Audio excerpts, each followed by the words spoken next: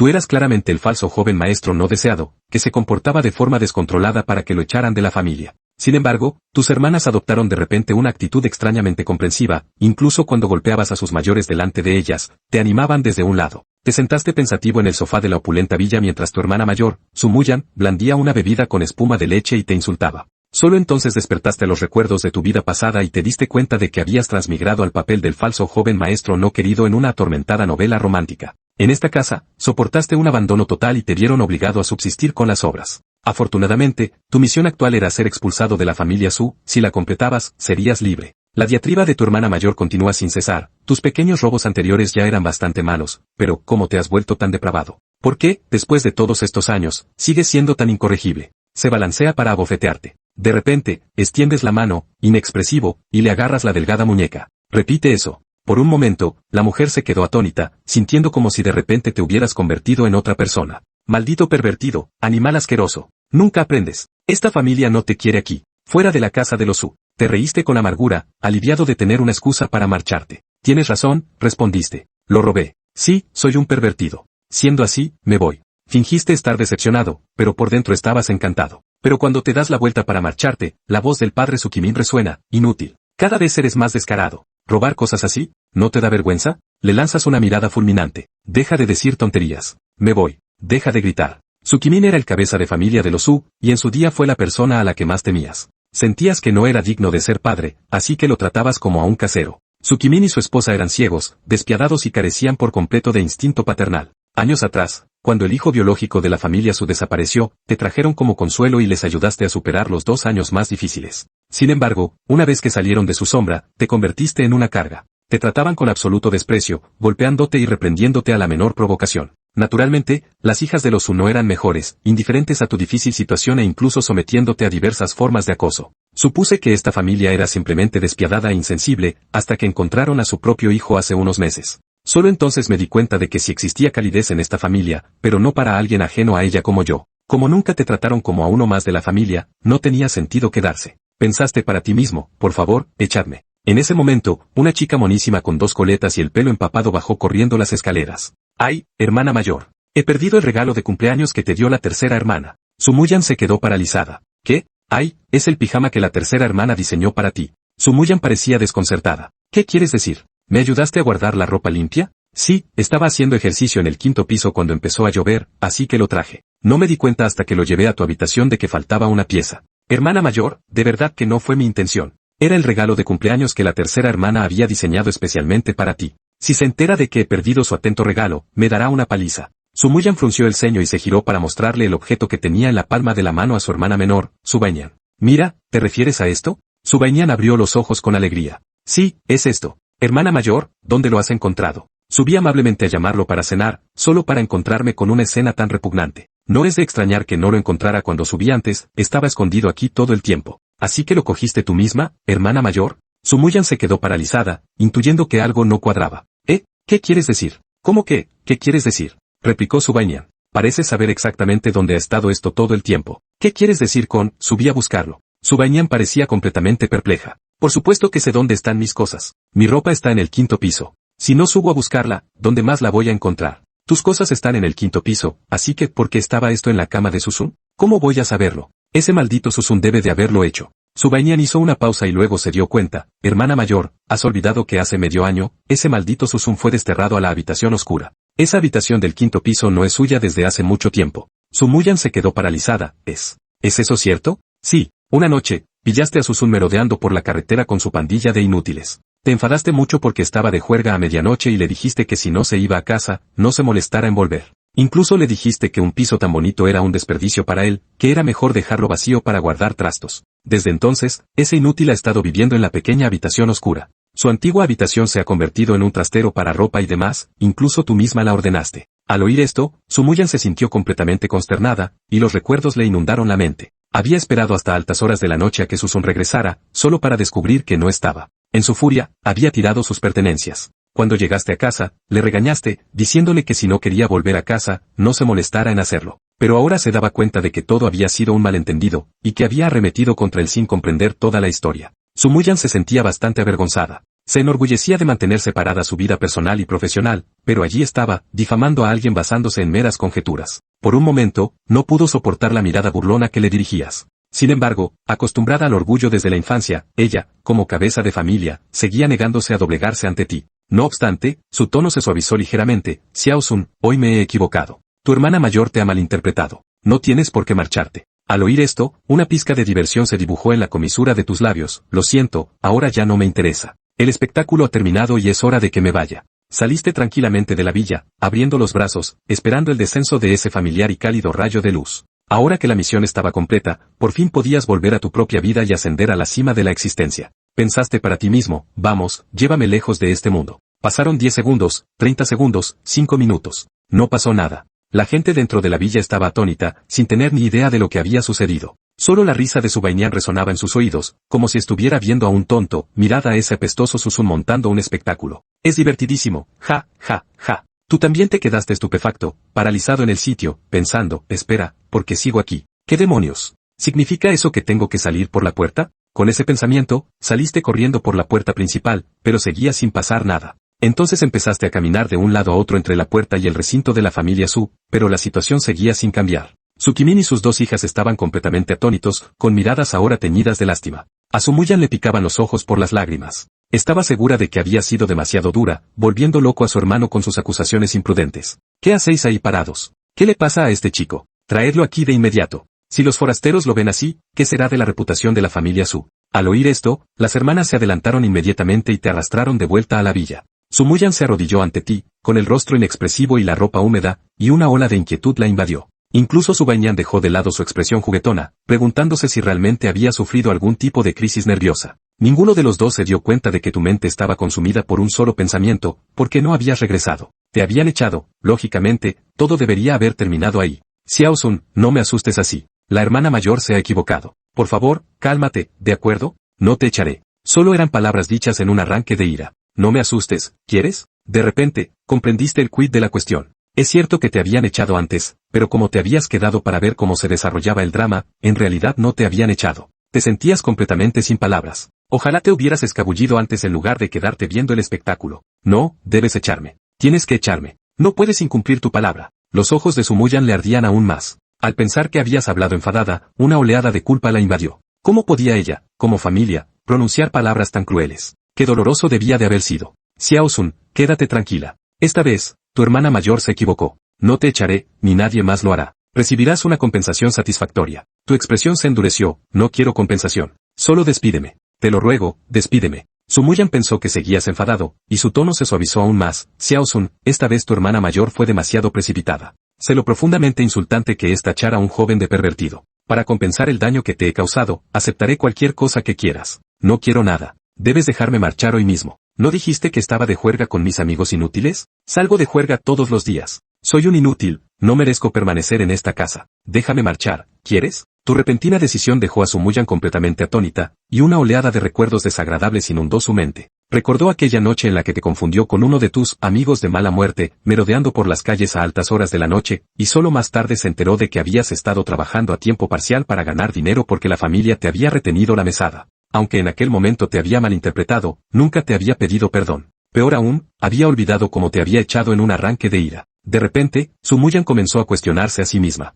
¿Siempre había juzgado a los demás de forma tan subjetiva? Una ola de tristeza invadió a Sumuyan. Xiaosun, no te preocupes. No te echaré. Iré a ordenar tu habitación ahora mismo. Nadie volverá a echarte nunca más. Al ver que Sumuyan realmente iba a ordenar la habitación, entraste en pánico. Esto no puede ser. No puedo soportar más este lugar miserable. ¿No lo entiendes? Debes echarme. Subainian, tú también, ¿por qué te metiste? Si no fuera por ti, ya me habría ido de esta casa podrida. Subainian, acusado injustamente, estalló al instante, desagradecida. Si no te hubiera defendido, ahora estaría sin hogar. No solo eres desagradecida, sino que te atreves a hablarme así. Tú le devolviste la mirada con fiereza. Lárgate. ¿Quién quiere quedarse en este maldito lugar? O me echas hoy mismo o pondré este lugar patas arriba. En ese momento, Sukimin, que había permanecido en silencio durante tanto tiempo, ya no pudo contenerse. Permitirte quedarte ya era un acto de inmensa bondad, pero tú no muestras gratitud alguna. Desagradecida. ¿Cómo te atreves a hablarle así a tu hermana mayor? Si persistes en tu insolencia, no me obligues a invocar la disciplina familiar. Pues sí, tengo mal genio. Abriste mucho los ojos y le lanzaste una mirada desafiante. ¿Cómo te atreves a hablarme así? ¿Amenazándome con la disciplina familiar? No me empujes al límite. Sukimin se quedó atónito, totalmente desprevenido ante tal desafío. Niño miserable, ¿pretendes poner el mundo patas arriba hoy? No solo Sukimin, el destinatario de la reprimenda, se quedó sorprendido, sino que Sumuyan y Subañan también intercambiaron miradas incrédulas. ¿Cómo se había transformado en esta persona el que antes era el tímido y cauteloso Susun? ¿Realmente lo habían llevado al límite? Pero, ¿era esto realmente necesario? ¿No habían ocurrido incidentes similares con frecuencia antes? De repente, Sumuyan recordó innumerables incidentes del pasado. ¿Podría ser que todos esos malentendidos anteriores también fueran falsos? Sí, 1 o 2 malentendidos podrían ser perdonables, pero ¿qué hay del efecto acumulativo a lo largo del tiempo? Tú lo habías explicado antes, ¿no? Sin embargo, parecía que nadie lo había tomado en serio. Una ola de amargura la invadió y Sumuyan se dio cuenta de repente de lo irrazonable que había sido. Como hermana mayor, no solo no había cuidado de su hermano menor, sino que lo había dejado con una sensación perpetua de injusticia. ¿No era eso un completo fracaso por su parte? Padre, Xiao Sun solo hablaba en el calor del momento. Por favor, no te lo tomes a pecho. Tonterías. Ese pequeño granuja está siendo deliberadamente difícil. Hoy le voy a despellejar vivo. La autoridad de Sukimin era incuestionable, especialmente para Susun. Susunya no era el hombre que había sido nunca volvería a tragar su orgullo. O lo expulsaban, o ese cuidaría y pondría patas arriba y esa casa. A ver quién era el verdadero villano. Hoy te voy a desafiar, Joder. Ten el valor de echarme de la familia su. La familia su? ¿A quién lo importáis vosotros? Su chiming rugio furioso, maldito mocoso. Su son no es equado atrás, tú eres el maldito. Su chiming, viejo tonto. Lamarut papa todos estos años ha sido 8 veces más de lo que te mereces. Toda mi vida me trates como un extraño cuando las cosas iban bien, y luego me pegabas y me reganabas cuando te daba la gana, te du bajo la apariencia de ser mi padre. Si me despreciabas, ¿por qué me sacas del orfanato? ¿Fue por puro rencor? Ellos tienen cada uno su propio coche con chofer para ir al colegio, mientras que yo tengo que ir en autobús todos los días.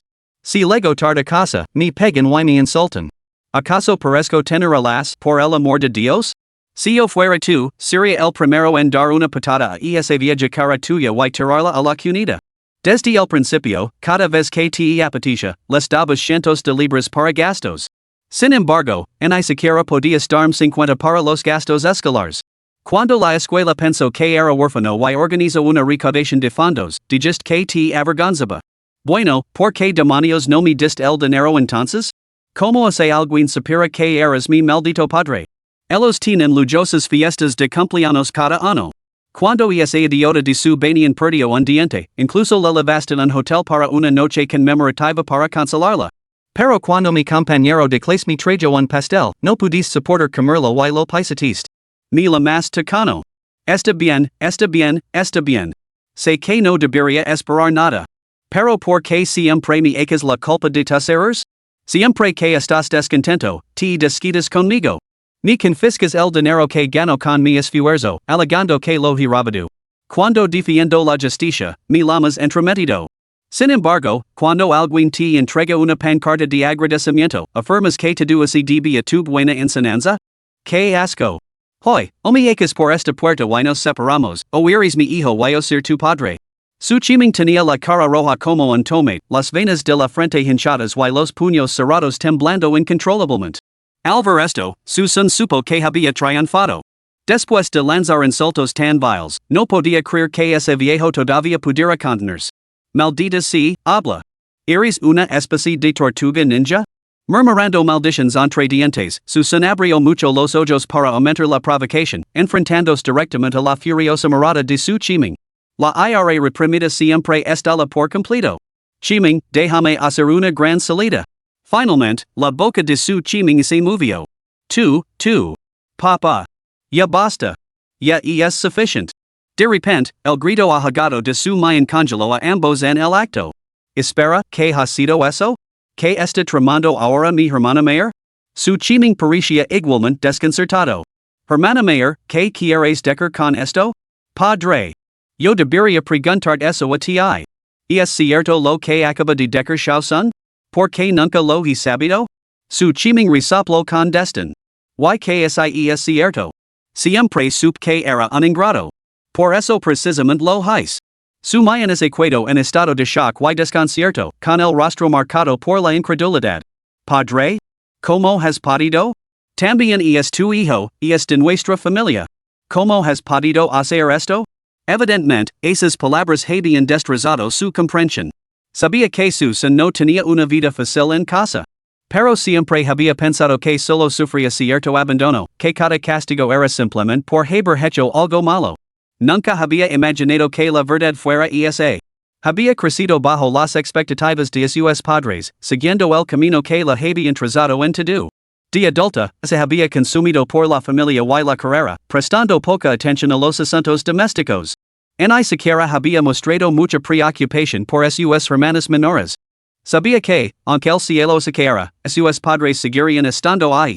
En el peor de los casos, su madura y sensata segunda hermana se encargaría de todo. Y ahora se había producido tal injusticia en su propia casa. ¿Se recordaban las tasas de matrícula a través de la caridad? ¿Se lo acusaba de robo y se le confiscaba el dinero que tanto la había costado ganar? Cuando la familia era tan rica que incluso una tarjeta con cientos de miles de dólares probablemente se descartaría con destino? No se atrevía a imaginar que su padre fuera capaz de llegar a tales extremos, tan rico y, sin embargo, obligando a su hija a mendigar para pagar la matrícula? Unos pocos miles arrebatados por un padre cuya fortuna ascendía a decenas de millones? Al recordar el pasado, se dio cuenta con horror de que Susan nunca había celebrado un cumpleaños como debido desde que llegó a esa casa. Como mucho, su madre podía servir ocasionalmente videos de la longevidad en un momento de impulso maternal. Mientras tanto, ellos celebraban fastuosas fiestas año tras año. Cuando estaban de buen humor, incluso celebraban por adelantado el cumpleaños del año siguiente. No podía comprender cómo se debía sentir alguien tan descuidado, abrumado por la gratitud al recibir un pastel, solo para que lo pisotearan. ¿Había quedado esta familia a tales profundidades de injusticia? Su mayan, no necesito tu falsa preocupación. ¿Estás tratando de darme esperanza de nuevo, solo para sumergirme de nuevo en la desesperación? ¿Cómo puedes ser tan repugnante? Su mayan se estremeció, sintiendo como se le hubiera echado un subo de agua helada por encima, enfriándola hasta los huesos. Al encontrarse con la mirada totalmente gelada de su corazón se retorció de agonía. No, Sun, no lo haces. De verdad que no. Oh, por favor.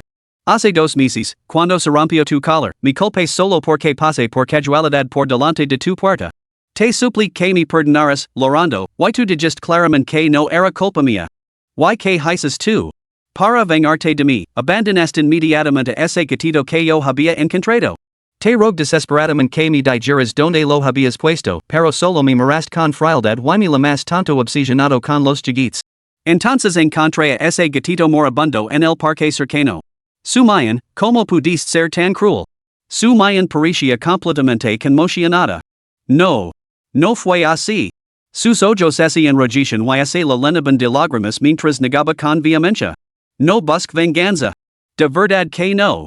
Y es solo que soy alérgica al pelo de gato, por eso quería buscar un nuevo hogar. Y una mierda. El gato y yo vivíamos en el aparcamiento subterráneo, y incluso lo metí en una jaula para protegerlo. ¿Cómo podría eso causarte una reacción alérgica? Si no te gustaba, regálalo. ¿Por qué tuviste que matarlo? No. De verdad que no. Su maña no pudo contener su culpa y las lágrimas brotaron como una presa rota. Le pedí específicamente al conductor que encontrara a alguien que adoptara a esa gatita. ¿Cómo podría haberla matado? Juro que no lo hice. Entonces, ¿por qué la encontraron mortalmente herida en el parque? Explícamelo. No lo sé, de verdad que no lo sé. Llamaré al conductor ahora mismo y lo aclararé todo para ti. En ese momento, la voz de su banian resonó, tenida de confusión. Papá. Cuando te pregunté dónde estaba el gato de Susan, dijiste que lo habías matado. No lo decías en serios, ¿verdad? Al oír estas palabras, dos miradas penetrantes se fijaron instantáneamente en su chiming. La expresión de su chiming cambió incómodamente. Pero cuando vio que Susan se atrevía a mirarlo así, se enfureció. Ese maldito gato estuvo molando en el garage todo el día. Cuando salió corriendo ese día, mi heart y le di un golpe con un palo. Nunca pensé que fuera tan frágil. Hablo con naturalidad, como es acabar con una pequeña vida fuera un asunto sin importancia. Al oír esto, su mayan perdió todo el control. Se abalanzó sobre su chiming, con el dolor y la furia desbordandos. Padre. ¿Cómo has podido? Estaban a punto de levárselo. ¿Por qué tuviste que interferir? En ese momento, la rabia reprimida de Susan estalló por completo. Lanzo un punetazo. Su chiming. Maldito bastardo. Capítulo 3, si no me ecas, me asegurar de que no puedas salir de esta casa.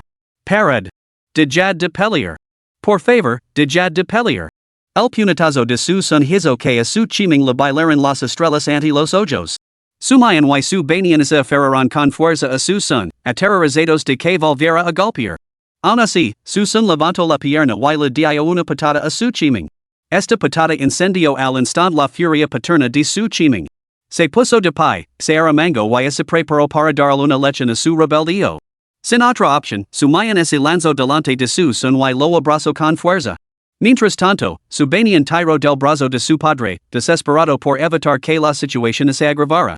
Gracias al tirón de ambas mujeres, la pelea inminente se transformó por la fuerza en una feroz guerra de palabras. Viejo tonto. Si no fuera porque tu buena hija me está sujetando, te haría recordar quién es el padre hoy. Miserable criatura. Eres una miserable criatura. Debería haber dejado en el retreat cuando naciste. Tu eres el bastardo, viejo tonto. Estoy aquí, vamos, se tienes las agallas, ahagame ahora. Bien, bien. Ahora te crees alguien, pequeño bastardo? Solo porque mataste uno de mis gatos, te atreves a golpear a tu propio padre? Pequeño ingrato de mierda. Bien. Ahora te mostrar como es un verdadero rebel. Con eso, su son empujó a su mañana un lado, derribó a su chiming de una patada, se montó encima de él y le propinó varias bofetadas en la cara. ¿Rebelde? Esto es una puta rebelión. ¿Te gusta a bofetarme, verdad? Hoy te mostrar los sonores que son las bofetadas de los demás. Palmada, palmada. ¿Crees que sabes por qué tu preciosa hija no pudo contenerme? Lo estaba dando una salida. Yati también. Pero insististe en poner tu cara delante para que te golpeara, como iba a negar ese placer? Contempla mi poderoso dragón que desafía al cielo. Palmada. Palmada. Las resonantes bofetadas resonaron en la espaciosa villa. Las dos mujeres se quedaron paralizadas por la conmoción. Cuando finalmente se recuperaron, apartaron frenéticamente a su son de su chiming. Su mayan abrazó a su son, salazando incontrolablemente. Lo siento, Xiao Sun. Es culpa mía. No debería haber acusado hoy. Todo es culpa mía. Por favor, deja de pregarlo. Es nuestro padre. Yo soy su padre. Está bien, está bien. Solo te pido que dejes de pregarlo. Hazlo por el bien de tu hermana mayor, te lo ruego. Su son se volvió para mirar a su mayan, con los ojos rojos y llenos de lágrimas, aparentando una sumisión lastimera. Por un momento, se quedó atenido. Era un contraste radical con la hermana mayor orgullosa y severa que él recordaba. Su mayan siempre había sido una mujer formidable a los ojos de los demás. Y ahora estaba llorando. Era realmente digno de ver. Pero, ¿qué le importaba a él? Hoy lo iban a echar de esta casa, para lo que para. Su son se agachó lentamente y abofeteó dos veces la vieja cara de su chiming. Viejo chocho, ¿estás muy contento, no? ¿Qué se siente al recibir una bofetada? ¿Tu pasatiempo favorito, eh? Su chiming, sostenido por su banian, miró a su son con odio ardiente, rechinando los dientes. Solo porque ha muerto un gato, ¿cometes tal acto de falta de respeto filial contra tu propio padre? Bien hecho, de verdad. El gato no está muerto, comentó su son con calma. Todos se quedaron paralizados por la sorpresa. Cuando su chiming finalmente lo preciso, casi se desmaya de rabia. Lanzó un punetazo y se abalanzó de nuevo, pero su banian lo detuvo con su férreo agar. Padre, ¿qué estás haciendo? ¿Quieres otra paliza? Hoy voy a partir en dos a este desgraciado. Pensaba que me odiaba tanto porque el gato había muerto, pero no era así. ¿Por qué actúa como un loco? Me apetece. Esas tres palabras bastaron para volver loco a un hombre. La frase, pronunciada con total naturalidad, no hizo más que avivar aún más la furia de su chiming. Con un fuerte golpe, lanzó el teléfono que sonaba al suelo, con la ira desbordandos. Cabrón. No ir al banquete. Arriesgar mi vieja vida para acabar con tu espíritu rebelde. Adelante, entonces. ¿Quién le teme quién? ¿Todavía te apetece ir al banquete? ¿On quieres ir te romper las piernas para que no puedas? Padre y hijo habían llegado a un punto sin retorno, el conflicto estaba a punto de estallar. Basta. Por favor, dejadlo ya. Su mayan grito, con los ojos llenos de tristeza y lastima. Una familia que antes era feliz se había sumido en un amargo conflicto entre padre y hijo. Todo era culpa de ella, que había hecho acusaciones infundadas sin pruebas, llevando a su son a la locura más absoluta. Se sentía profundamente responsable. Su rostro se retorció en una súplica. Padre, te lo ruego. ¿No has golpeado ya lo suficiente a lo largo de los años? ¿Tienes que empujarlo hasta el punto de cometer un parricidio? Incluso el alma más dócil se rebelará cuando se vea acorralada. El corazón de su chiming dio un vuelco. La palabra parricidio lo había infundido miedo. La razón tomó la delantera. Al observar el estado de su son, reconoció que algo profundamente extraño estaba pasando. En ese momento, su son realmente parecía alguien levado a una rebeldía desesperada y desesperada. Maldita sea. ¿Podría ser que este hijo desagradecido estuviera tramando un intercambio de ojo por ojo? Una ola de pavor lo invadió, extinguiendo al instante cualquier pensamiento de violencia. Al ver que su chiming retrocedia, su son no pudo contenerse y vivo en más las llamas. Viejo cascarabias, no te has asustado de verdad por ella, ¿verdad? Estoy perfectamente normal, no hay por qué preocuparse. Tenga la seguridad de que no lucharé contra usted hasta la muerte. ¿Estás enfadado? Si es así, expulsen de la familia su. Nos separaremos y no volveremos a vernos nunca más. Imposible. Nadia seva. Su me envolvió a gritar. Esto dejó a su son completamente sin palabras. ¿Qué te pasa hoy? Nunca te has preocupado por mí, porque de repente entremetes en mis asuntos? Quítate de en medio. Los ojos de su mañana se enregistran mientras agarraba con fuerza el brazo de su son. Xiao son, hoy te hecho daño. Sé cuánta injusticia has soportado todos estos años. Te prometo que, a partir de ahora, nadie en esta familia volverá a pegarte en a regañarte. Tú, puedes irte al infierno. Su son empujó a su mayan al suelo y se dirigió hacia su chiming con una sonrisa burlona. Chiming, se abrieras tu boca dorada, serías el mayor benefactor de mi vida. Pero, para sorpresa de todos, su chiming parecía genuinamente sorprendido. Resoplo con frialdad y cambio de tema, bueno, ha dejado de llover. Supongo que es hora de que asista a la cena. Alto. A menos que rompas tus lazos conmigo y me destierres hoy, veremos si puedes siquiera cruzar esa puerta. Desagradecido miserable. Esto va demasiado lejos.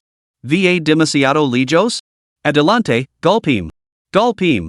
Susan asomó la cabeza y incluso se abafidió a sí mismo.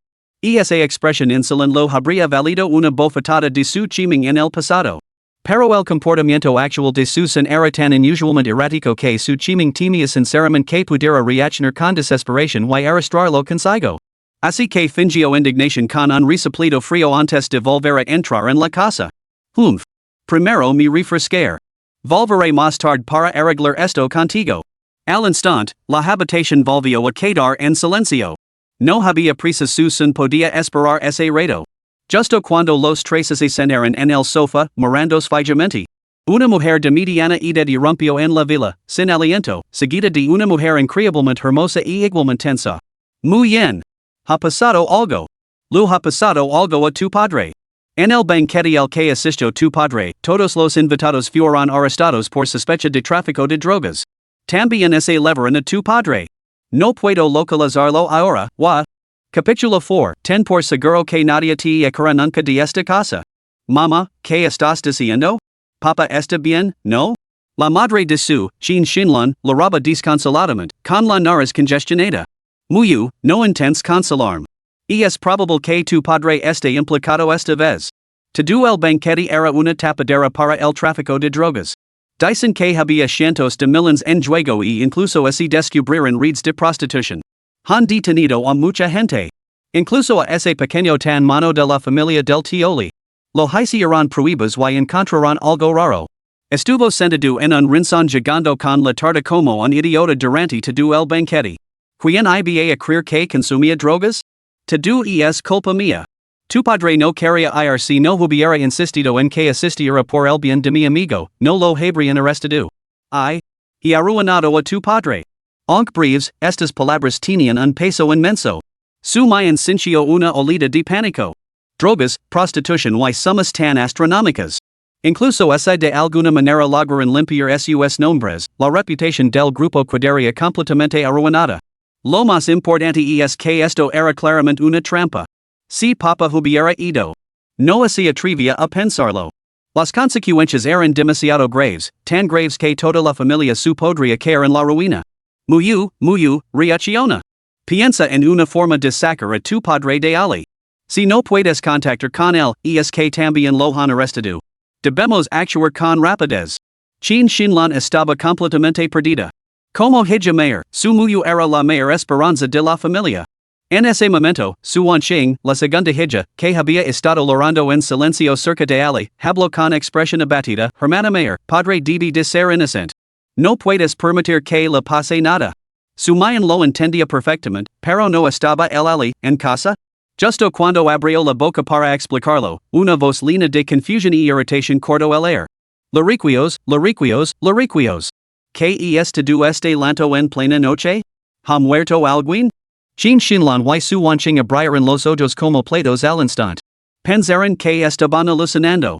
¿Cómo podía estar delante de ellos el hombre que debería haber sido detenido? ¿Qué? ¿Habías visto un fantasma? Esa es la expresión de vuestras caras. Viejo Su? ¿No te ha detenido la policía? Qin Xinlan. Su Chiming, y rebasante ira reprimida, explotó al instante. ¿Qué quieres decir con eso? ¿Querías que me detuviera la policía, verdad? No. Es solo que. Al ver a su madre tartamudeando y incapaz de hablar, Su Wanqing intervino rápidamente. Papa, mamá no quería decir eso, no la malinterpretes. Entonces, ¿qué quería decir? ¿Quién en su sano juicio deciría que arrestaron a su marido? No, es solo que ha pasado algo inesperado. Papa, ¿no has ido hoy al banquete? ¿Banquete? Solo con mencionarlo, Su Chiming se enfureció. Para empezar, había llegado tarde y, además, alguien lo había arrastrado fuera. Instintivamente, miró a su son con ira y le respondió con voz gelada, me hubiera encantado ir, pero ese pequeño demonio no me dejó. Oh, mi temperamento fogoso. Mi culpas otra vez. Al ver que su son se movía, su mayones apresuró a rotar el brazo con el suyo y lo abrazó con fuerza. Xiao Sun, hazel en favor a tu hermana mayor y no recurras a la violencia, ¿de acuerdo? Al ver al padre y el hijo rebasantes de tensión, Su Wanqing entrecerró los ojos. Su Sun. ¿Has vuelto a enfadar a papa? ¿Qué le pasa a esta familia? ¿Por qué me culpan de todo? Pero esta vez tienen razón, lo provoca propósito. 2. Justo cuando Su Wanqing abrió la boca, la voz agitada de Qin Xinlan resonó a su lado. ¿Provocarlo? Bien. Provocarlo está bien. Oh, espera, no, es genial que no hayas asistido al banquete. Viejo Su, ¿has esquivado una bala, sabes? Su Chiming se quedó paralizado. ¿Qué quieres decir? ¿Qué quieres decir con que he esquivado una bala? Viejo Su, no tienes ni idea, la cena de esta noche ha salido terriblemente mal. Terriblemente mal. Tráfico de drogas, prostitución. Qin Xinlan relató los acontecimientos con una mirada de terror persistente. Al escuchar la verdad, Su Chiming abrió mucho los ojos y sintió pánico. Entonces, se hubiera ido hoy, también me habrían arrestado como cómplice? Exactamente, viejo Su. Menos mal que no fuiste. Tienes una suerte increíble. En ese momento, Su Maya no pudo resistirse a atreverse el marito de su son. Papa, deberías dar las gracias a son. Si no te hubiera detenido, estarías en seriosos problemas. Al arresto, Su Chiming sintió una punzada de inquietud. Lógicamente, ella tenía razón. Pero el recuerdo de su son inmovilizándolo en el suelo y restregando la cara por él la hacía hervir la sangre. ¿Agradecerlo? Y una mierda. Se atreve a poner la mano encima a su propio padre. ¿Ha sido solo una casualidad, por qué debería dar las gracias? Al instante, la sonrisa de Qin Xinlan se desvaneció y abrió los ojos con sorpresa al mirar a su son. Xiao Sun, ¿qué quiere decir tu hermana mayor? ¿Has golpeado a tu padre? ¿Cómo has podido poner la mano encima a tu propio padre? Su Wanqing también frunció el seno y dijo con voz fría a su son, ¿te das cuenta de que esto es una falta de respeto total? ¿Hemos sido demasiado indulgentes últimamente, haciendo que olvides cuál es tu lugar? El ambiente se congeló por la tensión. Sin embargo, bajo las miradas de todos, su son simplemente cruzó los brazos y sonrió con descaro. Sí. Lu Pegway. YK. Adelante, Academy de la Familia Suasa Tenias el Valor. Si no, deja de decir tonterías. Conmotion, desconcierto, furia. Su Wanchang miro a su sun con total incredulidad. Era este realmente el temido y cauteloso su sun que ella recordaba? Tú, hoy realmente has perdido la cabeza. ¿Quién te necesita? Serás expulsado en este mismo instante. Su Wanching, calate. De repente, la severa reprimenda de su mayan dejó a su Wanching paralizada. Hermana mayor? ¿Me estás regañando? ¿De verdad me estás regañando por este acto de traición? Su mayan respondió con frialdad, sueda tu language. ¿A qué te refieres con traición? Él salvó la vida de padre. ¿Cómo puede ser eso traición? Pero así atrevió a golpear a padre. Ahora respóndeme esto, cuando Shausen te advirtió que alguien podría secuestrar y te dijo que no fueras a trabajar, ¿lo hiciste caso? Su Wanching resopló con desdén. Tonterías. ¿Quién es creería semejante historia? ¿Lo ves? Ni siquiera tú la Christ. ¿Crees que padre lo habría hecho? Su Wanching se quedó paralizada. Entendió lo que quería decir su hermana mayor. Su mayan observó el grupo y finalmente pareció la cabeza de familia. ¿Recordáis hace unas semanas? Shausen trabajaba a tiempo parcial como camarero en el mismo hotel Dingsheng donde ocurrió el incidente de esta noche. Nos dijo que parecía que les elevaban a cabo actividades ilegales y nos aconsejó que fuéramos cautelosos si alguna vez teníamos que tratar con ese lugar. Pero, ¿cuál fue nuestra reacción? Lo descartamos como chakra sin importancia. Padre, sin entender nada, se sintió mortificado porque sin trabajar allí como camarero. Utilizó sus contactos para que lo despidieran. Y ahora. Ha ocurrido una catástrofe. Si sin hubiera acudido a padre esta noche para suplicarlo, incluso de rodillas, ¿crees que padre la habría escuchado? En ese momento, todos se quedaron en silencio.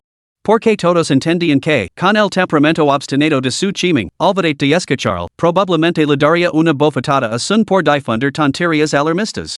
Su sun estaba completamente atenido. Caramba, esto está mal. ¿No lo has entendido mal? Deberías echarme a mí. Una pizca de dolor cruzó los ojos de su mayan. No te preocupes, Shao Sun. Conmigo aquí, nadie te hará sufrir injustamente. ¿Quieres calarte? No necesito que hables por mí. Su Sun tenía ganas de llorar. Shao Sun, ¿todavía no me perdonas? No pasa nada. Me asegurar de que todos comprenden tus buenas intenciones. Su mayan observó los rostros reunidos, con expresión grave, y continuó. Varios, todos conocías el temperamento de padre. ¿Cómo podrían los métodos convencionales retenerlo aquí? Por eso Shao Sun ha actuado de forma tan extraña esta noche, se ha atrevido a levantar la mano a padre. Sí, esta noche ha cruzado la línea. Pero si no lo hubiera hecho, ¿cómo podría haber salvado a padre de esta calamidad? ¿Cómo podría haber salvado a toda nuestra familia su? Por lo tanto, ninguno de vosotros debe culparlo. Con no. De tardía comprensión, su Banian exclamó, así que eso es. No me extraña que ese desgraciado de su son estuviera actuando como un loco hoy, legando a decir que prefería romper las piernas a padre antes que dejarlo salir de casa. Lo hemos estado malinterpretando todo este tiempo. Al conocer la verdad, Shin Shinlan miró a su son con cierto alivio. Shao Sun, ¿es eso cierto? Te hemos hecho daño. No te preocupes, con mama aquí, on tu padre este furioso hoy, que se trague su aire. El arresto, el rostro de su son se puso pálido. Oh, Dios mío. ¿Qué estás haciendo? Capítulo 5, sí, lo robe. Academy ahora mismo. Mil maldiciones pairán por la mente de su son. Si lo hubiera sabido, nunca se habría entrometido. Ahora mira este lío, no solo no lo acaban, sino que se había convertido en el héroe. Maldita sí. Esto no puede ser. Tienen que echarme hoy mismo. Calens todos. Ni de igual la vida de ese viejo tonto.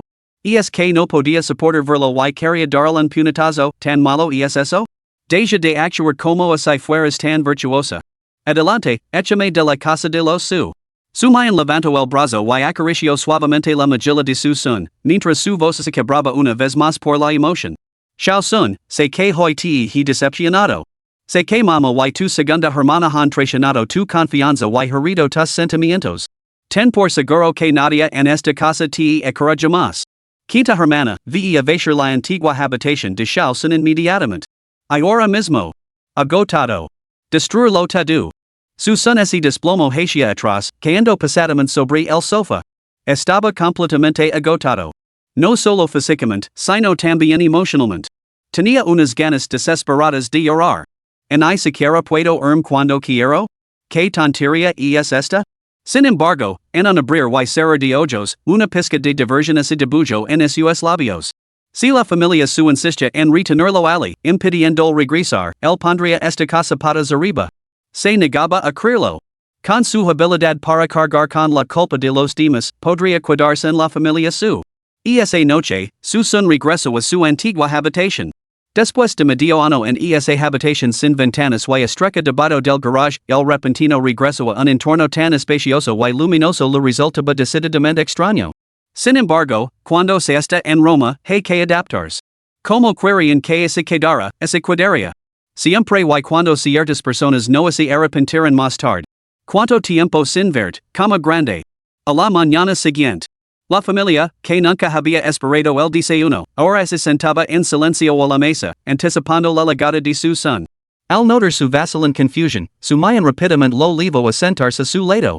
Xiao Sun, a partir de ahora, nuestra familia comerá junta. Nadie quedará excluido. A su son no le importaban las promesas vacíos de Sumayan. Pinchó su desayuno y se lo metió en la boca, devorándolo como un fantasma hambriento reencarnado. La expresión de su wanching se volvió fría. ¡Qué grosero!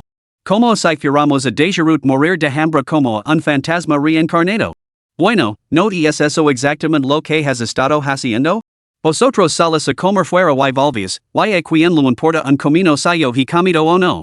Intent cocinar algo yo mismo, pero en casa habían comprado ingredients frescos y lo habían cocinado todo, no me dejarán en una amiga.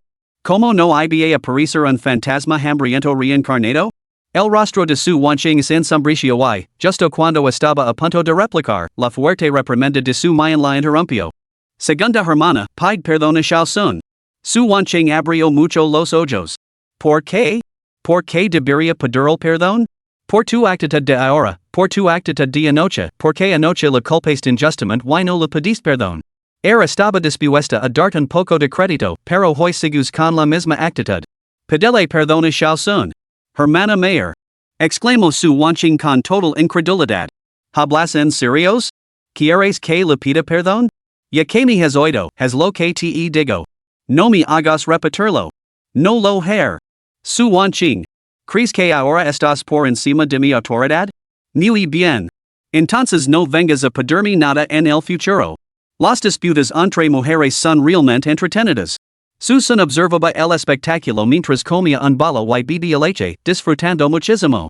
Al ver la expresión de satisfacción de Susan, su wanching casi se enfureció y le dio una bofetada.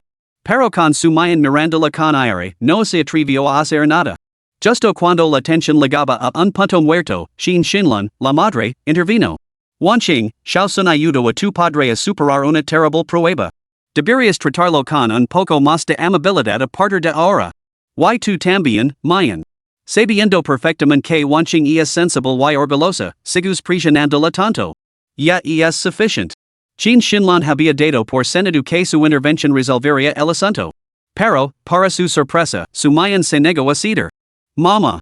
¿Acaso papa significa menos para ti que el segundo hijo, que ha bajado la cabeza? Por supuesto que no. Entonces, ¿por qué no puede ella disculparse por su error? Si yo, la hermana mayor, puedo bajar la cabeza, ¿por qué ella no pueda? Hermana mayor. ¿No puedes dejarme un poco de dignidad? No. Tú. El adorable rostro de su wanching se volvió gélido de furia. De repente, se volvió hacia su banian, hermana quinta, siempre he sido muy amable contigo. ¿No vas a defenderme? Su banian no tenía ningún deseo de involucrarse en este lío. Bajo la cabeza, entregó el desayuno y fingió no darse cuenta. Esta leche está deliciosa hoy, me encanta, Gij. Tú. Con su madre y su hermana mayor mirándola con aire y su hermana menor negándose a hablar, su wanching se encontró en una situación difícil. El ambiente se volvió tenso. A medida que pasaba el tiempo y la mirada fría de su hermana mayor permanecía fija en ella, su wanching supo que hoy tendría que tragar su orgullo. Yo. En ese momento, la voz autoritaria de su chiming cortó el aire. Basta. Comed como es debido. ¿Por qué tanta charla? Callaos todos. Su Mayan frunció el seno. Padre. Cale tú también. Come. ¿Dónde está tu hermano? Vi a buscarlo para que venga a cenar. Este hermano, naturalmente, no era su son, sino el verdadero joven maestro de la familia su un. Después de años de separación y innumerables dificultades, su un finalmente había regresado a la familia. Habiendo sido encontrado solo unos meses antes, ahora era el objeto de la adoración de toda la familia. Era intocable, irreprochable. Lo trataban como si lo tuvieran en la palma de la mano por miedo a que se caera, lo apreciaban como si lo tuvieran en la boca por miedo a que se derritiera. Por ejemplo, si su son se quedaba dormido, se lo tachaba de perezoso por naturaleza. Pero si su un se quedaba dormido, se atribuía a que sus estudios eran demasiado exigentes y necesitaba más descanso. El grado de parcialidad de todos era evidente. Su mayan subió a regañadientes a buscarlo. Pronto, una esbelta figura bajó corriendo las escaleras presa del pánico. Mama y papa. El reloj que me regalasteis ha desaparecido. El recién legado no era otro que su un. Con los ojos enrojecidos y una mirada de resentimiento, se acercó a sus padres para expresar su angustia. Su tesia estaba pálida, su cuerpo demacrado, como si una brisa pudiera derribarlo, lo que lo hacía aún más lamentable. Jean Shinlan abrazó a su hijo, con voz lina de ternura. Carino, solo es un reloj. No pasa nada.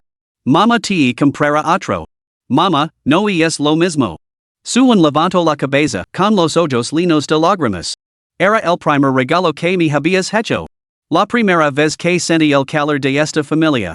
¿Cómo podría sustituirlo cualquier reloj viejo? Mama. Anoche lo sac dos veces para mirarlo, pero cuando me desperté esta mañana, había desaparecido. Sonase mudo anoche el quinto piso y pasó por mi habitación. Podría ser. La villa de la familia su tenía 5 pisos. Su chiming y su esposa ocupaban el segundo piso, al igual que su un. Las 5 hermanas su residían en el tercer y cuarto piso. De todos los momentos en los que algo podía desaparecer, tenía que ser justo después de que su son se mudara de nuevo al quinto piso. Al instante, todas las miradas se dirigieron hacia su son. Su son se quedó paralizado mientras comía. Una maldición brotó en su interior, aunque dudó de expresarla en voz alta. Últimamente había estado evitando a ese maldito tipo del té verde como si fuera la peste, y aún así se había visto envuelto en este lío. ¡Qué mala suerte! Soon, ¿fuiste tú realmente? Si lo divulgas ahora, olvidaremos el pasado. Lo prometo. Hermana Mayer, lo has malinterpretado. No estoy diciendo que el hermano son lo haya cogido. Solo me pregunto si pudo haber visto mi reloj, ya que anoche estuvo un rato delante de mi puerta. Aunque lo formulo como una excusa, apuntaba abierta y sutilmente el culpable. Al arresto, su chiming dio un puñetazo en la mesa. Niño desagradecido. ¿Lo has cogido o no? Si lo has hecho, entrégalo ahora mismo. Su mayan ese planto delante de su son con expresión grave. Son, se lo querías, podías habérmelo pedido. No tenías por qué coger las cosas de tu hermano. ¿Qué coger? Él lo robó. A su edad, todavía no ha dejado atrás sus hábitos de ladrón. Su son es río entre dientes. Vea que convenient, acusarme con convierte en un delito. Sí, lo cogí. Soy un ladronzuelo, así que acadme de una vez. Su mayan se quedó paralizado ante sus palabras. Son? ¿Por qué? Pensaba que esos incidentes del pasado eran todos malentendidos. ¿Por qué ibas a cometer un robo? ¿Por qué?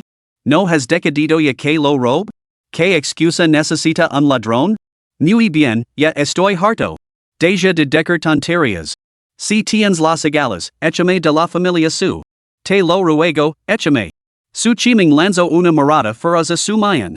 Este es el maravilloso hermano menor al que has estado protegiendo. El leopardo no puede cambiar sus manchas. Padre. Y si ha habido un malentendido. Podríamos abstenernos de sacar conclusiones precipitadas hasta que se haya investigado adecuadamente el asunto? ¿Que hay de poco claro? Él mismo lo ha admitido. Pero. Oh, hermana Mayer, ¿qué sentido tiene toda esta especulación? Las cámaras de seguridad lo revelaron todo de todos modos. Cuando la voz de su venía resonó, sin ser escuchada, el cuerpo de su un se estremeció involuntariamente. Capítulo 6, si no puedes echarme, ¿para qué serves? Quinta hermana. ¿No está rota la cámara de seguridad del segundo piso? Su venía levantó la vista y sonrió. Sí, está rota. Pero no me refería al segundo piso, me refería a la habitación de su son. Los nervios de su un, que acababan de calmarse, se tensieron de nuevo al instante. Su son ese quedo paralizado por la sorpresa. Que tontería es esa? Donde hay una cámara en mi habitación? La instalaron cuando te echaron. Necesitaban guardar cosas allí. ¿Qué? ¿Te has asustado? ¡Qué gracioso! Así que me has estado vigilando todo este tiempo? Pero no hace falta que investigues. Lo hizo.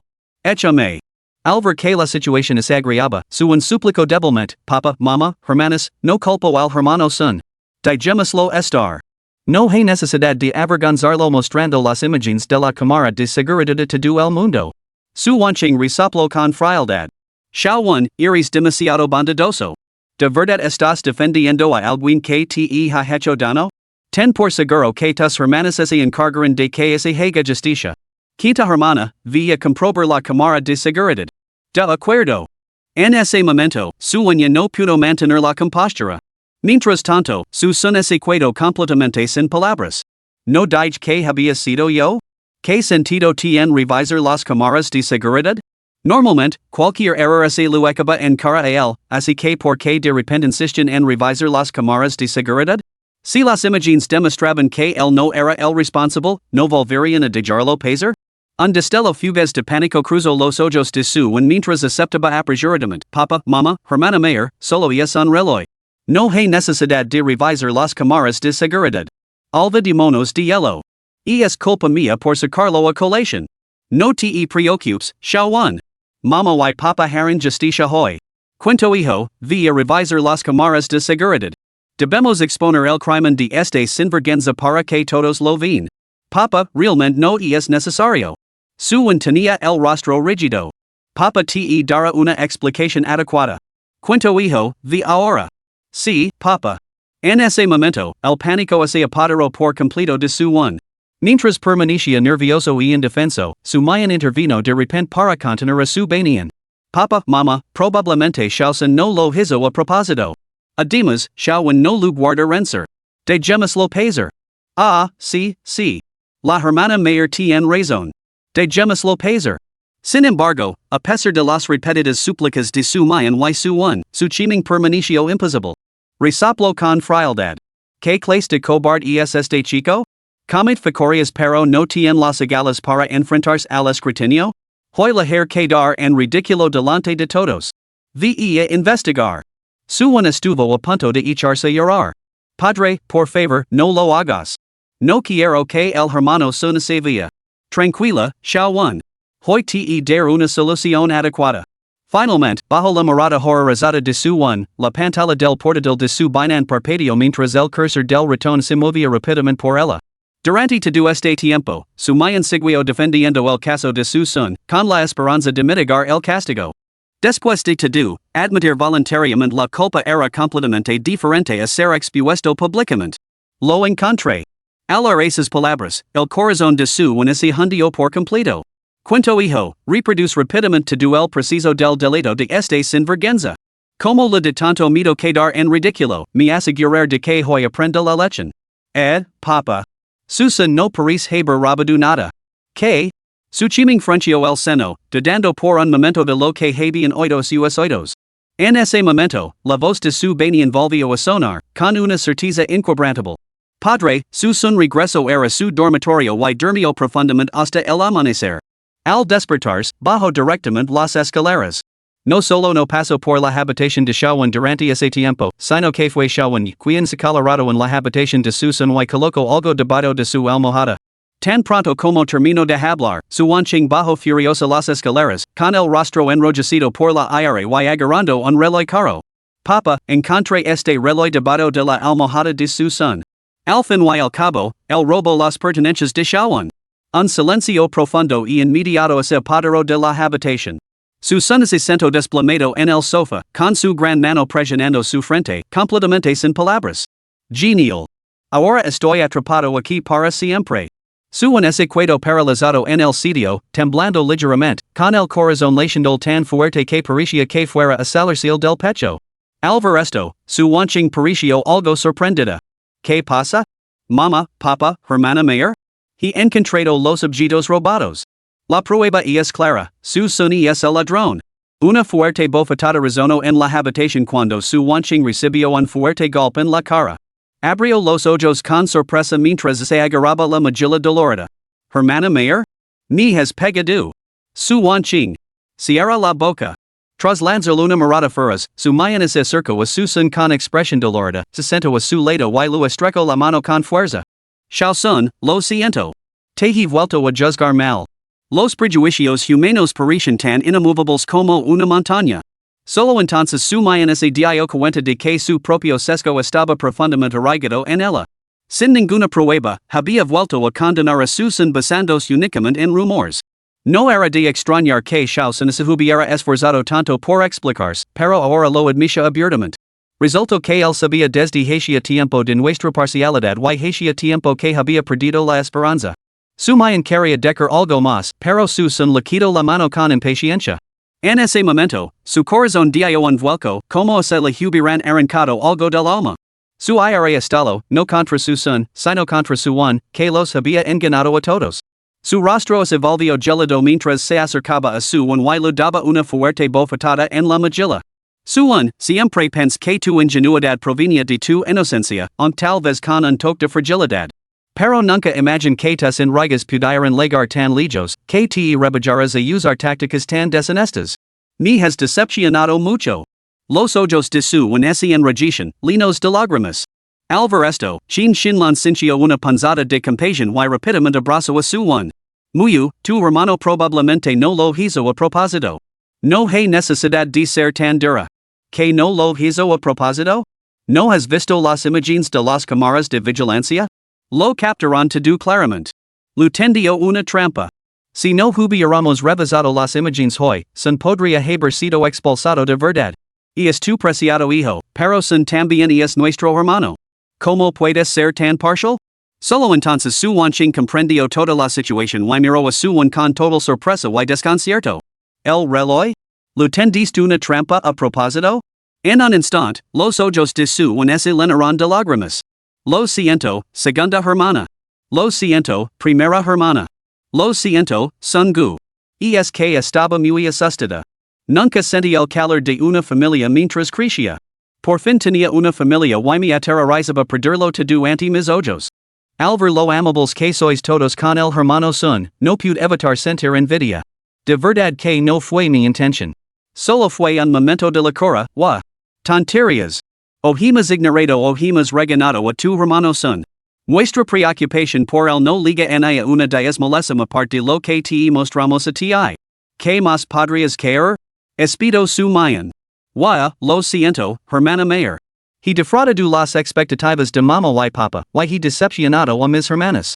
Sé que he cometido un error irreparable. Estad tranquilos, mi ir por mi propia voluntad.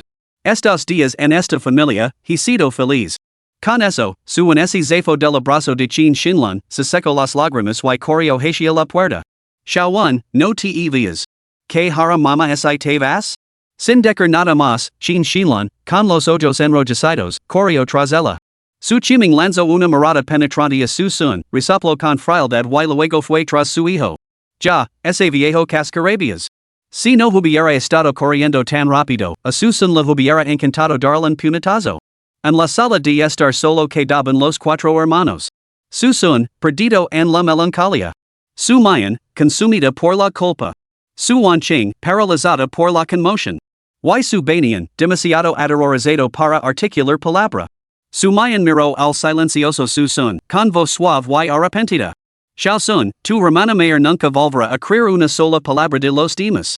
A partir de ahora, hagas lo que hagas, confiar en ti incondicionalmente. ¿Me perdonas? ¿Perdonar? Resopló su son con frialdad. El perdón no es imposible. Solo tienes que decir la palabra para expulsarme de la familia su y te perdonar inmediatamente. Con las palmas de las manos apretadas con fuerza, su mayan sintió que una ola de pánico la invadía. Xiao Sun, sé que te he decepcionado de nuevo, pero no digas tonterías. Nunca te he quería. Si es así, ¿para qué demonios serves? Su son se soltó de su hogar y se dirigió a grandes zancadas hacia las escaleras. Al pasar junto a su banian, se detuvo y lo dijo con voz cargada de rencor. Te doy las gracias. Mi más sincero agradecimiento a toda tu familia. Capítulo 7, es algo malo, apuesto a que no me equivoco. Oh, no hace falta, no hace falta. Yo juzgo por las acciones, no por las personas, no hace falta que me dé las gracias. Alver esa morada ingrieta, su son casi maldillo entre dientes. Si no fuera por su banian, ese tipo inteligente, que veo por casualidad las imágenes de las cámaras de vigilancia, probablemente ahora estaría disfrutando de su tiempo libre. ¿Por qué meterse en los asuntos de los demás? Al pasar junto a su Wanqing, una voz repentina lo hizo detenerse. Esta vez fue culpa mía. Te compensar. Su son ese cuedo desconcertado. No esperaba que la siempre altiva su Wanqing se rebajara así. Era completamente extraño. En el pasado, quizá se habría emocionado profundamente. Pero ahora? ¿De qué serviría? Los días siguientes. Su son no había conseguido que lo expulsaran de la casa de los su. Suan, naturalmente, tampoco había abandonado la residencia de los su. Poco después de jurar aquel día, lo habían traído de vuelta a casa, donde seguía siendo mamado y protegido en todos los sentidos. Nadie mencionó la trampa que había urdido simplemente ese barrio bajo la alfombra con un entendimiento mutuo. Esta era la diferencia entre ser biológico y no serlo.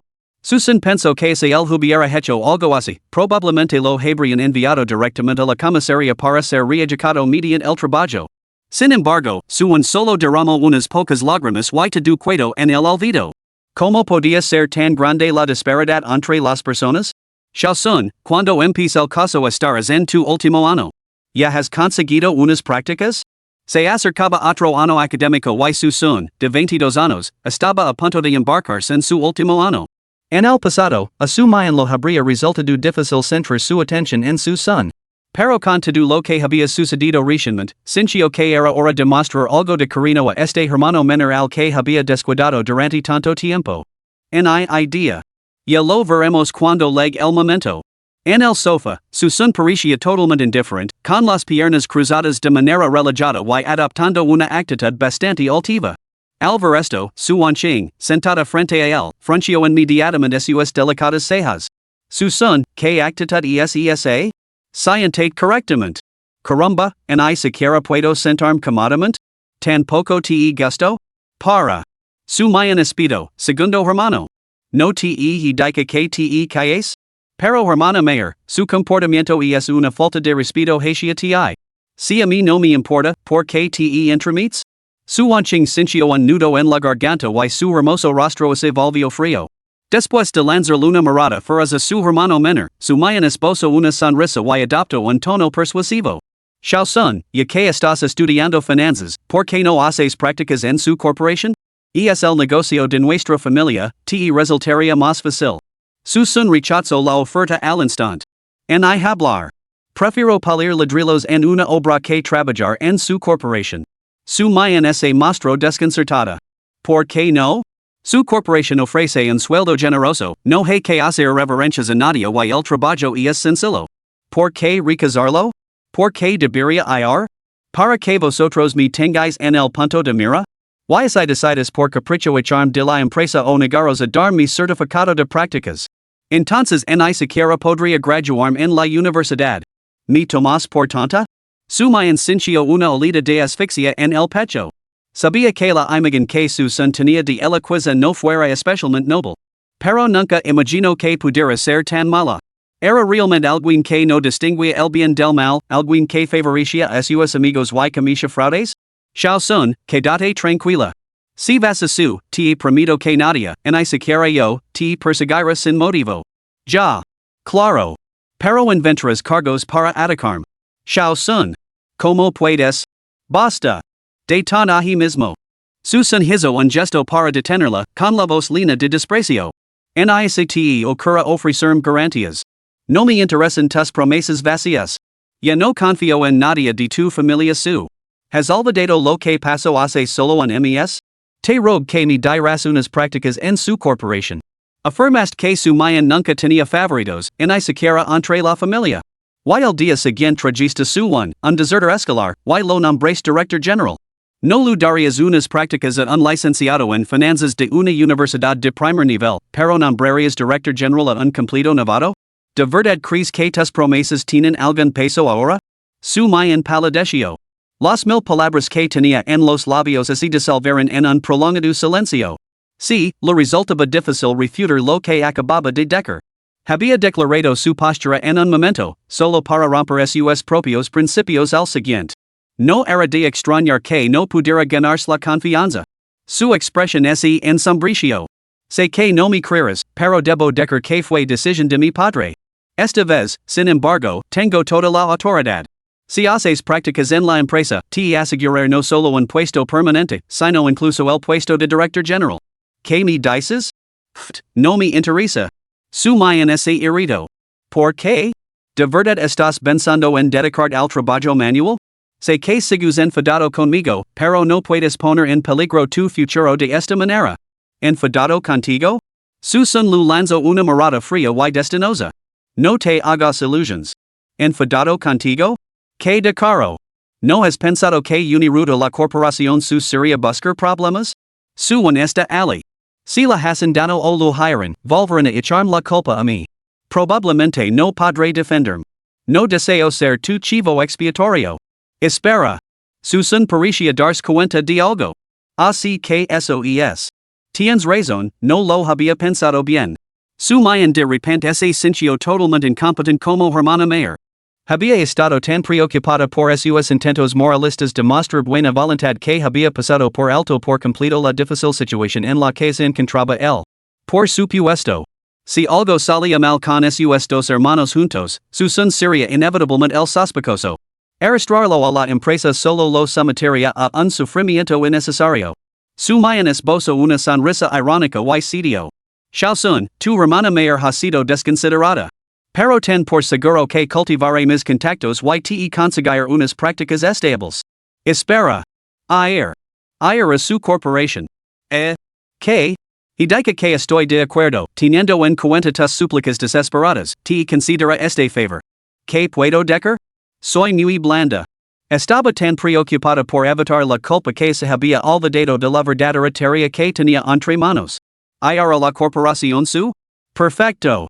La corporación su es justo lo que necesito. Con su anali, ¿cómo no iban a surgir frictions? Una vez en la empresa, lo causaría problemas a su one. Si eso fallaba, asistiría un golpe a la corporación su. Entonces, ¿no tendría la familia su más remedio que echarme? Ya. En verdad, cuando buscas por todas partes, no encuentras nada cuando menos te lo esperas, te liga. Esta vez, por fin podré dejar la familia su. Susan sería a carcajadas por dentro, imaginando ya la gloriosa cima de su vida tras escapar de la casa de los su. Xiaosun, ¿qué pasa? ¿Por qué sonríes como un idiota? Volviendo a la realidad, Susan carraspio. Solo estoy muy contento. No hay nada de que preocuparse. Por cierto, ¿qué has dicho antes? Te he preguntado si realmente tienes intención de unirte a la corporación su. ¿Qué pasa con Xiaowen? Al resto, la expresión de su son se endureció. Extendió la mano y le dio una fuerte palmada en el hombro a su mayan. Pero tú estás aquí, ¿no? Confío en que, bajo tu supervisión, ese tipo de malentendidos y rumores no volverán a ocurrir, ¿verdad? Al sentir la esperanza en sus palabras, al sentir el peso sobre su hombro, la expresión de su mayan se congeló. De repente, sintió que una pesada carga se posaba sobre él. ¿Me está perdonando Xiaosun? ¿Confía Xiaosun en mí? Si confía tanto en mí, no puedo permitir que vuelvan a producirse malentendidos como este. En ese momento, la mirada de su mayan se endureció con determinación, como asegurara lealtad a una causa. Xiaosun, quédate tranquilo. Conmigo aquí, no sufrirás más injusticias. Machem, confío en ti. Confío en que defenderás la justicia de manera imparcial. Cuando llegue el momento, no dejes que ni un solo villano se te escape de las manos. ¿Que no haya injusticias? Debes estar bromando. Lo que estaba a punto de hacer era una auténtica vilania, ¿cómo podría considerarse eso una injusticia? Mi querida hermana mayor, cuando llegue el momento, no debes dejar escapar a este villano bajo ningún concepto. Capítulo 8, sí, lo hais. Ahora despedim. La eficiencia de su mayan era notable. Las prácticas que había solicitado el día anterior ya le habían asegurado un puesto en su enterprises el día siguiente. Después de haber vivido con la familia su durante más de 2 décadas, esta era la primera vez que veía de verdad el llamado negocio familiar. Susan deambulaba sin rumbo fijo, pasando de una planta a otra. Hey que decker que la corporación su era on más opulenta y imponente de lo que había imaginado. Sin embargo, era una lástima, ya que daba que volviera a tener la oportunidad de trabajar en un entorno así. Después de todo, estaba ali para causar problemas. ¿Cómo iba a poder concentrarse en el trabajo? ¿Prácticas? ¿Perspectivas de futuro? Con sus habilidades actuales, no necesitaba ninguna de esas tonterías. Así, en su primer día en la empresa, Susan eludió sus obligations o charló ociosamente con las mujeres. Hola, preciosa, ¿te apetece un café y charlar un rato? Las primeras impresiones suelen basarse en la apariencia. Si un tipo corriente hubiera hecho una aproximación así, lo habrían tachado de grosero. Pero la impresionante belleza de Susan le permite integrarse sin esfuerzo. Joven, ¿en qué departamento trabajas? ¿Cómo es que nunca te he visto antes? Ah, hoy es mi primer día. Solo soy un empleado junior en administración. ¿Empleado? ¿En administración? ¿Cómo encuentras tiempo para tomarte un café en un departamento tan agitado?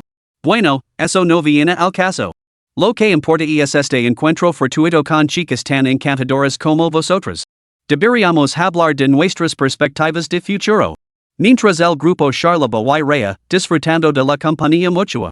No muy lejos, una figura esbelta sostenía un teléfono móvil y grababa en secreto todo lo que sucedía alrededor de Susan. Susan, ¿te atreves a holgazanear en tu primer día? ¿No sabes que el jefe día a los que se pasan el día sin hacer nada? La oficina del presidente. Un teléfono móvil yacía sobre el escritorio de Sumayan, reproduciendo un video. Al ver las imágenes, Sumayan frunció el seno y sus ojos se volvieron gelados. ¿Tú has grabado esto? Su sintió repetidamente, adoptando una mirada angustiada. Sí, hermana mayor. Pero no fue intencionado, solo que six por casualidad el hermano sin coqueteando con chicas durante el horario laboral. Pensé en hacer la vista gorda, pero record tus enseñanzas, hermana. No podía ignorarlo. La actitud del hermano son en su primer día. Y así esto continúa. Ya basta. Lo entiendo. Ve a buscarlo. Espera. No importa. Lo llamaré directamente. Con esa llamada marcada. En 5 minutos, Susan llegó a la oficina. Al ver la expresión gelada de su mayan y la sonrisa de satisfacción de su no sintió ni una pizca de inquietud, sino más bien una olida de euforia. Porque su realmente había cumplido.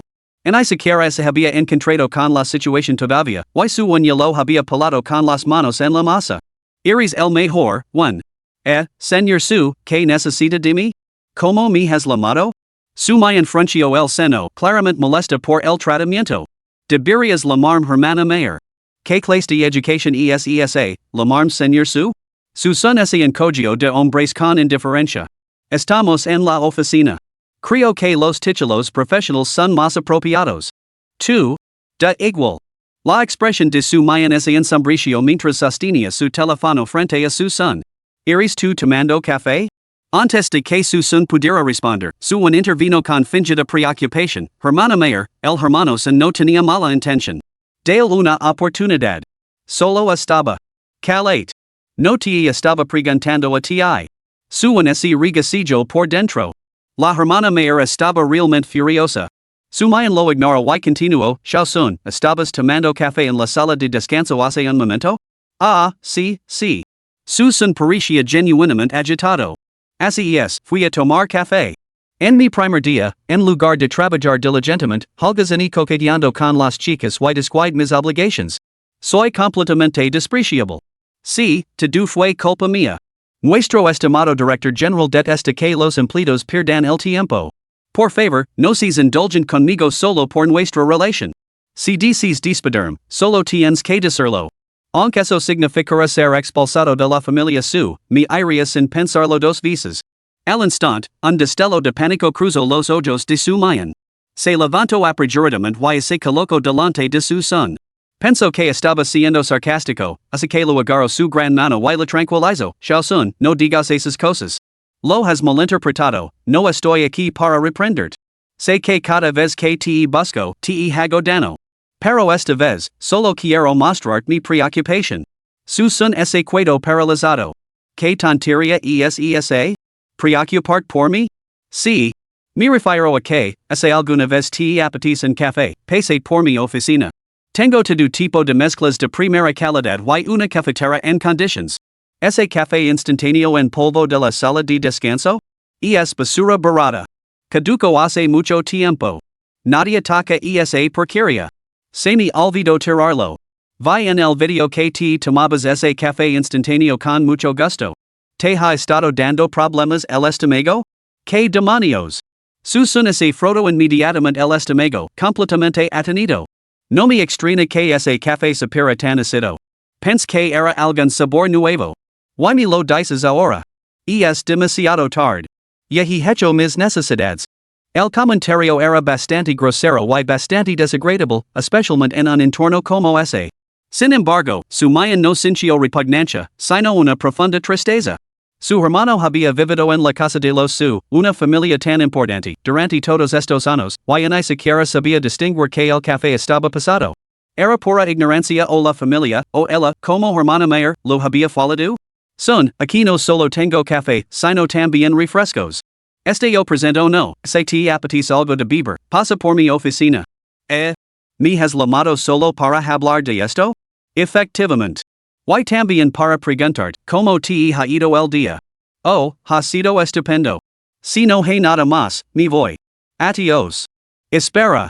Su son ese quedo paralizado. Su mayan ni siquiera había hablado, así que se trae entre manos ahora ese adulator de su one? ¿Qué pasa, one? ¿Necesitas algo? Su one parecía indignado. Hermano son, no estás mostrando ningún respeto por tu hermana mayor. Ah, sí. ¿De qué se trata? Una cosa es faltar al trabajo en tu primer día, pero la hermana mayor te ha perdonado. ¿Why tú la tratas así? Hermano son, realmente la has decepcionado. Hermana mayor, podemos pasar por alto el acoso del hermano son a sus compañeras de trabajo y a sus faltas al trabajo. Pero no debe desperdiciar tus buenas intentions. Hermana mayor, ¿qué tal así? Cierra la boca. He dicho que cierres la boca. Su en ese quedo estupefacto. El claramente había estado defendiendo a la hermana mayor, así que ¿por qué lo estaba gritando? Hermana mayor. He hecho algo mal? Deja de usar mi nombre para justificar tus acciones. Ahora respondem, ¿qué hora es? Las 12 y media.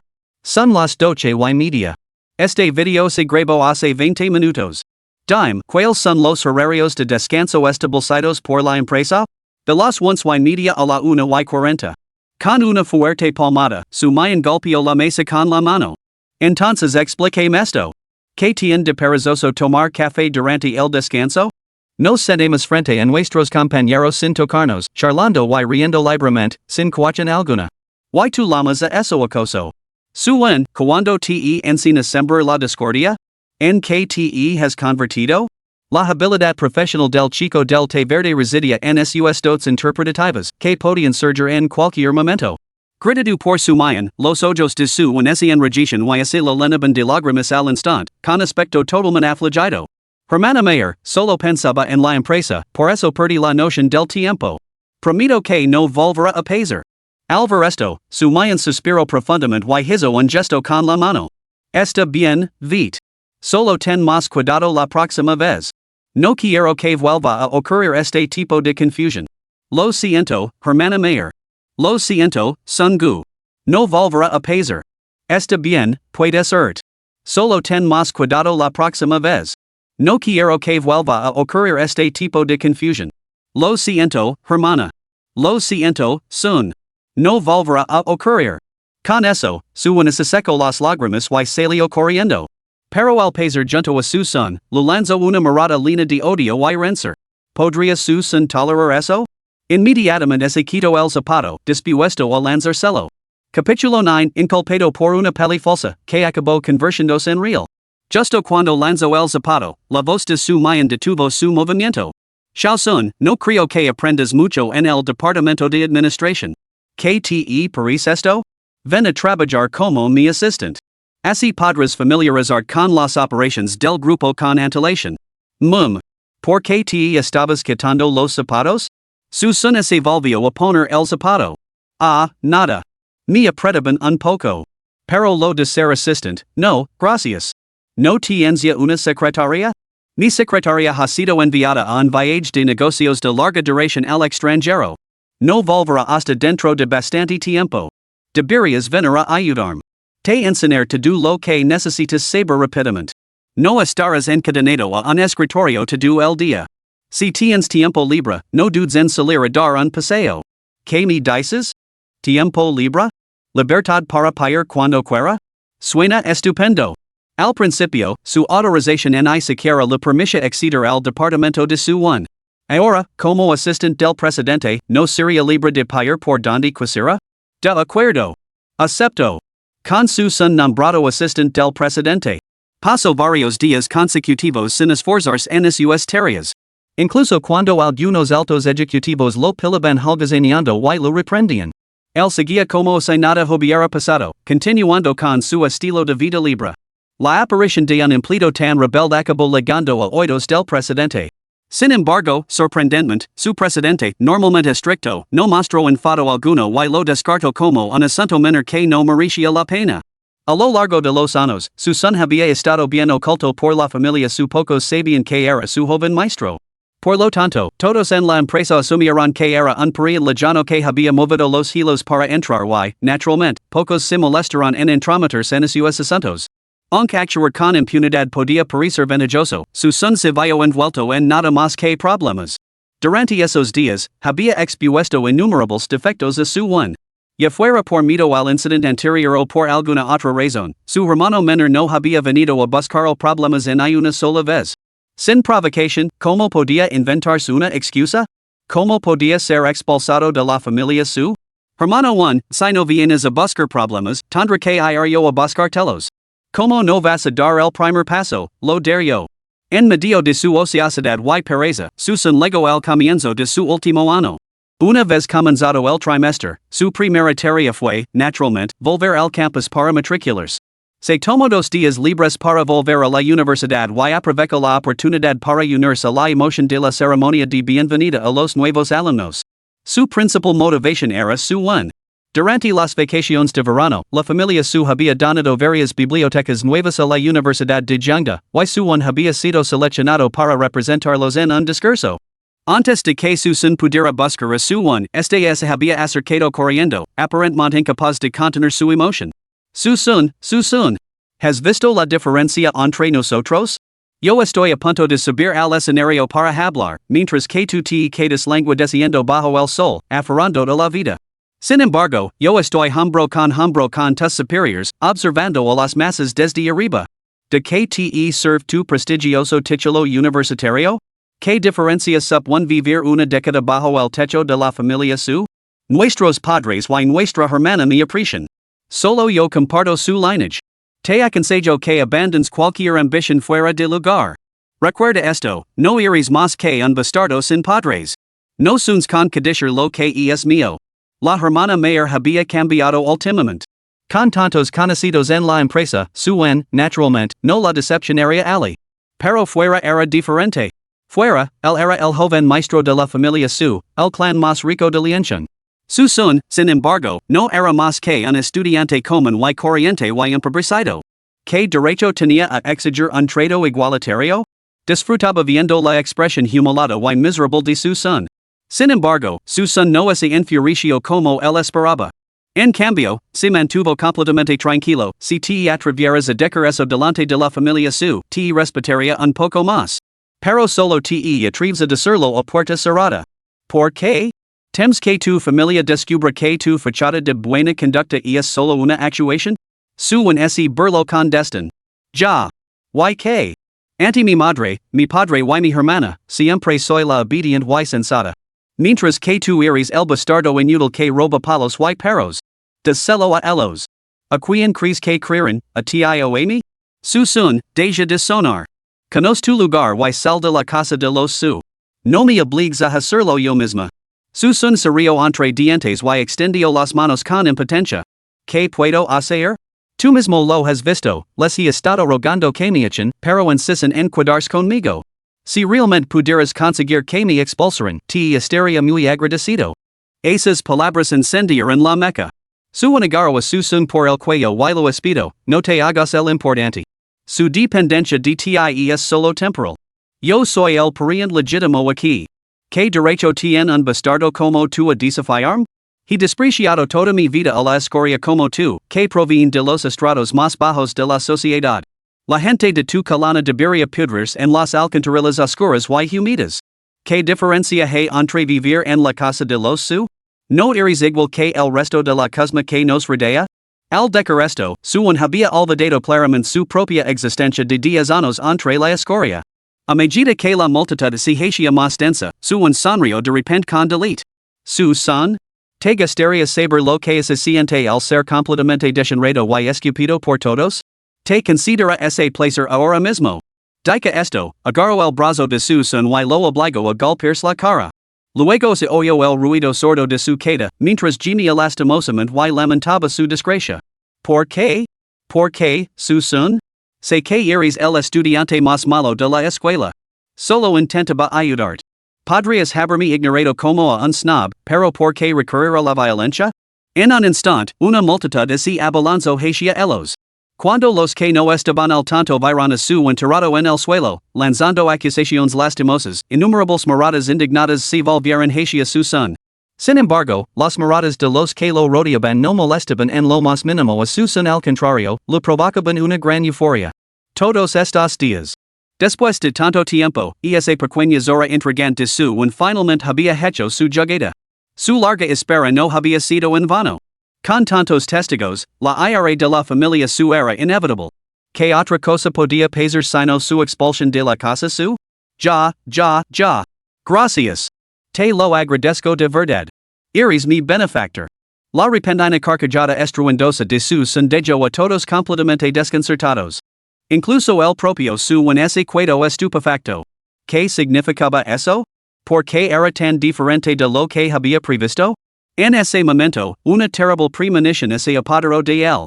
Vio la mirada en los ojos de su son, la mirada de un depredador que ha divisado a su presa. Su premonición resultó ser cierta. Su son esbozó una sonrisa. Después de haber tendido una trampa, ¿cómo no iba a seguir adelante con una paliza para justificar la inminente injusticia? Después de todo, estaba a punto de enfrentarse a la ira de la familia su. Dadas las circunstancias. Maldita sea. Contemplad mi puño justo. Con un rugido atronador, ante las miradas atenidas de la multitud. Susan agitó la palma de la mano, propinando golpe tras golpe en la cara de su one. Aunque menos de niñas que los puñetazos, las bofetadas conllevaban una profunda humiliación, especialmente a la vista de todo el mundo. Maldito te verde, dijiste que te había golpeado? Pues voy a considerar tu deseo. Te voy a golpear. Capítulo 10, la pelea en el patio del colegio se intensifica, las pruebas para la expulsión se acumulan. Fue una paliza unilateral. Su encuentro con un ojo morado y la nariz ensangrentada, con sangre salpicada por todas partes. Solo cuando la multitud finalmente reaccionó y apartó a su son, su escapó de un castigo mayor. Vaya. Que bien me ha sentido. Su fue finalmente llevado a la enfermería. Las acusaciones que le rodeaban sonaban como música celestial para su son. Esta vez, su expulsión era segura. Caramba! Su son, te atreves a sonreír? Justo cuando se regodeaba en su triunfo, una voz burlona destrozó la fantasía de su son. Su banien estaba delante de él, con una cámara en la mano y una expresión sombría. Este falso joven maestro era en realidad 2 años mayor que el verdadero, lo que lo hacía aproximadamente de la misma edad que su banien estrictamente hablando, solo un mes más joven. Asistían a la misma universidad, ambos en su último año, y su banien era presidente del club de fotografía. Probablemente también había venido al evento de orientación. Vaya, ¿quién nos viene aquí? Pero esa es la propia señorita ratón de biblioteca banien. ¿Qué quieres de mí? Su bainan francio sus cejas finas. Sueda tu pronunciación. Mis disculpas, su alteza. No voy a malgastar mi aliento contigo. Pero su son, Shawan representará a la familia su en el discurso de la ceremonia de bienvenida a los nuevos alumnos más tarde. ¿Has pensado en la reputación de nuestra familia después de dar una paliza como esa? No. Tú. ¿Y tú qué? ¿No lo has grabado todo con la cámara? Tenemos tanto el testigo como las pruebas. Si que le di una paliza a su en. Pues atrevida venir y devuélveme los golpes. Su banien estaba tan exasperada que se echó a reír, sacudiendo la cabeza repetidamente. Está bien. Lo has admitido. Que mi parta un rayos y no vio como explicas esto en casa. Estar encantado. Subanian detuvo, miró a su son con los dientes apretados y luego se dio la vuelta y se marchó enfadado con un resoplido frío. Su son, por su parte, tenía una expresión de pura euforia. Sabía que lo tenía en el bolsillo. Las legions de su eran la prueba número uno. Los estudiantes que lo rodeaban como testigos eran la prueba número dos. El video que grabó su bainan era la prueba número tres. Por no mencionar la ventaja inherente de la confianza de su entre la familia su, la prueba número cuatro. En cuanto a la propia su bainan, esos adornos proporcionaban la prueba número cinco. Desde la infancia, su bainan era quien más lo despreciaba y lo acosaba con más ferocidad. Lo daba de beber leche cajicada, untaba pegamento en su silla, tiraba basura a propósito para que sus padres lo regañaran. El incidente más escandaloso de todos. Cuando lo desterraron a la casa ancestral en el campo para recluirlo, Subanian faltó a la escuela para localizarlo y le dio una paliza hasta dejarlo inconsciente. Esta paliza duró más de una semana. Ser regañado y golpeado ya era bastante malo, pero Subanian persuadió su dignidad el obligarlo a hacer de caballo para que ella lo montara. A pesar de ser completamente inepto en la cocina, ella cocinaba brebajes monstruosos y lo obligaba a comerlos, lo que casi lo lleva al hospital para un lavado de estómago. Al recordar ese periodo tan oscuro, su son todavía se estremece incontrolablemente hasta el día de hoy. Subanian, mas te vel darlen buenuso a esa lengua exagerada que tienes. Consideralo una venganza por acosarme. Te estar eternamente agradecido. Como se estuviera programado por algún sistema, siempre lo via durante la ceremonia de bienvenida a los nuevos alumnos. Hace solo unos momentos, el cielo estaba despejado y el sol brillaba, pero ahora estaba cubierto de nubes oscuras que amenazaban con un aguacero. Naturalmente, la ceremonia se desarrolló según lo previsto. Los mismos discursos apasionados, los mismos tópicos tediosos, y fueron exhortaciones sobre el futuro o exhortaciones sobre cómo apreciar el presente. Sin embargo, lo que su son no había previsto era que su con la cara destrozada, subiera al escenario para pronunciar su discurso. A través de la gigantesca pantalla LED, su son observó con asombro como el muchacho subía al escenario sin el más mínimo intento de ocultar sus heridas, con la sangre goteando por las comisuras de la boca. Un grito ahogado colectivo recorrió la multitud. Los dirigentes de la universidad hervían de indignación, con los ojos ardientes de furia. Confío en que algunos de ustedes sepan que nuestra universidad ha adquirido varias bibliotecas nuevas durante las vacaciones de verano. Este logro se debe a la inversión de la empresa insignia de nuestra ciudad, el Grupo SU. El Grupo SU ha financiado generosamente estas instalaciones para nuestros estudiantes de la Universidad de Jungda, garantizando un entorno de aprendizaje superior. Sin embargo, ¿quién podría haber imaginado que alguien se atrevería a agredir a nuestro inversor, el propio señor Suwon? No solo es el benefactor de la biblioteca, sino que también representa al Grupo SU en este evento y es el futuro heredero de la familia. Que un acto de violencia tan injusto haya ocurrido en nuestro campus es realmente desgarrador y profundamente desalentador. En ese momento, Suwon interrumpió el discurso del rector en el momento perfecto, con el rostro marcado por la decepción. Rector, no es nada. Un incidente menor como este no es nada. Es solo que me parece totalmente desconcertante. Solo intentaba aportar mi granito de arena, porque sé que es un estudiante muy pobre aquí. Solo quería ayudarlo. No entiendo por qué recurrió a la violencia. ¿Podría ser que su son tuviera algún malentendido sobre mí? Tan pronto como las palabras salieron de su boca, Suwon se tapó rápidamente los labios, nervioso. Mis disculpas, me he expresado mal. Dejemos esto atrás y no volvemos a mencionarlo. Sus palabras provocaron al instante una tormenta. ¿Cómo así podía olvidar simplemente con decirlo? El público estalló en un clamor de voces, murmurando al unísono, expresando su indignación en nombre de su pobre joven Su. Ofreció amabilidad y solo recibió golpes. Algunas personas realmente son pobres por una razón. Exacto. El joven Su es realmente digno de lástima. Miren la sangre que tiene en el labio, que tan fuerte fue ese golpe. Su son. Ese nombre me suena. Pero, ¿cómo pueden dos hombres con el mismo apellido ser tan diferentes? En medio del apoyo, también surgió el escepticismo. ¿Por qué este señor Su parece tan poco sincero? Aunque le hubieran golpeado, ¿no podría haberse limpiado la sangre del labio? ¿Lo está mostrando deliberadamente para que todos lo vean? Creo que he oído hablar de este tal su son. Recuerdo que fue honrado en toda la escuela por un acto de violencia. ¿Por qué iba a agredir a alguien sin motivo? Los escépticos seguían siendo una minoría. La mayoría se dejó convencer por la difícil situación de su un, y sus dudas se ahogaron en la marea de simpatía. ¿Quién es este su son? Más vale que ese tal su son se present y se disculpe con el joven maestro su de inmediato. De lo contrario, nunca te graduarás en esta escuela. No toleraremos a estudiantes moralmente corruptos como tú. Con eso, su envolvió a dar un paso al frente, adoptando un aire resignado. Dejémoslo estar. Estoy seguro de que ese tal su no tenía malas intentions. Al fin y al cabo, los niños de entornos pobres desarrollan inevitablemente un carácter un poco brusco. Deberíamos ser más comprensivos.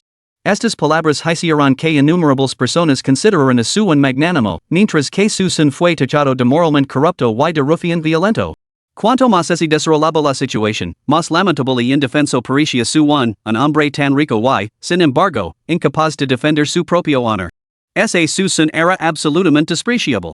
La dirección de la escuela, conmovida por estas palabras, exigió justicia. Su son, de un paso al frente. El valor reside en la responsabilidad, la cobardía en la evasión. ¿Has olvidado el lema de nuestra Universidad de Jian? Los estudiantes como tú son una vergüenza para esta institución.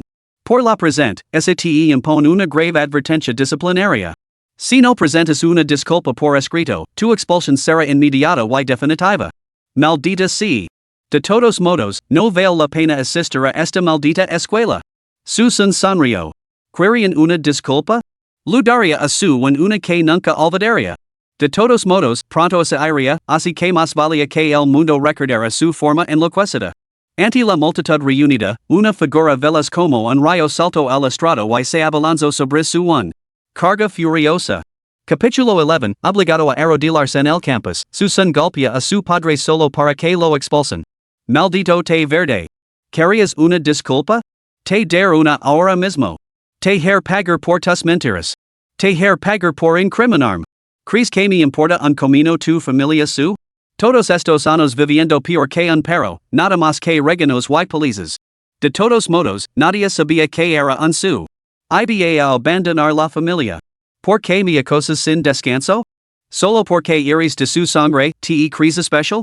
Nunca te he provocado, y tú te pasas el día tendiendo trampas y conspirando contra mí.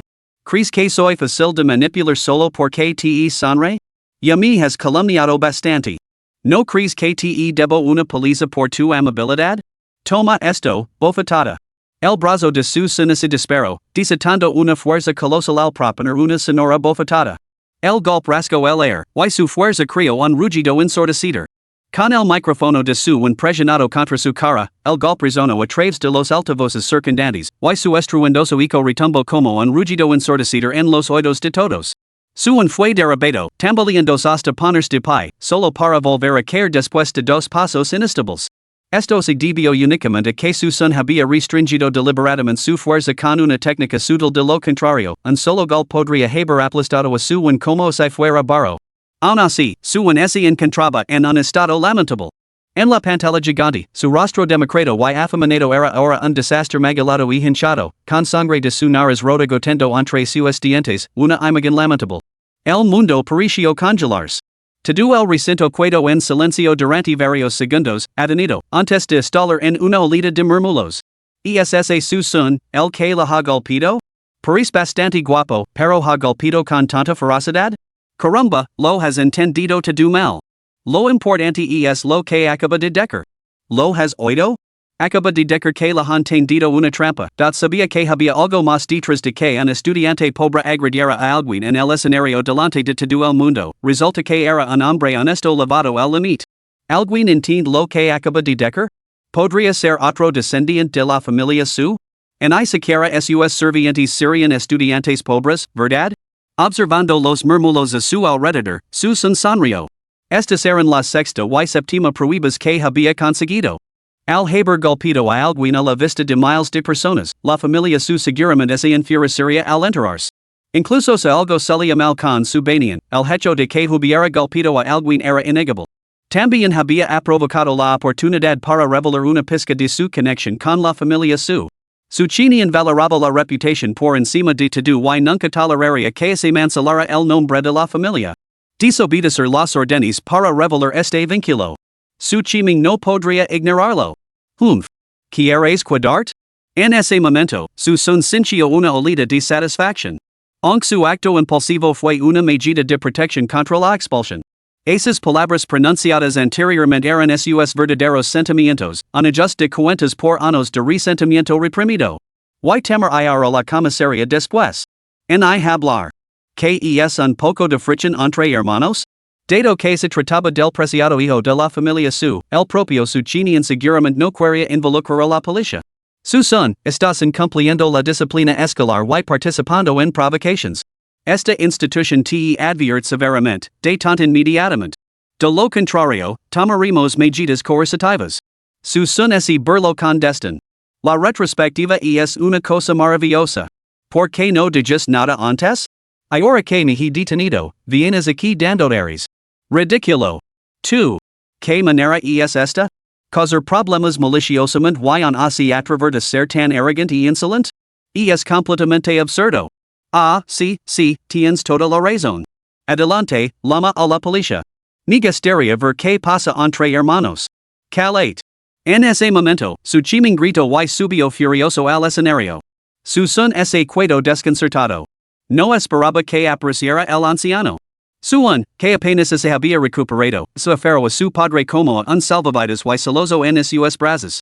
Caramba! ¿Es esto realmente necesario para un hombre adulto? Este espectáculo hizo que no solo su son, sino todos los demás fruncieran el seno. Era simplemente demasiado repugnante. Papa. Alguien me ha pegado. Mira lo que me ha hecho. Papa, tienes que poner de mi parte. Al ver la expresión de dolor y agravio de su hijo, las llamas dentro de su chinian estallaron. De repente, sus ojos, aparentemente capaces de matar, se fijaron en su son mientras apretaba los dientes. Señor Su, ¿qué ha hecho exactamente mi hijo para ofenderlo? Para que le pusiera las manos encima. Ya. Su son se echó a reír. ¿De verdad soy tan patético? ¿Ahora te haces el tonto? Suchiming frunció ligeramente el seno. ¿De qué está hablando? ¿Nos conocimos? ¿Cómo la ha ofendido mi hijo? Habiendo vivido tanto tiempo, Suchiming era un viejo zoroastuto. Con una sola frase, redujo la situación a viejos rencores y nuevas quejas, explicando indirectamente las palabras anteriores de su son a la multitud. Su intervino apresuradamente, padre. Solo sabía que este su son era un estudiante pobre de renombre y deseaba representar a la familia su para ofrecer la ayuda económica. Sin embargo, algún comentario mío evidentemente le tocó la fibra sensible, lo que le llevó a agredirme con puños y patadas, e incluso a humilarme ante esta multitud. Pero yo no lo guardo rencor. Quizás cometí algún error? De lo contrario, seguro que no habría reaccionado con tanta furia. Señor Su, ¿por qué no dejamos este asunto en paz? No voy a seguir adelante con él y lo aseguro que la escuela no le causará problemas. Solo le pido que ofrezca una disculpa y quedaremos en paz. ¿Qué me dice? De buen corazón, generoso. Muchos inmediatamente lo atribuyeron estas dos cualidades a su one. El joven maestro Su no solo es bondadoso, quien diría que su espíritu era tan magnánimo? Perdonar a alguien después de tal humiliación es prácticamente un santo. Cierto. El joven maestro Su es tan bondadoso que cualquiera cree que puede intimidarlo. Aun así, no debemos dejar que el agresor se salga con la suya, merece un castigo. Incluso Su Chiming se sorprendió por la magnanimidad de su y se sintió profundamente agradecido. Su hijo poseía una bondad tan profunda que había provocado tal maltrato. En última instancia, la culpa era de ellos como padres. Si no hubieran consentido tanto a su son en el pasado, nunca habría desarrollado un carácter tan arrogante y tiránico. No le gustaba la idea de dejar que su son se saliera con la suya tan fácilmente, pero al ver la súplica lastimera y la rosa en los ojos de su one, finalmente no se atrevió a negarse. Entonces, dijo, Señor Su, le voy a dar una oportunidad. Todo lo que tiene que hacer es arrodillarse y pedir el perdón a mi hijo, y este asunto quedará zanjado. Su son negó con la cabeza.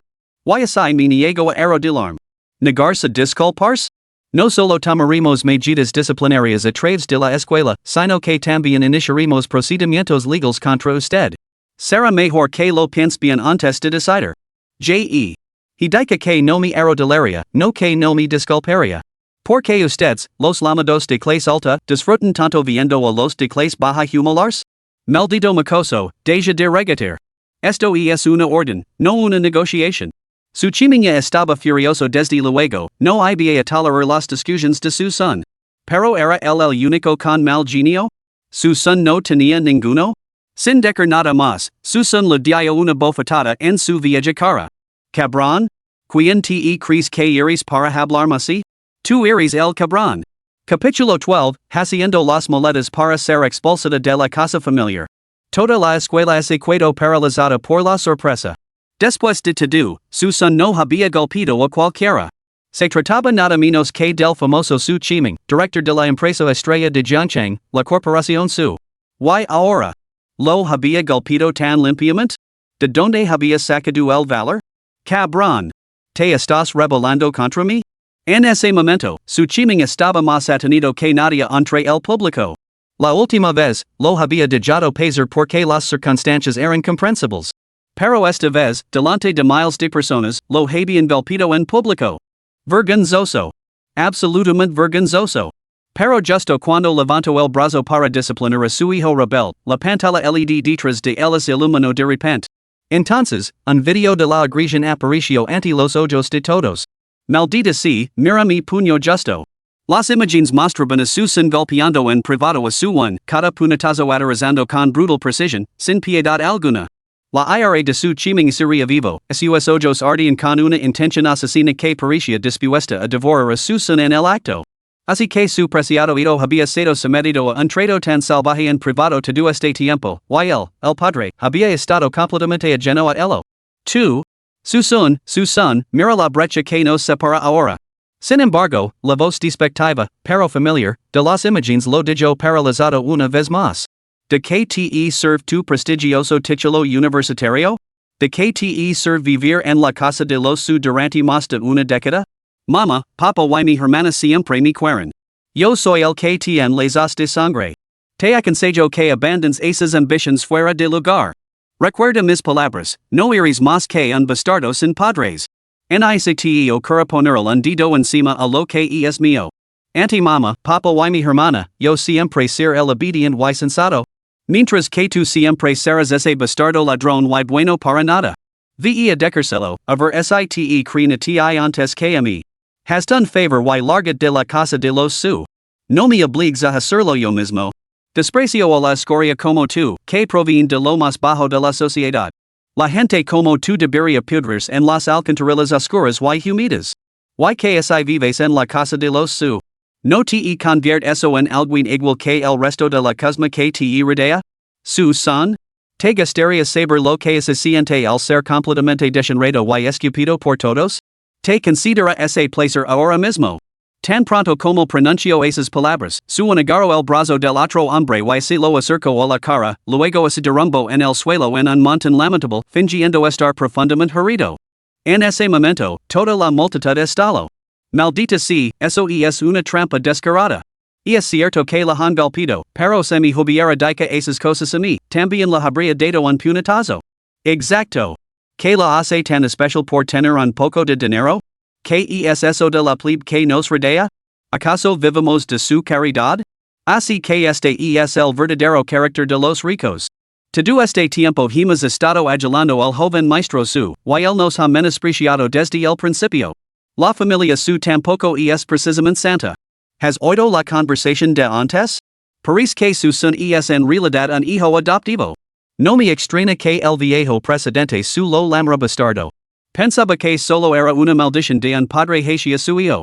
Y ahora tiene sentido que su son dijera que el presidente Su fingia ignorancia, resulta que realmente es su padre. Por desgracia, una década de convivencia no se puede comparar con los lazos de sangre. Ahora que lo pienso, Su en esa reunión con ellos hace solo unos meses, ¿no? Recuerdo que las noticias sobre el reencuentro mencionaban que había crecido en un pueblo pobre de montaña, duro y resistente. Y ahora, después de todas esas penurias, se da la vuelta y nos insulta. ¡Qué maldita vergüenza! Su son estaba completamente atenido. ¡Qué tontería es esta! Deberían haber mostrado solo la segunda parte del video. ¿Quién demonios ha publicado también la primera parte? Mientras tanto, Su estaba completamente aterrorizado. Las miradas penetrants de los que lo rodeaban lo atravesaban el alma sensible. Solo podía esconder la cabeza en el pecho de su chiming, tratando desesperadamente de ocultarse. Pero cuanto más se escondía, más desprecio lo inspiraba. Que asco, que repugnant. Quien iba a saber que era un tío? Hubiera jurado que era una mujer. Que marica, esa zora de té verde. Todo el recinto bulia con los comentarios. Su chiming palidecio no se atrevía a mirar las miradas de desprecio desde debajo del escenario. Apagadlo. Apagad el video, todos. Grito, exigiendo que se detuviera la grabación. Nunca hubiera imaginado que alguien revelaría la relación entre la familia su y su son. Tampoco podía haber previsto que su propio hijo, que siempre se había comportado tan bien y había sido tan sensato, pronunciaría palabras tan venenosas en privado. Sin embargo, frente a la reputación de la familia, la injusticia sufrida por su son era totalmente insignificant. Y es falso. Todo y es falso. Ese video fue fabricado deliberadamente para difamar a la familia su. Sí, su son y es mi hijo adoptivo. Pero a lo largo de los años, la familia su le ha proporcionado todos los lujos imaginables, artículos de marca, coches de lujo, lo que se te ocurra. Nunca lo he tratado injustamente. Y es él. Desde que nuestro hito biológico regreso, se ha consumido por los siglos y la ha atacado de todas las formas posibles. Esto debe ser obracia. Sin embargo, sus excusas moralistas no despertarán ninguna simpatía, sino que solo profundizarán el rechazo del público hacia la familia su. ¿Nos toma el pelo el presidente su? ¿Qué de caro?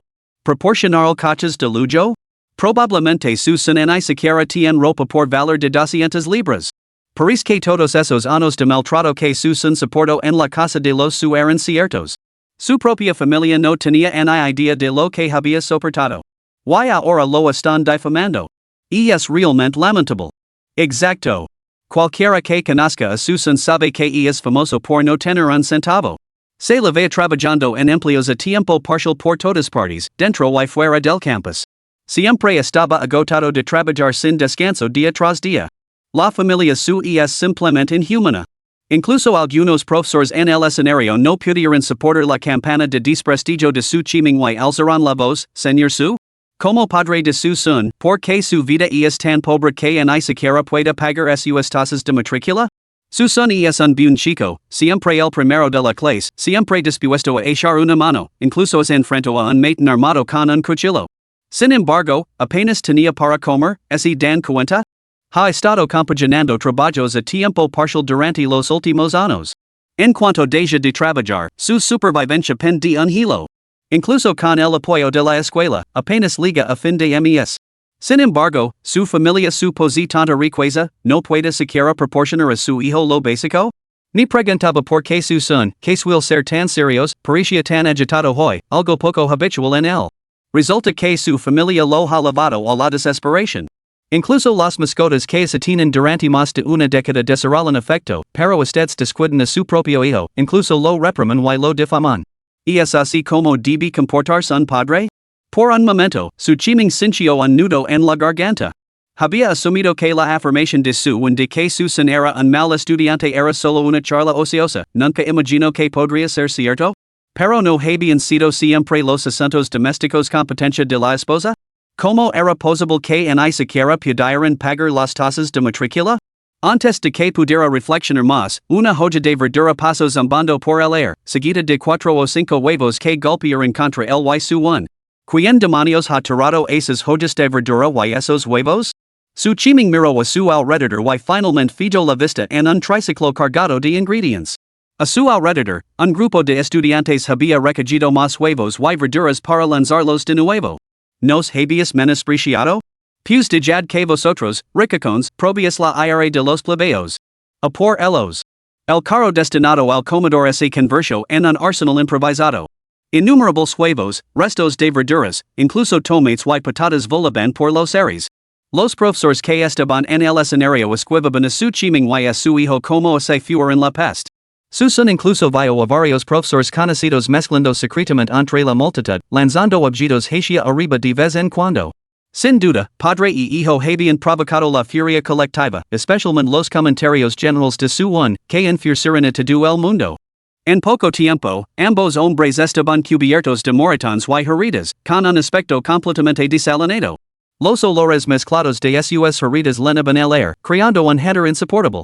Solo cuando el director, que había llegado tarde y tenía previsto pronunciar el discurso de clausura, se dirigió finalmente la multitud, se dispersó, lo que permitió a su chiming y su un escapar por los pelos.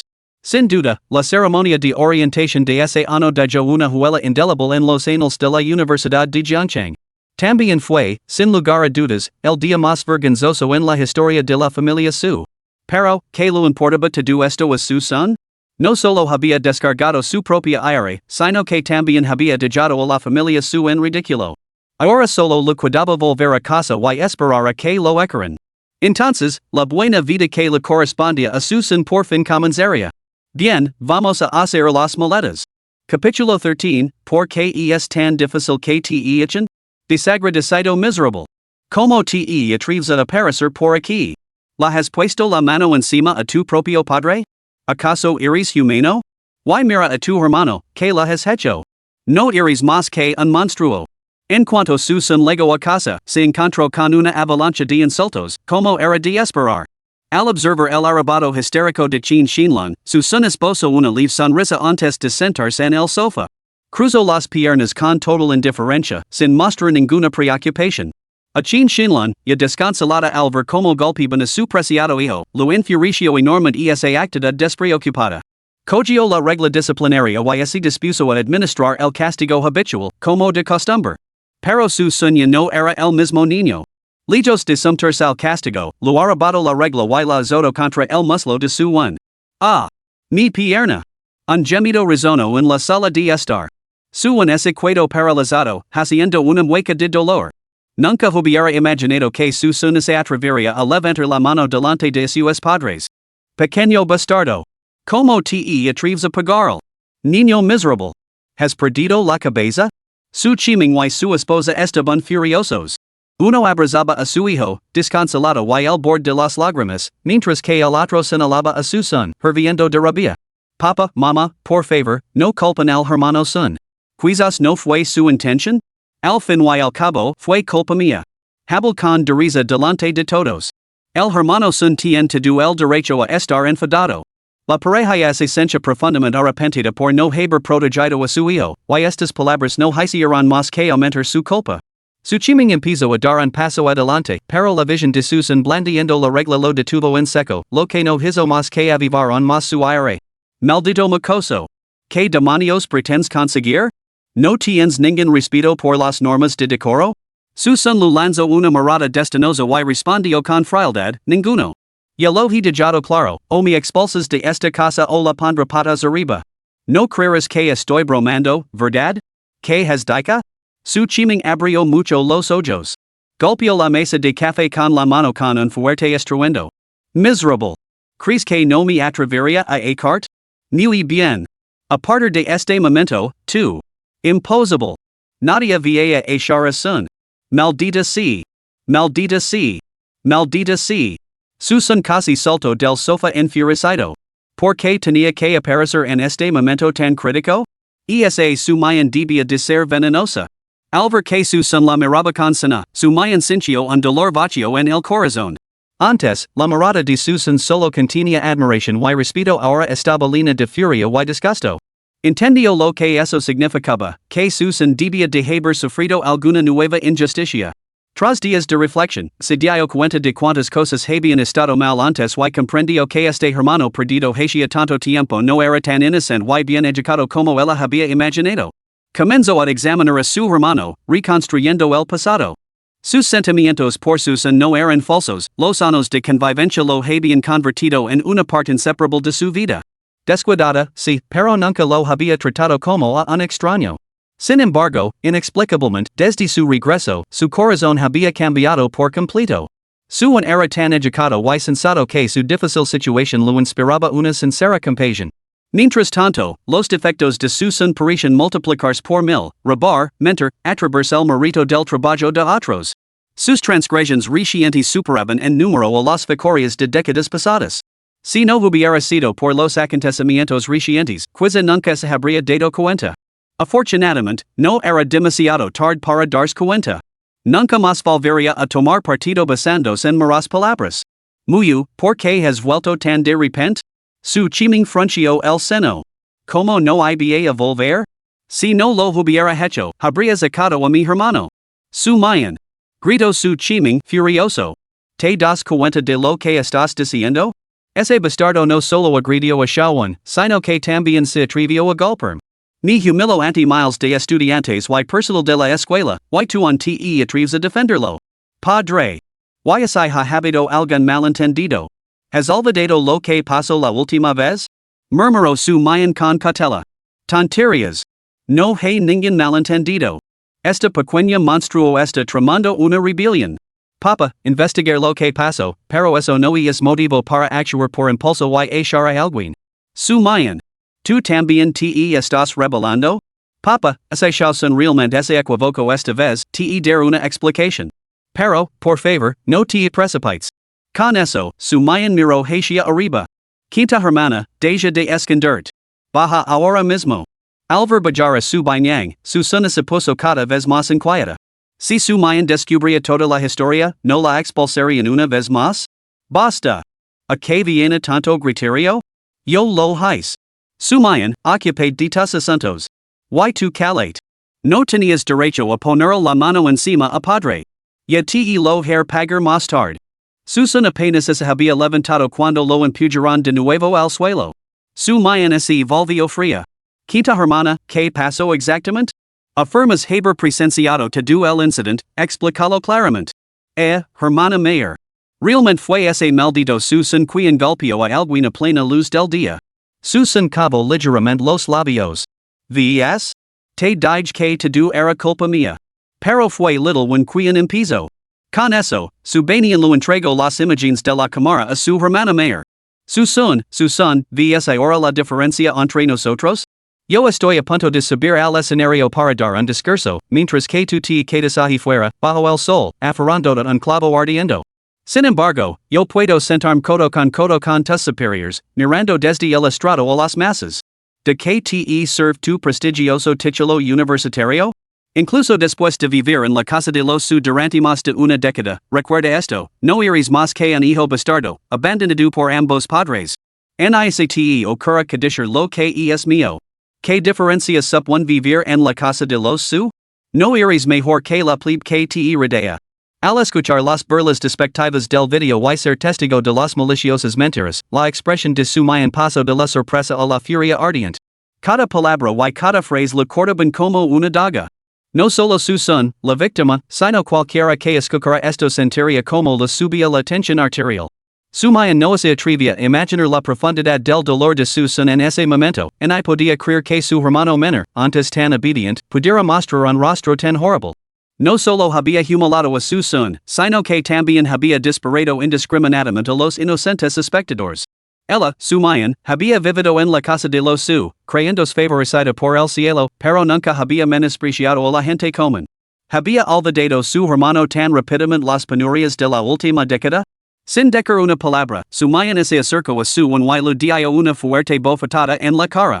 Su ¿Cómo has podido ser tan vil? Shin Shinlan, inicialmente atonida, sintió que su sorpresa se disolvía en dolor al ver a su hijo golpeado. Muyu, ¿cómo has podido levantar la mano? Su Muyu estaba tan furiosa que apenas podía contener la risa. Madre? ¿No así lo merecía? ¿Has oído lo que ha dicho? Eso no es lenguaje humano. Pero, sigue siendo tu hermano. Mama? ¿Hablas en serios? ¿Solo porque es mi hermano, todo está perdonado? ¿Has pensado en los sentimientos de Xiao Sun? Pero, ese pequeño granuja descarado no parecía estar muy mal herido. Mama. Basta. Callaos los dos. Su chiming los interrumpió, mirando a su bañan con desagrado.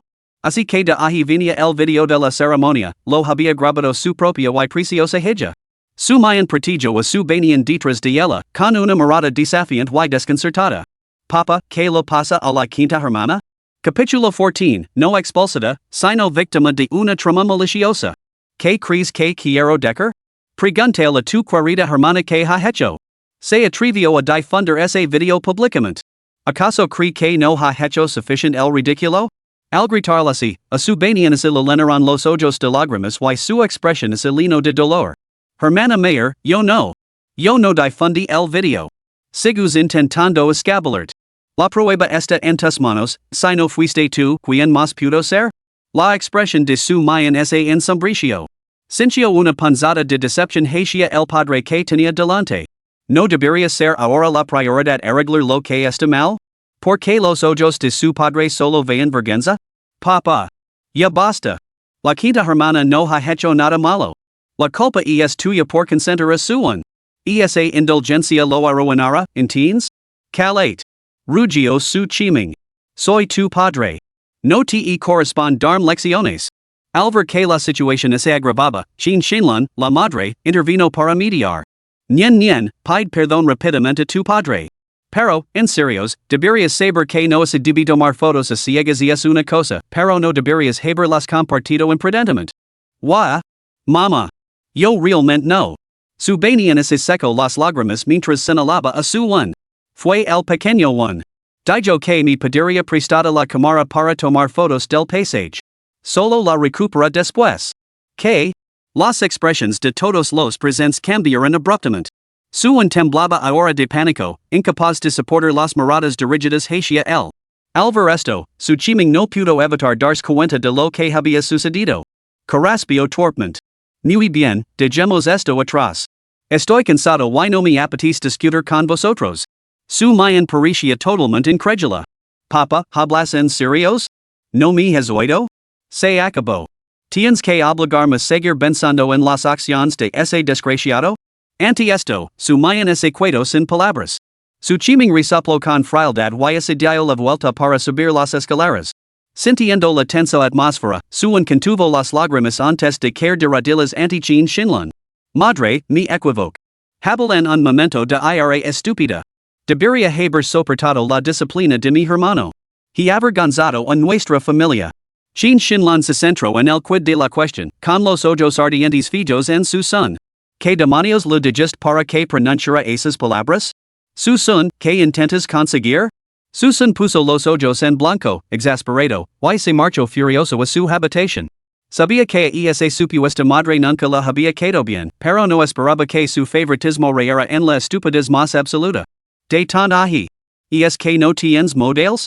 Te estoy hablando. Mama. ¿Qué tiene que ver esto con Shaosun? ¿Cómo puedes culparlo?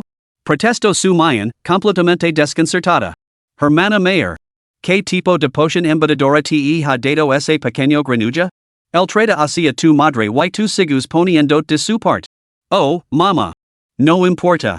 De todos modos, era imposible razonar con ella. Su mayan se pellizcó el puente de la nariz, luego se dio la vuelta y subió las escaleras. Sin embargo, este incidente lo había permitido ver claramente la naturaleza intrigante de su one. Con solo unas pocas palabras, había logrado engañar por completo a su madre. Si eso era bueno o malo, no sabría decirlo. Tumbada en su cama, su son se sentía completamente irritada. Una vez más, no la había notado. ¿Por qué era tan difícil simplemente irse a casa? ¿Podría ser que su suerte finalmente hubiera cambiado? ¿O acaso la despiadada familia su había visto de repente la luz? Pero eso no podía ser cierto. Los demás no habían cambiado, parecía que solo su mayan se había descarrilado últimamente. Con un crujido, la puerta se abrió de repente. Susan levantó la mirada y vio a su banian acercándose con una sonrisa débil y ambigua. ¿Qué haces aquí? Si tienes alguna travesura en mente, adelante. No tengo tiempo para ocuparme de ti ahora. Su banian se rió entre dientes. ¿Qué? ¿Crees que iba a tender una trampa? ¿Qué es I no? Aunque espero que hagas tu parte. Su banian le lanzó una mirada significativa antes de sacar una silla del escritorio para sentarse junto a la cama. Sus piececitos, infundados en calcetines blancos, colgaron brevemente antes de posarse directamente sobre su son. Susan frunció el seno. Quita tus apestosos pies de encima. Pequeño mocoso, últimamente estás actuando de forma extraña. Parece que estás desesperado por irte de casa. La expresión de su son es endericio y su mirada hacia su bananas agudizo con escrutinio. ¿Podría ser que este cuento hermano tanto se hubiera dado cuenta de algo? ¿Qué? ¿He dado en el clavo? Así que realmente tienes secretos que no puedes compartir. Su son río entre dientes. ¿Qué secreto podría tener? Simplemente no quiero seguir siendo un esclavo en esta casa. Cream, ese digeris que me acarias de la familia su, Harry a las maletas y me iría inmediatamente. ¿Qué me dices?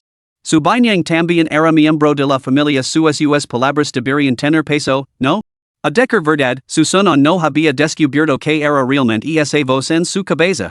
Nunca aparecía de forma normal, solo surgía cuando comenzaba o terminaba una tarea, dejándolo a tientas para seguir adelante.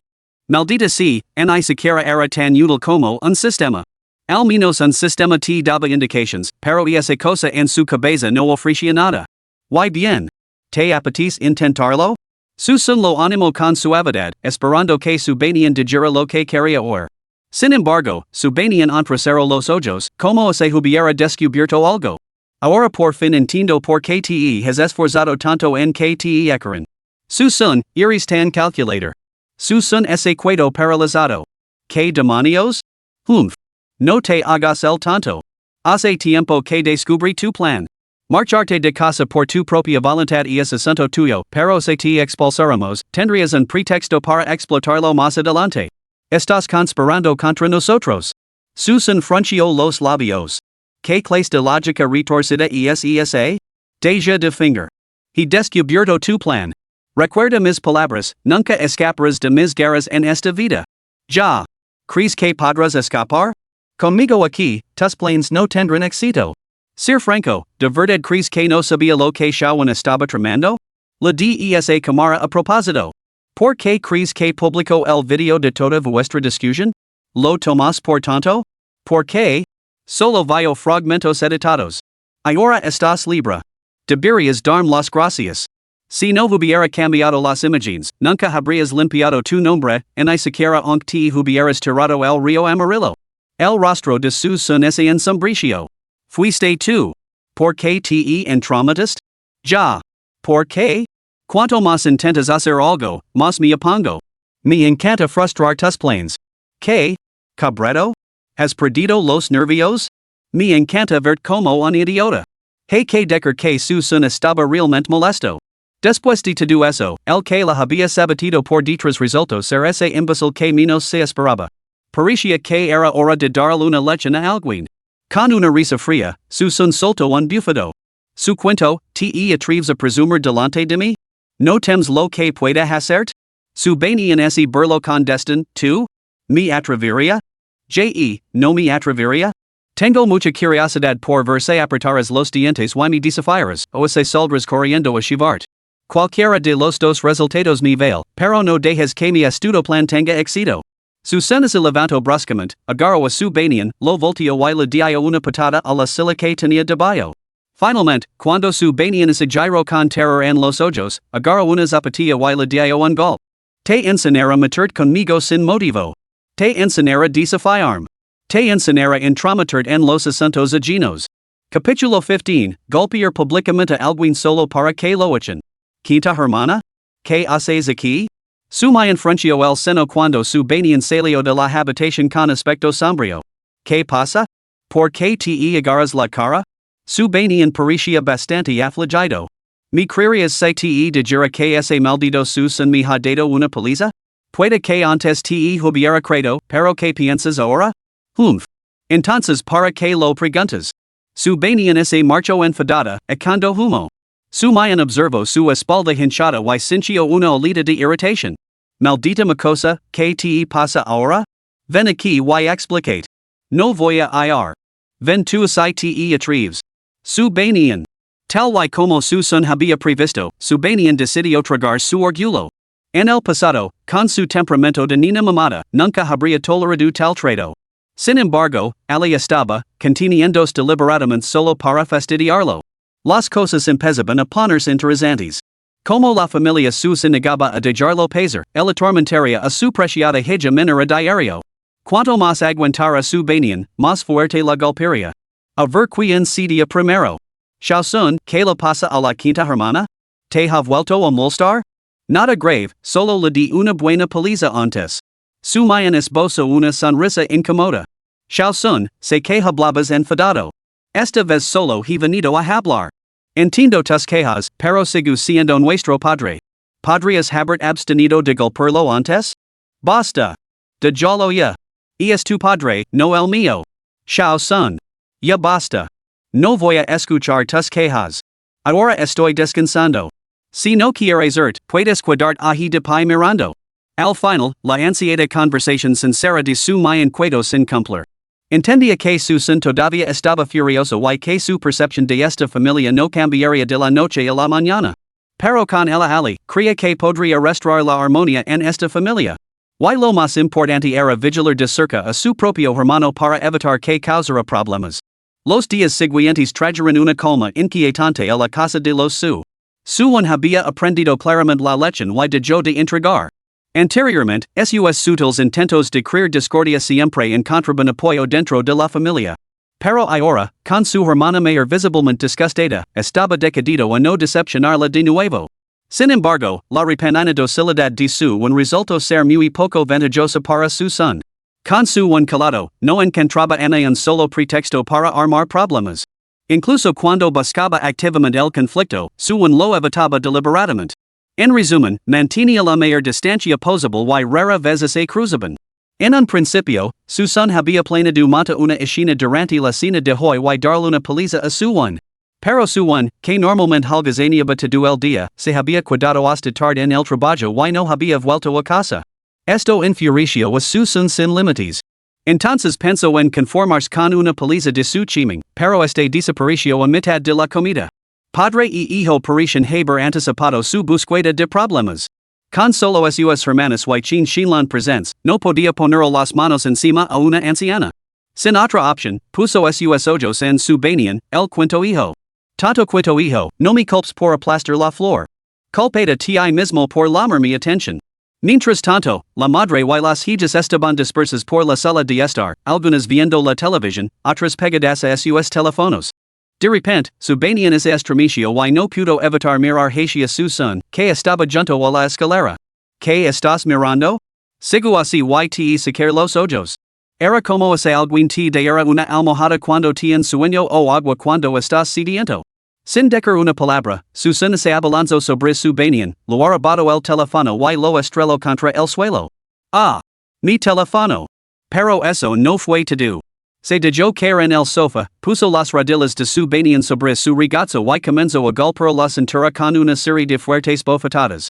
Ah, cabrón, ¿cómo te atreves a pegarme? Su banyan gritó de dolor. No solo te estoy pegando, te estoy dando una paliza. Te enseñaré no abrir tu sucia boca. Te enseñaré no maldecir. Te enseñaré no resistir. Hoy te haré entender por qué las flores son tan rojas. Los fuertes golpes resonaron en la sala de estar, y la fuerza bruta era evidente incluso solo por el sonido. Las figuras en el sofá de enfrente se quedaron paralizadas por un momento. Cuando Chin Shinlan salió de su estupor, la furia la invadió. Cabrón. ¿Te estás rebelando contra nosotros? Antes de que Suwon regresara, Chin Shinlan consideraba a su banyan, su hegemonía, el tesoro más preciado de la familia. No solo por su ternidad, sino también por su forma de hablar dulce que encantaba a todo el mundo. Desde pequeña, la habían mamado como si fuera una joya preciosa, sin atreverse a tocarla por miedo a romperla. Y ahora su son se había atrevido a golpearla. Ah, desgraciado. Detén esto inmediatamente.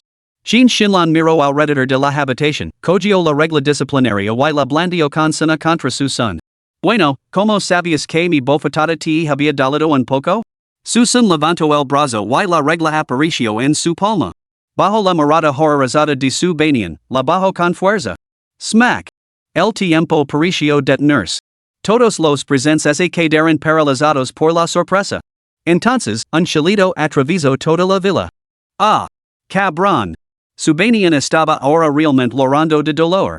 Desde pequeña, había sido el tesoro más preciado de la familia, por muchas travesuras que hiciera, nadie la castigaba nunca. Ahora, la estaban sujetando y azotando. Mama, tienes que. De repente, su banyan captó la sonrisa maliciosa que se dibujaba en los labios de su son. Al instante lo comprendió. Era a propósito. Su son la estaba provocando deliberadamente. En ese instante, su banyan dejó de llorar y, en su lugar, soltó un grito desgarrador, girando la cabeza para mirar con cena a su son. No crees que no se lo que estás tramando. Adelante, pégame hasta matarme hoy se te atreves. Ya. No me duele. Ni un poquito. Su son ese cuedo estupefacto. De verdad esta chica testaruda iba a alegar tan lejos? Chin Shinlan estaba igualmente atenida, observando la sonrisa tonta de su querida hija con total preocupación. Nien. No asusts a mama. No te habrás vuelto tonta, verdad? Una olita de furia estalo al instante. Chin Shinlan rugió, primario. Segundo hijo. ¿Cuánto tiempo vas a estar ahí boquiabiertos? Aristrata esta desgraciada fuera de aquí ahora mismo. Los dos hermanos finalmente salieron de su estupor. Justo cuando su wanching se abalanzó hacia adelante enfurecida, su mayan extendió la mano para detenerla. Segundo hijo, no te metas en esto. Yo me encargo. Dica esto, se dirigió lentamente hacia su son. Con un chasquido seco, su son levantó su regla disciplinaria y la apuntó al grupo. Cuidados todos. Un paso más y o escalpir. Miserable. ¿Te estás rebelando contra nosotros? Grito Chin Shinlan histéricamente. Aces. Hoy me rebelo. Yalohi dica antes, mientras permanezca en esta casa, la pondré patas arriba. Pues demuestra que tienes carácter. ¿Estáis todos intentando echarme de la familia su? Seguro que no os resistes a dejarme marchar. Chin Shinlan, viendo de Ahora, ese enfuricio porque Susan se atreviera a hablar así. ¿De verdad creía que ella no actuaría? Después de todo, había recuperado a su preciado hijo. Que Susan permaneciera en esta casa era totalmente irrelevant. Bien. Como es hay alguien te necesitara. Hoy incluso. Mama. Para. Las alarmas de Susan sonaron al oreso. Con la velocidad del rayo, tiró a su baño en el suelo y se abalanzó como un tigre hambriento directamente sobre su mayan. Capítulo 16, golpear a su baño no bastó para que lo echaran. Susan tapó la boca de su mayan con la mano y le susurró con voz ronca el oído, te lo advierto, mejor que no hagas ruido. Luego se volvió hacia Chin Shinlan con una sonrisa. Muy bien, puedes continuar. Chin Shinlan, que ya estaba hirviendo de rabia, estalló de furia al ver esa sonrisa provocadora. Susan, ¿qué demonios crees que estás haciendo? Suelta a tu hermana mayor inmediatamente. Si no paras esto de inmediato, no me culpes por hacer cumplir la disciplina familiar. Susan ese burlo. Basta ya de tonterías. Continúa, termina lo que estabas diciendo antes. Soy todo oídos. Estaba. Espido Chin Shinlan, con la furia desbordandos. ¿Quién te crees que eres? Recuerda mis palabras, esto no ha terminado. Te hair. ¿Me harás qué? ¿Qué crees que te hair? No lo sé, dímelo tú. Insolent miserable. ¿Cómo te atreves a seguir siendo tan arrogant? Te hair. Sí. Así se habla. Continúa. Pequeño. ¿Crees que no me atrever? Por la presente te expulso. Cuando las últimas palabras estaban a punto de salir de sus labios, Susan esbozó una sonrisa victoriosa. De repente, su baño soltó un grito desgarrador. Mama. Me estoy partiendo en dos. ¿Qué? Al instante, Chin Shinlan corrió al lado de su baño, con el rostro lleno de angustia. Nien. Mama está aquí. Mama te hará justicia. Oh, mama, déjalo. Me duele mucho. ¿Me estoy muriendo? No. Voy a buscar el botiquín de primeros auxilios ahora mismo. Chin Shinlan salió corriendo presa del pánico para buscar los suministros médicos. Mientras tanto, la sonrisa de Susan se congeló al instante. Estaba tan cerca de la victoria. ¿Por qué su baño tenía que gritar de dolor justo en ese momento? Su baño. ¿Qué estás haciendo? Ahora estoy herido, no puedes ponerme la mano encima. Al ver a Susan acercarse lentamente, su baño entró en pánico. Ya estaba muy mal herido, ¿de verdad Susan quería seguir peleando? Hermana mayor, salvame. Susan va a volver a pegarme. Me está pegando otra vez. Su mayan no podía entender de dónde sacaba Susan tanta fuerza, no podía detenerlo y se vio obligada a mirar impotente como levantaba la mano.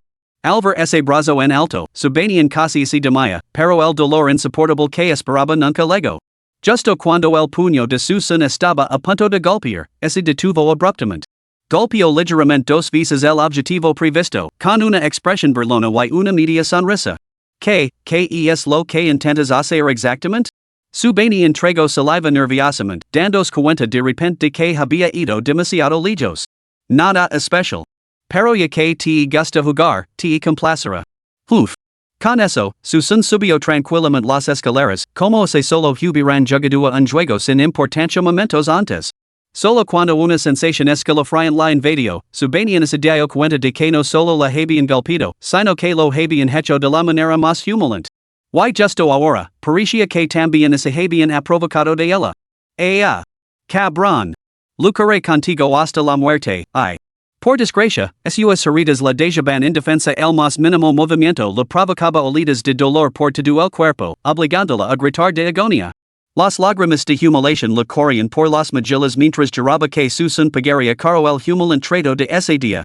Quinta hermana, gracias por interrumpir a mamá hace un momento. De lo contrario.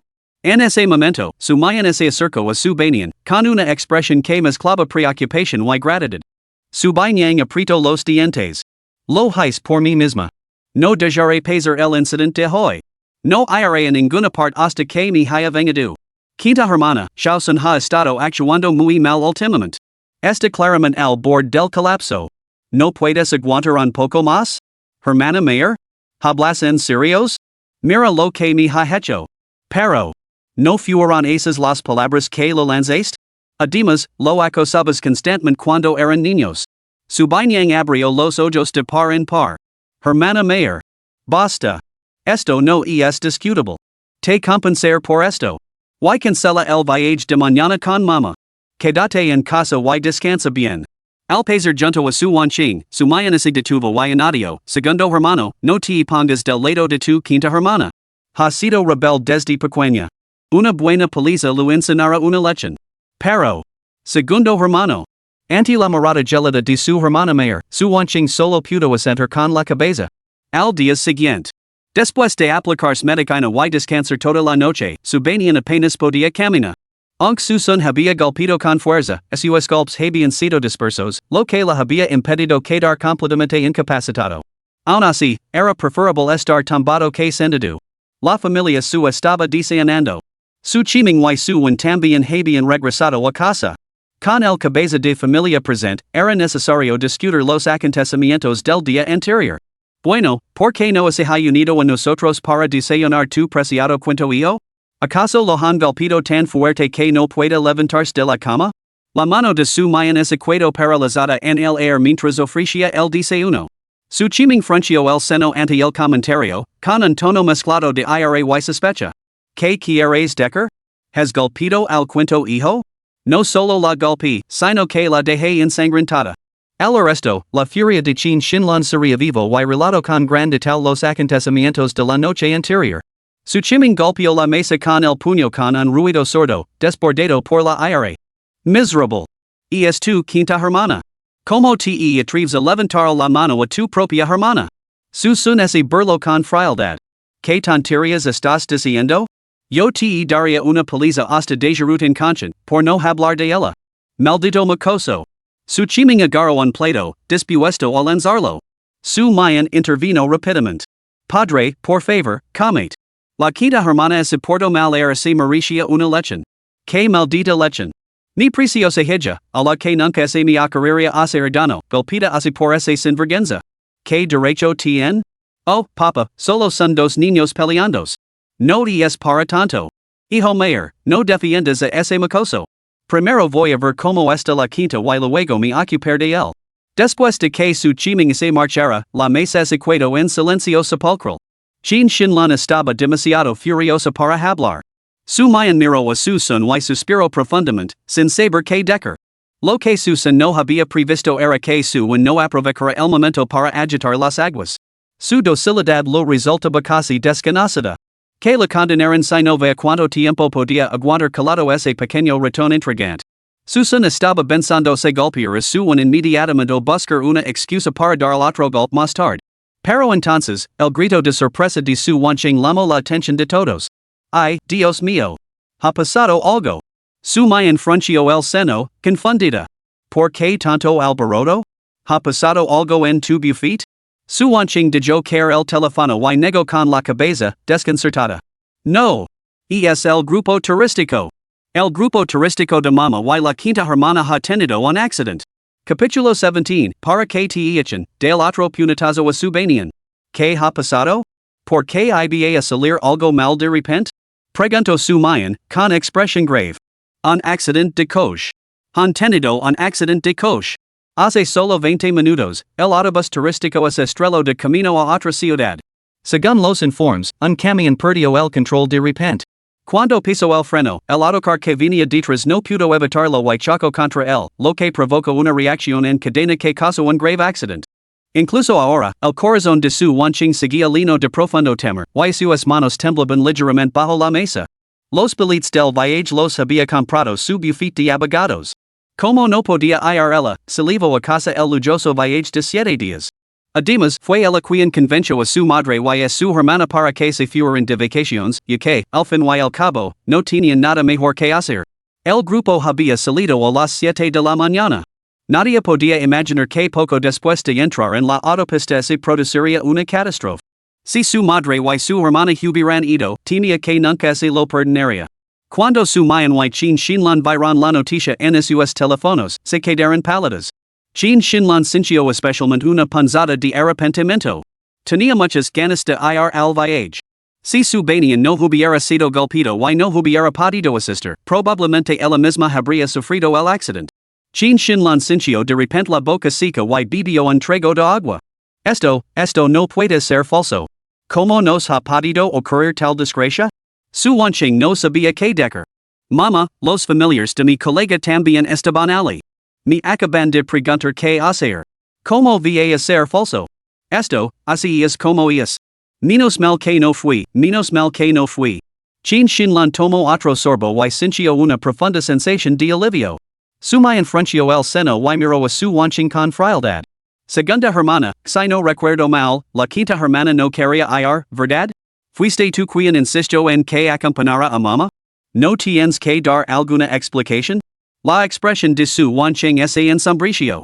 Hermana mayor, ¿cómo voy a explicarlo? ¿Cómo iba a saber que iba a pasar algo así? Tú fuiste quien la convenció. Aunque la escapó por los pelos del desastre, tú también tienes parte de responsabilidad. Mientras hablaba, su mayan dirigió de repente su mirada hacia su son. Su son se quedó paralizado. ¿Por qué me miras? ¿No creerás que yo también soy responsable? De hecho, tú también tienes parte de culpa. Si no fuera por ti, mama y la quinta hermana habrían corrido un grave peligro. Segundo hermano, deberías estar agradecido a Xiao Sun. Sin él, tú serías el único responsable. Su Wanqing estaba completamente desconcertada. ¿Qué tiene que ver el con esto? ¿Cómo no voy a tener que ver? Si Xiao Sun no hubiera golpeado a la quinta hermana, ella no estaría ahora postrada en cama. Si la quinta hermana no hubiera sido incapaz de marchar, ella y mama estarían ahora mismo en ese carriage. Dime, ¿cómo es que eso no tiene nada que ver? Se podría decir que Sun te ha ayudado esta vez. Así que cuando papa vaya más tarde, ya sabes lo que tienes que hacer. Su Wanqing esbozó una sonrisa impotente. Así que la habían estado esperando todo este tiempo. Aunque le parecía un poco exagerado, no quería desafiar los deseos de su hermana mayor en ese momento. De repente, el incidente del último banquete pasó por su mente. ¿Podría ser que su son también lo hubiera hecho a propósito? Porque si no se habría enfadado de repente y habría arremetido contra ella? Después de todo, ella no se había disculpado con su son por el malentendido anterior. Así que esta vez, lo consideraría un favor que él la había hecho. Su son no había estado pensando en círculos tan enrevesados. En ese momento, estaba completamente atenido. ¿En serios? ¿También intentas relacionar eso conmigo? Chin Shinlan, ya furiosa, rechazó rotundamente la sugerencia de su mayan. ¿Qué tiene el que ver con eso? Como mucho, fue una mera coincidencia. Tenemos la bendición de la protección divina. Su mayan se quedó sin palabras. Mama. ¿Ya te has olvidado del banquete de papa la última vez? Eso es algo completamente diferente. La última vez sí que encontró algunas pistas, pero esta vez no ha tenido nada que ver. El tono de Chin Shinlan era destinoso, sin reconocer en absoluto la ayuda de su son. Su mayan sabía que era inútil seguir discutiendo por ahora. Solo podía suplicar, está bien, digamos que fue una coincidencia. Pero esa coincidencia te ayudó a esquivar una bala, así que olvidemos el incidente de ayer. Al menos no echas más lina al fuego delante de papa. Justo cuando hablaba, su chiming bajo furioso las escaleras con un cinturón en la mano. Pequeño mocoso. Lu has pegado a tu quinta hermana. Hoy te voy a despellejar vivo. Su mayan paladecio y ese aperjuro a intervenir. Papa. ¿Qué estás haciendo? ¿Vas a poner las manos encima? Quítate de en medio. No te importa que hayan maltratado hacia tu quinta hermana y ahora defienza este pequeño bastardo? ¿Así se comporta una hermana mayor? Papa. Los dos son mis hermanos. No voy a tomar partido. Solo defiendo lo que es justo. Largat. ¿Qué maldita justicia? ¿Estás diciendo que la quinta se merecía una paliza? Al ver que no podía detenerlo, su mañana se dio la vuelta y gritó, segundo hermano, ¿cuánto tiempo piensas quedarte ahí parado mirando? La expresión de su chiming es ensombricio. Segundo hermano, tú también vas a detenerme. Su anching lo agarró el otro brazo, con voz resignada. Padre, esta vez no debes poner el hundido encima a Xiao Sun. ¿Qué? ¿Por qué no? ¿Por qué? Porque salvo la vida de mamá y de la quinta hermana. Por un momento, el aire se congeló en silencio. Su chiming se quedó estupefacto, incapaz de comprender el significado de esas palabras. Se podía lamer salvar la vida a su hermana golpearla tan fuerte que no pudiera levantarse de la cama? Su mayan aprovechó su ventaja y le contó todo lo que acababa de suceder. Hey que decker que, después de escucharlo todo, su chiming se quedó atenido durante bastante tiempo. Sencha tanto temor como alivio. Pero la idea de que su preciosa hija hubiera sido golpeada hasta quedar en tan lamentable estado todavía lo hacía hervir la sangre. ¿Qué tiene que ver ese desgraciado con todo esto? En hablar. Todavía tengo que darle una buena paliza. Al arresto, su mayan se enfureció al instante. Papa. No puedes comarte por el bien de mamá y de la quinta hermana, si, la quinta hermana sufrió terriblemente, pero a fin de cuentas, la vida de quien importa más? La quinta hermana fue la que empezó el problema. Se lo merecía. Ahora Xiao Sun lo ha salvado la vida. ¿Por qué sigues enfadado? ¿De verdad estás defendiendo a la quinta hermana o es que no eres capaz de admitir tu derrota? Papa. De verdad, ya basta. Con esos pensamientos el descubierto, su chiming se quedó momentáneamente sin palabras. Sin embargo, comprendió que no era el momento de provocar su ventaja. Después de todo, valoraba su reputación y deseaba evitar que lo tildaran de alborotador. Por lo tanto, reprimió su ira y dijo entre dientes, está bien. Podemos dejar pasar este asunto. Pero él debe disculparse con la quinta hermana. La sonrisa de su mayan se congeló al instante. Pero. El Susan de Antano sin duda se habría disculpado, pero el Susan de hoy probablemente no lo haría caso. Incluso si ella fuera a suplicarlo personalmente, probablemente no obtendría respuesta. Sin embargo, para su sorpresa, Susan aceptó. Está bien, me disculpar. Nadie notó la fugaz cava que se dibujó en los labios de Susan. Su mayan sonrió radiante. Xiao Sun, ¿de verdad estás dispuesto a disculparte? Susan asintió. Por supuesto. Soy una persona que dice la verdad. Y con eso, Susan subió directamente las escaleras. Su chiming no esperaba que Susan fuera tan complaciente de repente, lo que solo le hizo hervir por dentro. Pero no podía hacer nada. Él mismo había hecho la promesa, no podía retractarse. Fuera de la habitación de su venían. Los demás querían entrar juntos, pero su mayan los bloqueó inmediatamente. Xiao Sun ha ido a disculparse. Dale un poco de dignidad, no lo vimos hacerlo. Su chiming estaba un poco molesto, pero no insistió y esperó en silencio fuera. Sin embargo, apenas unos segundos después de que Susan entrara, los lamentos estallaron una vez más. Bastardo. ¿Cómo te atreves a pegarme? Capítulo 18, el cuarto regresa a casa. Dentro del dormitorio. Su venían yeshia tumbada en la cama, mirando su teléfono. Canalizando su ira en un frenesí de compras, tecleaba ruidosamente, añadiendo artículos a su carrito. Esto parece decente, esto tampoco está mal, esto puede que sea inútil, pero lo comprar mientras estoy en ello. ¿Qué hacía papa aquí hace un momento? No importa, vuelvo a las compras. Justo cuando estaba absorta en su frenesí de compras, olvidando su dolor, la puerta se abrió con un chirrido. ¿Quién te ha dado permiso para entrar? Su bainan frunció el seno inmediatamente, con la mirada disgustada fija en la puerta. Aunque hoy se sentía mucho mejor, eso no significaba que hubiera olvidado la humiliación del día anterior. Susan solo se había apoyado en el marco de la puerta durante unos segundos antes de dirigirse con expresión imposible hacia la cama. Su Banian sintió una punzada de confusión. Justo cuando estaba a punto de preguntar al que quería, aquella gran manos alzó en el aire. Al instante, el pánico se apoderó de ella. ¿Qué estás haciendo? Te aconsejo que seas amable. ¿Amable? Ahora mismo te voy a mostrar amabilidad. Smack. Apuntando con precisión, la bofetada cayó con un golpe sordo. Inmediatamente se oyó un gemido. Cabrón. Smack. Smack. Smack.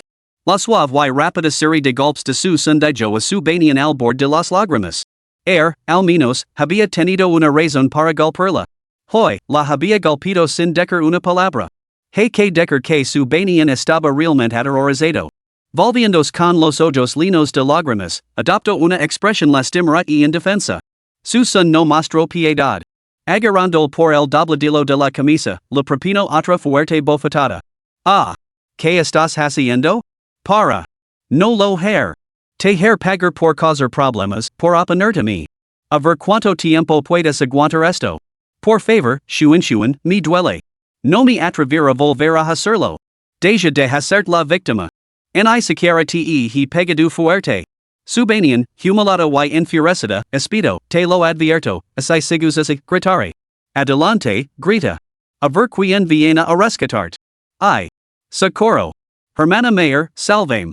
Papa, salvame.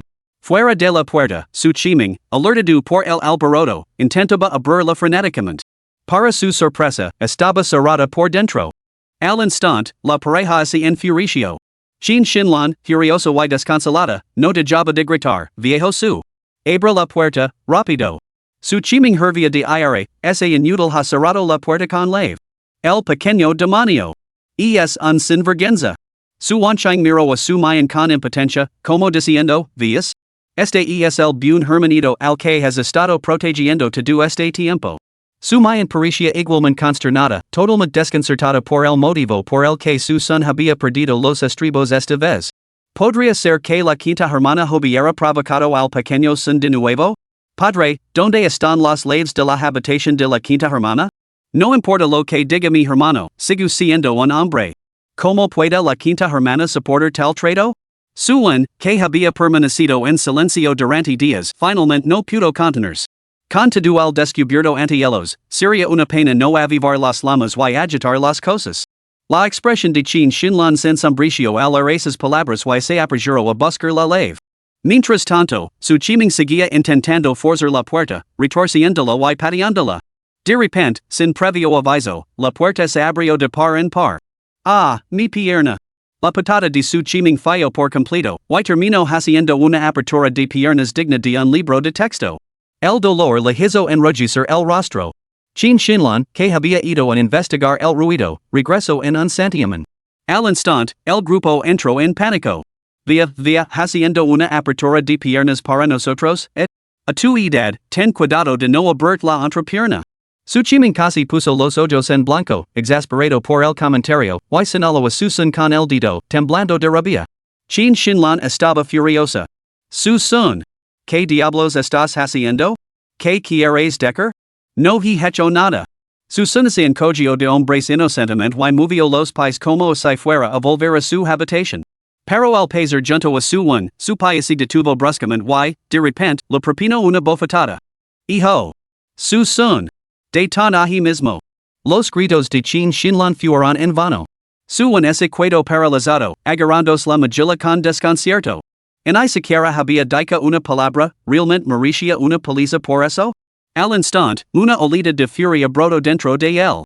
Muy bien, entonces. No tenía intención de recurrir a esa táctica tan pronto, pero me has obligado a hacerlo. En poco tiempo, llegó la noche. Un día libre del trabajo resultó bastante tedioso. Nadie había venido a buscar problemas en todo el día. Susan entendió que debía ser su mayan trabajando incansablemente entre bastidores. Susan estaba realmente preocupado. Sin la inesperada intervención de su mayan, probablemente habría regresado a su propio mundo hacía mucho tiempo. Antes de estar indiferente, ahora se esforzaba por ser amable. ¿Qué le había pasado? Parecía que tenía que empeñar la buena impresión que causaba su mayan. Una vez que se ocupara de esa entremetida, te do iría sobre rutas. Xiao Sun, la cena esta lista. A la hora de comer, su mayan los lamo personalmente para cenar. En el pasado, se habría sentido halagado, pero ahora lo resultaba completamente extraño. En el comedor, toda la familia ya estaba sentada. Su chiming y su esposa se pusieron visiblemente nerviosos el ver a su son, pero lograron contenerse justo cuando parecían a punto de estallar. La mirada de su son se oscureció, despertando instantáneamente su interés. Tenía verdadera curiosidad por saber cuánto esfuerzo había dedicado su mayan para mantener estos dos viejos tan bien comportados. Papa, mamá, ya estoy en casa. De repente, una voz melodiosa llegó a los oídos de todos. Su son frunció el seno. Esa voz tan familiar. El cuarto joven maestro, al que no se había visto en meses, había regresado. Xia. ¿Por qué has vuelto tan de repente? En efecto, cuarta hija. ¿Por qué no nos avisaste con antelación? Tu padre podría haber enviado a alguien a recoger antes. El repentino regreso de la cuarta hija, su Qingxia, disipó momentáneamente la irritación acumulada de la pareja. Su Qingxia era una estrella en ascenso recién legada, que había debuado en un concurso de canto. Su agenda solía estar repleta de numerosos compromisos y exigentes obligations. Incluso el regreso de su había sido una breve visita de medio día antes de volver a marchas. Ahora, sin embargo, llegaba cargada con bolsas y maletas. Papa, mamá, lo di en que iba a volver. ¿No os lo ha dicho? Al resto, su se rascó la cabeza con una sonrisa. Quería dar una sorpresa a mamá, papa y mis hermanas, así que no dije nada. Oh, sí, una sorpresa, una gran sorpresa. Chin Shinlan cogió rápidamente el equipage. Bueno, la cena está casi lista. Ven y anita nosotros en la mesa. Pero Xia, te do este equipage? ¿Planeas quedarte para siempre? Efectivamente. Mi nuevo álbum saldrá a la venta el mes que viene. Aparte del single principal, te do está prácticamente terminado. Esta vez vuelvo para descansar un poco. Al llegar a la mesa del comedor, su Qingxia es abalanzo hacia delante y dio un gran abrazo a sus dos hermanas. Hermana mayor, hermana segunda, os he echado mucho de menos. Su mayan lo acarició la cabeza. Ya. Me alegro de que hayas vuelto. Aseguré de descansar mucho esta vez. Sí, hermana mayor. Después de sentarse, su Qingxia miró a las dos mujeres que tenía en front. Su hermana mayor y su segunda hermana no se habían levantado para saludarla a su regreso, pero ¿por qué estas dos estaban sentadas allí como si no la hubieran visto? Quinta hermana, si no saludaste de tu hermana mayor a su regreso, y es una cosa. Pero ¿por qué no has dicho en una sola palabra? Su venían inmediatamente puso los ojos en blanco. Ahora estamos todos sentados para comer. ¿Por qué deberías saludarte? En las familias numerosas, los dos hermanos menores a menudo se enfrentaban ferozmente, compitiendo por el afecto de sus padres. Su venían y su son no eran una excepción, y tampoco ella y su Qingxia. Desde la infancia, los dos habían discutido y peleado constantemente, eran totalmente incompatibles. Su venían sentia que su Qingxia competía con ella por todo, sin mostrar ningún respeto por su hermana mayor. Su Qingxia, a su vez, encontraba a su venían obstinado y caprichosa, sin respeto por su hermana mayor. En consecuencia, su relación siempre había sido de fricción inmediata cada vez que se encontraban. Que la ignoraran tan descaradamente molestaba mucho a su Qingxia, aunque la reacción de su son la enfurecia mucho más que la indiferencia de su hermana. Su son, ¿qué actitud esa? ¿Llevas tanto tiempo aquí y no sabes cómo dirigir a la gente correctamente? Su son se detuvo a mitad de bocado y levantó la cabeza con el seno fruncido. Oh, hola, cuarto hermano su. Capítulo 19, el video improvisado de su son se vuelve viral. ¿Cómo me has llamado? Tú. Cuarta hermana, vamos. Siéntate y come. No empieces a dar aires de grandeza con tu hermana mayor nada más volver. Vamos, come. Con la intervención de su hermana mayor, su Qingxia tuvo que dar la razón, por muy furiosa que estuviera. No quería empezar a discutir nada más legar. Aún así, su son era realmente irritante. Lo miró con malicia varias veces, pero se dio cuenta de que parecía diferente a la última vez que había venido a casa. Se sintió desconcertada. ¿Cómo era posible que el tímido su son pareciera otra persona? Además, las expresiones de mamá y papa también eran bastante extrañas. En el pasado, la actitud de su son lo habría valido un rápido azote con el cinturón. Cuarta hermana, no te obsesiones con las cosas desagradables al volver. El hermano solo estaba de mal humor.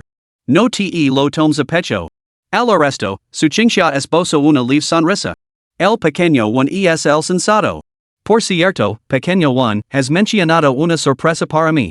¿Qué puede ser? Una pizca de expectación brilló en los ojos de su chincha.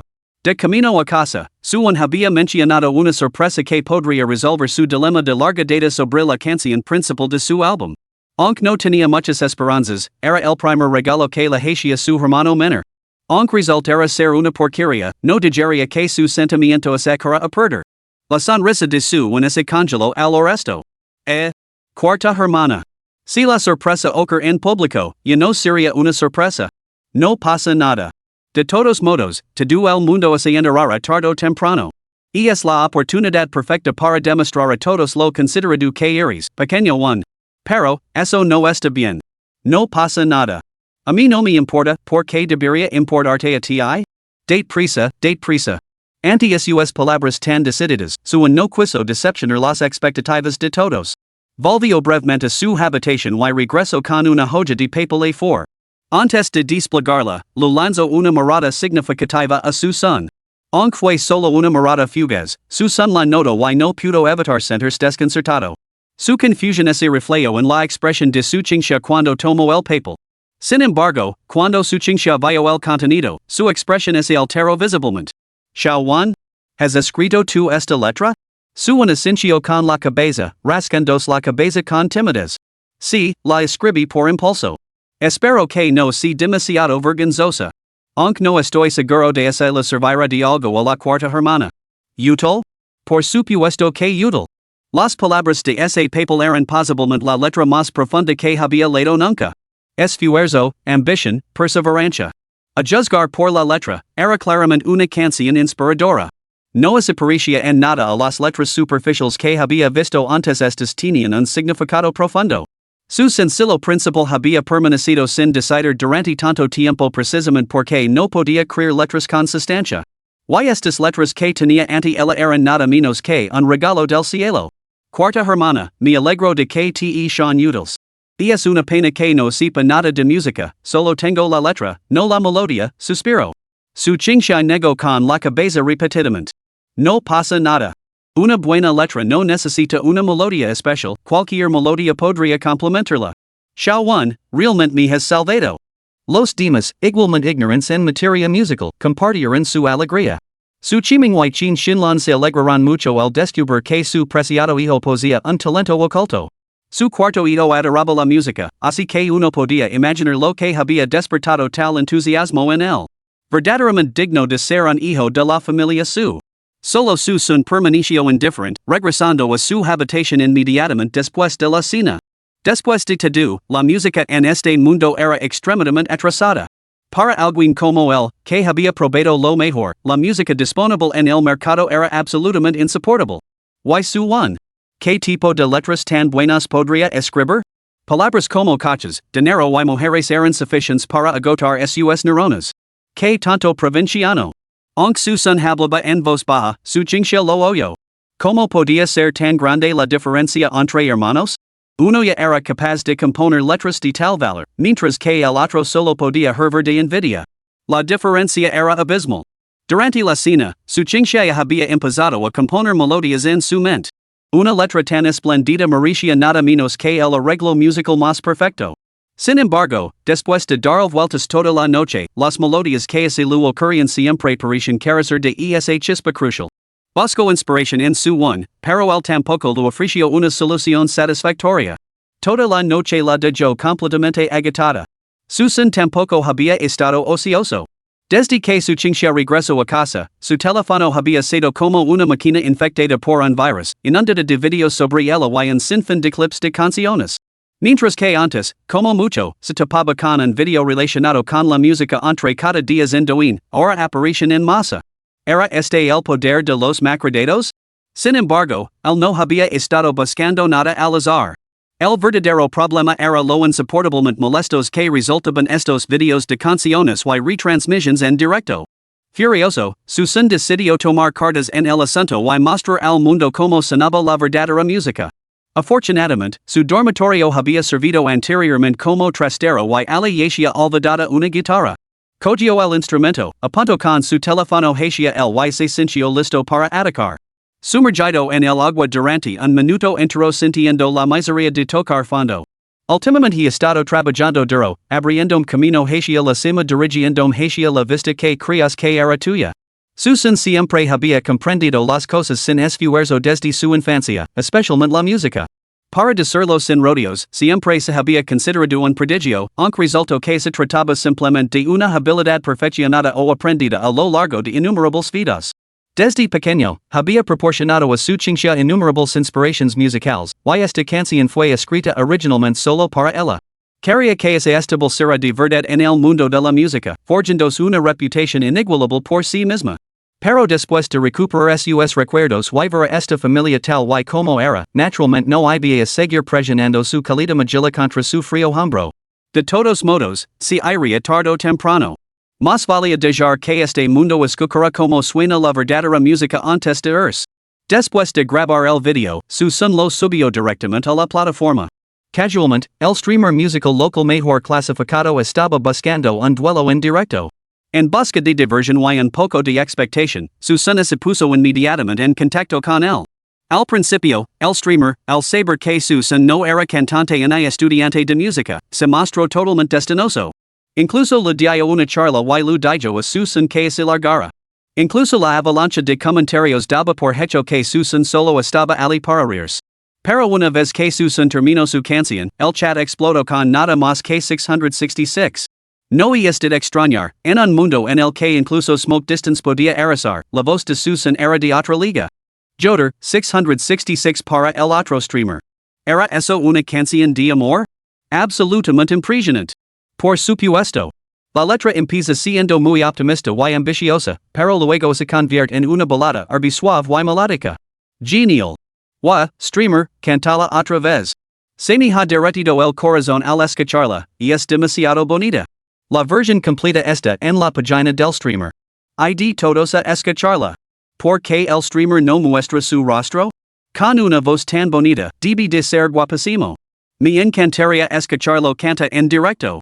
En solo 10 minutos, el video de su seña había acumulado más de 1000 me gusta. Sin embargo, no respondió a los comentarios y apagó el teléfono para dormir. Susan sabía que el video probablemente se haría viral, pero esperaba que tardara en difundirse. No sabía que su clip, subido sin pensarlo mucho, se haría viral de la noche a la mañana y dominaría las listas de tendencias en cuestión de horas. A la mañana siguiente, el bloguero conocido como Sansua se había convertido en objeto de acalorados debates. Capítulo 20, plagio de la canción de Suwon? Temprano por la mañana. En la sala de estar, su chincha seguía luchando con la melodía. A pesar de tener una letra tan espléndida, no conseguía crear una melodía que lo encajara, lo que la dejaba completamente nerviosa. De repente, se sintió terriblemente culpable por la buena voluntad de Suwon. Habiendo recibido un regalo tan precioso, se sentía totalmente indigna de él. Realmente se sentía indigna del título de diva en ascenso. Via, mirate rascando las orejas como un cerdo, todavía preocupando por tu canción basura. Su banian aparicio con una sonrisa burlona, lo que le valió una mirada feroz de su chincha. Si no hablas, nadie te confundirá con un mudo. Pero why tú? ¿Por qué sigues holgazaneando en casa en lugar de asistir a las clases? Su banian ese eco a reír. Put. De todos modos, estoy haciendo unas prácticas. Solo tengo que conseguir un sello de la empresa más tarde. ¿Para qué molestarme con la escuela? ¿Qué falta de ambición? En mi cuarto año, ya ganaba mi propio dinero trabajando duro. No como tú, ¿qué te pasas todo el día holgazaneando?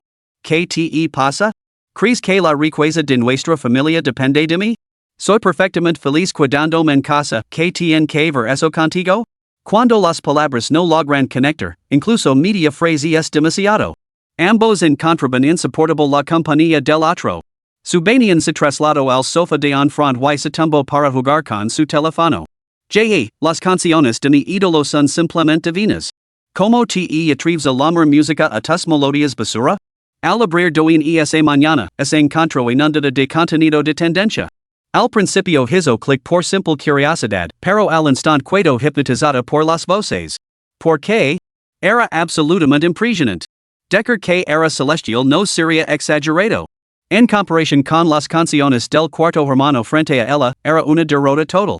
Sumergido en el agua durante un minuto entero sintiendo la miseria de tocar fondo. Últimamente he estado trabajando duro, labrandome un camino hacia la cima dirigiéndome hacia el paisaje que creas que era tuyo. Su banana estaba tan cautivada que, inconscientemente, subió el volumen. Su chinchilla, ya agitada, casi la lanza un cajón por el ruido. Pero, de repente, algo le pareció extraño. ¿Cómo podía ser tan cautivadora esta canción? Why, lo más importante, ¿por qué le resultaban tan familiares las letras? ¿No eran estas las letras que Shawan había escrito para ella? ¿Qué estás haciendo? Calate. Su chinchilla lo arrebató el teléfono a su banian y se quedó mirando fijamente el video. Esa voz, esa melodía. Absolutamente perfecta. Por fin entendió por qué no podía encontrar una melodía decente, porque se trataba de una canción de amor. Siempre había asumido que la partitura era para una canción inspiradora, por lo que había estado buscando una melodía alegre y estimulante, pasando por alto por completo los elementos románticos que contenía. En el momento en que surgió ese estilo suave, como un susurro, se quedó completamente en blanco. Así que había sido una canción de amor todo el tiempo. Había estado buscando en el lugar equivocado. Pero Shawan había dicho que era inspiradora, porque encajaba tan perfectamente esta melodía de RB. Su chinchilla estaba desconcertada, completamente perdida. Sorprendida, ¿verdad? Bueno, para alguien que se enorgullece de su superioridad musical, escuchar esto debe ser peor que la muerte. Ahora sabes que siempre hay alguien mejor? En comparación con esto, tus canciones son completamente ridículas. Su chinchilla se quedó estupefacta. Estaba realmente atonida. Por sí misma, dudaba que pudiera componer una canción así o concebir una melodía así en toda su vida. Agarró a su banian por los hombres, con la voz temblorosa por la emoción. ¿De dónde has sacado este video? ¿Cómo lo tienes? Lo descargué de internet. Esta canción ya se ha vuelto viral. ¿No usas internet? ¿Qué? Su chinchilla abrió su teléfono y, efectivamente, veo que la canción era tendencia en todas partes. No solo había versiones grabadas, sino también transmisiones en directo de gente tocándola y cantándola en ese mismo momento. Sin excepción, todas y cada una de ellas eran absolutamente cautivadoras, dejando a los oyentes fascinados. ¿A quién pertenece? Así que así se llama la canción.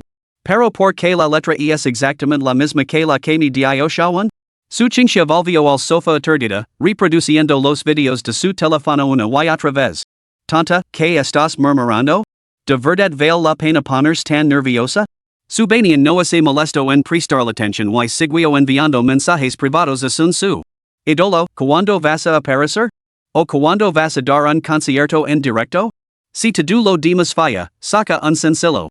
Lo escucharía en bucle todo el día. Después de enviar el mensaje, su banian acunó su teléfono contra su pecho, con una radiante sonrisa en los labios. Aunque no había mostrado su rostro, la técnica y la voz de ese ídolo era claramente un tipo guapo. Si tan solo pudiera ver una actuación en directo. J.E. Pero, esa voz me suena vagamente familiar. Y el fondo también me resulta extrañamente reconocible. Nadie sabía lo angustioso que había sido ese día para su chinchilla. Después de un día para asimilarlo todo, una leve sospecha había comenzado a regarse en su mente. No sabía mucho sobre su hermano menor, pero, dada su procedencia, nunca había estado expuesto a la música. ¿Cómo era posible que escribiera letras tan profundas? ¿Podría ser que el pequeño hubiera plagiado? Pero el pequeño era un chico tan sensato. ¿Cómo podría hacer algo así? Aunque no habían pasado mucho tiempo juntos, ella decidió creer en su hermano. Estaba segura de que debía tratarse de un malentendido. Una vez que todos regresaron, todo quedaría claro. Finalmente, los miembros de la familia que trabajaban comenzaron a regresar a casa. En cuanto entró por la puerta, su chinchilla levó a su un rinzón. Cuarta hermana, ¿a qué viene tanto secretismo? Su chinchilla levantó la cabeza, con expresión seria. Shawan, dime la verdad.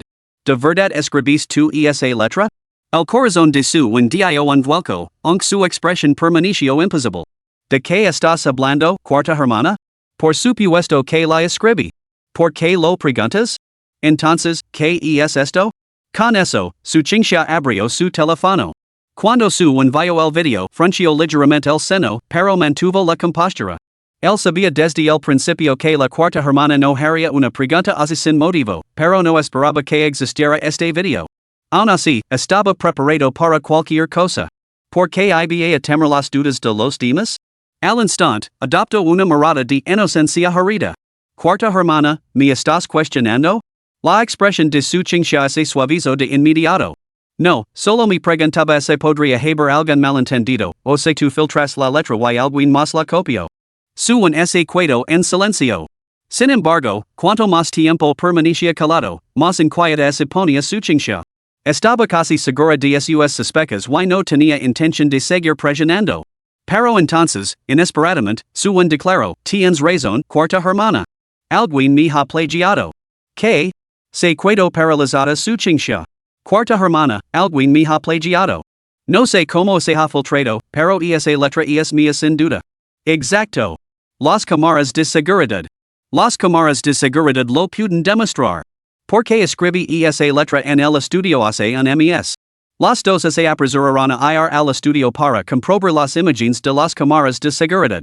Las imágenes mostraban a Suwan aparentemente hablando solo en el estudio. En un impulso repentino, arrancó una hoja de papel y comenzó a escribir. Al terminar, derramó accidentalmente su té. El papel que sostenía su chincha tenía una marca de agua que coincidía exactamente con la ubicación. Cuarta hermana, sé que on dudas de mí. No importa, tengo pruebas en mi ordenador. El papel se mojó, así que edité el documento en mi ordenador para que las palabras fueran legibles y lo envié por correo electrónico. Si no me crees, puedo enseñar el correo electrónico. Claro, aquí hay un ordenador. Esperaré a que llegue el correo electrónico para enseñártelo. Cuando apareció el correo electrónico, su chincha quedó completamente convencida. Suwan no solo había escrito la letra de la nada, sino que el correo electrónico que la contenía había sido enviado un mes antes. Eran realmente letras escritas por su querido one. Se sintió inmensamente orgullosa, su hermano tenía mucho talento. Componer letras como estas por capricho era una auténtica genialidad. Una vez establecida la inocencia de su hermano, el problema se hizo evidente. Parece que han plagiado nuestra canción. Capítulo 21, La propuesta rabeta, su sin demandado. Shasha, ¿por qué estás tan enfadada? ¿Te pasa algo? En la mesa del comedor, Jean Shinlan sirvió sopa a su chincha y colocó una pinza de langosta en su plato. Si lo que sí, debes comer. ¿Qué manera es esta de estar ahí sentada, perdida en tus pensamientos? Ante esto, la irritación de su chincha aumentó aún más. ¿Comer? ¿Cómo voy a comer? Alguien ha robado la canción que me dio Shawan. En ni siquiera la he cantado todavía. ¿Qué? Los demás perdieron inmediatamente la compostura. El plagio de una canción podía ser un delito menor o grave, pero no podían tolerar que alguien se apropiara del fruto del esfuerzo de su preciado hijo. La expresión de su chiming se ensombreció. ¿Sabes quién la ha plagiado? ¿Cómo se atreven a decir algo que pertenece a la familia su? Se han pasado de la raya. Por desgracia, ya nos hemos puesto en contacto con la persona, pero no hemos obtenido respuesta. Sin embargo, he dado instructions a la plataforma para que prepare acciones legales. No escaparan a la justicia. Cuanto más se hacía el muerto el bloguero en su, más segura estaba su chincha de que algo no cuadraba. La prueba clave era que el bloguero había ocultado el video, una prueba clara de su culpabilidad. Pero ¿de qué servía hacerse el muerto? Tejer pagar por este plagio. Su chiming aprobó esta respuesta y grito, excelente. Decisivo, tratar con oportunistas como este exige una acción rápida. Si encuentras alguna dificultad, solo tienes que decírselo a la familia, nosotros lo resolveremos. Su chincha sonrió levemente. No pasa nada. Solo es un bloguero sin importancia, no hace falta que se involucre la familia. Susan, que observaba en silencio como se desarrollaba el drama, no pudo evitar suspirar para sus adentros ante el questionable gusto del plagiario. De todas las canciones que podía copiar, ¿por qué elegir la de Suwan? Podría ser que esa persona, al igual que su chincha, tuviera un filtro de hermano menor que la hiciera confundir un montón de estircal con un tesoro? Perdido en sus pensamientos, Susan no pudo evitar reírse. Susan, ¿de qué te ríes? Su chincha estaba furiosa. Tenía un montón de problemas que resolver y Susan no solo no la ayudaba, sino que se reía. Era completamente absurdo. Su sun, se que has estado intentando to do lo posible para llamarme mi atención, pero déjame decir que eso solo hace que me desagrade aún más. Su sun ese quedo paralizado. ¿De qué demonios estaba hablando? ¿Se había vuelto su chinchilla tan egocéntrica tras una breve separación? ¿O siempre había sido así? Deja de creer tan importante. ¿Quién te crees que eres? Put. Esto solo eco más lina al fuego, y su chinchilla inmediatamente se enfureció. Afortunadamente, su mayan, que estaba cerca, actuó con rapidez, tirando de la hacia atrás y susurrando una advertencia para que no actuara impulsivamente. A decir verdad, su chinchilla estaba completamente desconcertada. Desde que regresó a casa esta vez, la familia parecía transformada. Su hermana mayor protegía constantemente a su son, mientras que sus padres parecían resignados a su comportamiento, muy lejos de los constantes regaños y golpes de antes. No tenía una idea de lo que estaba pasando, pero nunca había soportado ese tipo de trato. Soltame, hermana. Su son se está volviendo cada vez más descontrolada. ¿Por qué no la disciplinas? ¿Por qué me metes a mí en esto? Su son, más te vale explicar esa risa tuya, o si no. Antes de que pudiera pronunciar la amenaza o si no tendrá unas palabras contigo, su son la interrumpió con una fría sonrisa burlona, o si no que? ¿Ignorarme? ¿O darme una lección con la regla familiar, como en los viejos tiempos? Su chinchilla, tú solías ser la que más disfrutaba disciplinando, pero los tiempos han cambiado, y verás como te pongo en tu sitio. ¿De qué me rea? Me rea de cómo tratas incluso la pésima defensa de tesis de su en como si fuera oro. Ese es el alcance de tu ambición en esta vida. Diva? ¿Qué chiste? Maldita sea. Su chiming dio un puñetazo en la mesa y se puso de pie un salto. Justo cuando su son iba a coger la fuente, su mañana se apresuró a adelantarse. De repente me he acordado de que hay que ordenar unos documentos del trabajo. Shao son, ven conmigo a ocupar de ellos. En silencio, apartó el plato y la gran mano de él, ignorando las miradas de desconcierto de los demás mientras arrastraba a sus escaleras arriba. Así, la disputa se disipó hábilmente. Sin embargo, la ira de su chiming permaneció en su pecho, incapaz de disiparse. Su chinchilla también estaba enfadada, aunque más por una sensación de injusticia. Cuando se había atrevido su son a hablar así? No solo tenía ahora una actitud desagradable, sino que además había menospreciado sus capacidades. Papá, mamá, ¿qué está pasando? Su son parece una persona completamente diferente. Sus padres intercambiaron miradas de sorpresa y tartamudearon durante un momento, sin saber cómo empezar. No querían relatar sus humilantes encuentros con su son, en admitir su ayuda. Lo más importante era que no podían soportar manchar la imagen de su one. Solo su wanching suspiró profundamente. Cuarta hermana, no deberías provocarlo. Lo que dijo antes es cierto, si te enfrentas a él, te golpea, igual que le pasó a la quinta hermana. Que?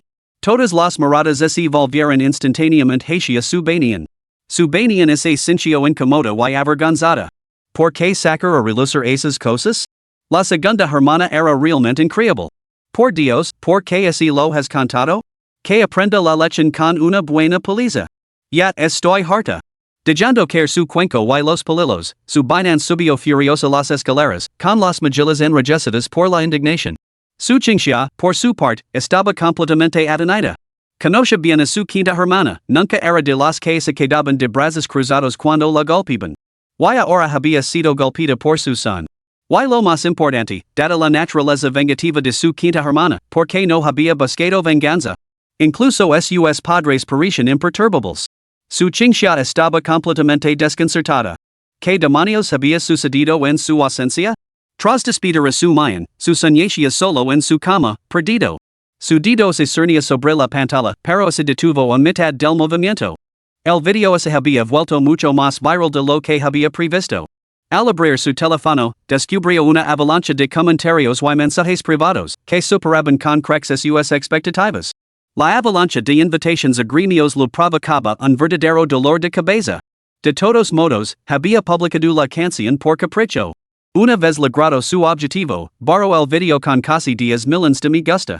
Esto reduciría el acoso y permitiría a las masas saber que era la verdadera música.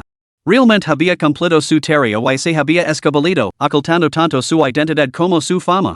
No se dio cuenta de que borrar su trabajo sería interpretado por otros como una señal de culpa. Innumerables personas buscaban colaborar con él, aunque algunas sin duda albergaban malas intentions. Al día siguiente, en el edificio de la corporación su. Como asistente del presidente, su son seguía siendo diligente en sus funciones. Anoche había preparado meticulosamente una propuesta siguiendo las instrucciones de su mayan y ahora se dirigía a la oficina del presidente para presentarla. Sin embargo, al entrar, fue testigo de una furiosa diatriba de su mayan dirigida a su one. Aunque la humiliación de su one era algo que normalmente lo habría encantado ver, la reprimenda de su mayan lo sumió en la confusión. Su one. ¿Sabes siquiera lo que has escrito? Es un completo disparate. Nunca te pedí que lo escribieras, pero como insististe, más vale que asumas la responsabilidad. Te pedí una propuesta de inversión en cosméticos. ¿Qué demonios has hecho? Expliquen qué relación hay entre los cosméticos y la cría de cerdos. El diseño de la mascarilla facial chinen es tan meticuloso como el cuidado postnatal de las cerdas? Su mayan golpeó la propuesta contra la mesa. ¿Cómo te atreves a sugerir tal conexión? ¿Quién te ha pedido que hagas esa comparación? Suben bajo la cabeza, con el rostro tan sombrío como las nubes de tormenta. No tenía una idea de asuntos comerciales, por lo que la propuesta no era obra suya en absoluto. Nunca hubiera imaginado que la propuesta de otra persona pudiera salir por la culata de forma tan espectacular. En ese momento había intuido que algo no cuadraba, pensando que se trataba de jerga del sector, pero resultó ser una completa farsa. Susan abrió su propia propuesta y frunció aún más el seno. ¿Qué demonios? ¿No es esta mi propuesta? De hecho, la propuesta que estaban criticando ante ellos era precisamente la que Susan había escrito furiosamente en su teléfono, palabra por palabra, la noche anterior. Había elaborado deliberadamente esta propuesta solo para molestar a su mayan. ¿Cómo se había convertido en la de su one? Susan dio un paso adelante y cogió la propuesta, solo para descubrir que coincidía palabra por palabra. ¿Qué demonios? ¿Es esta realmente mi propuesta?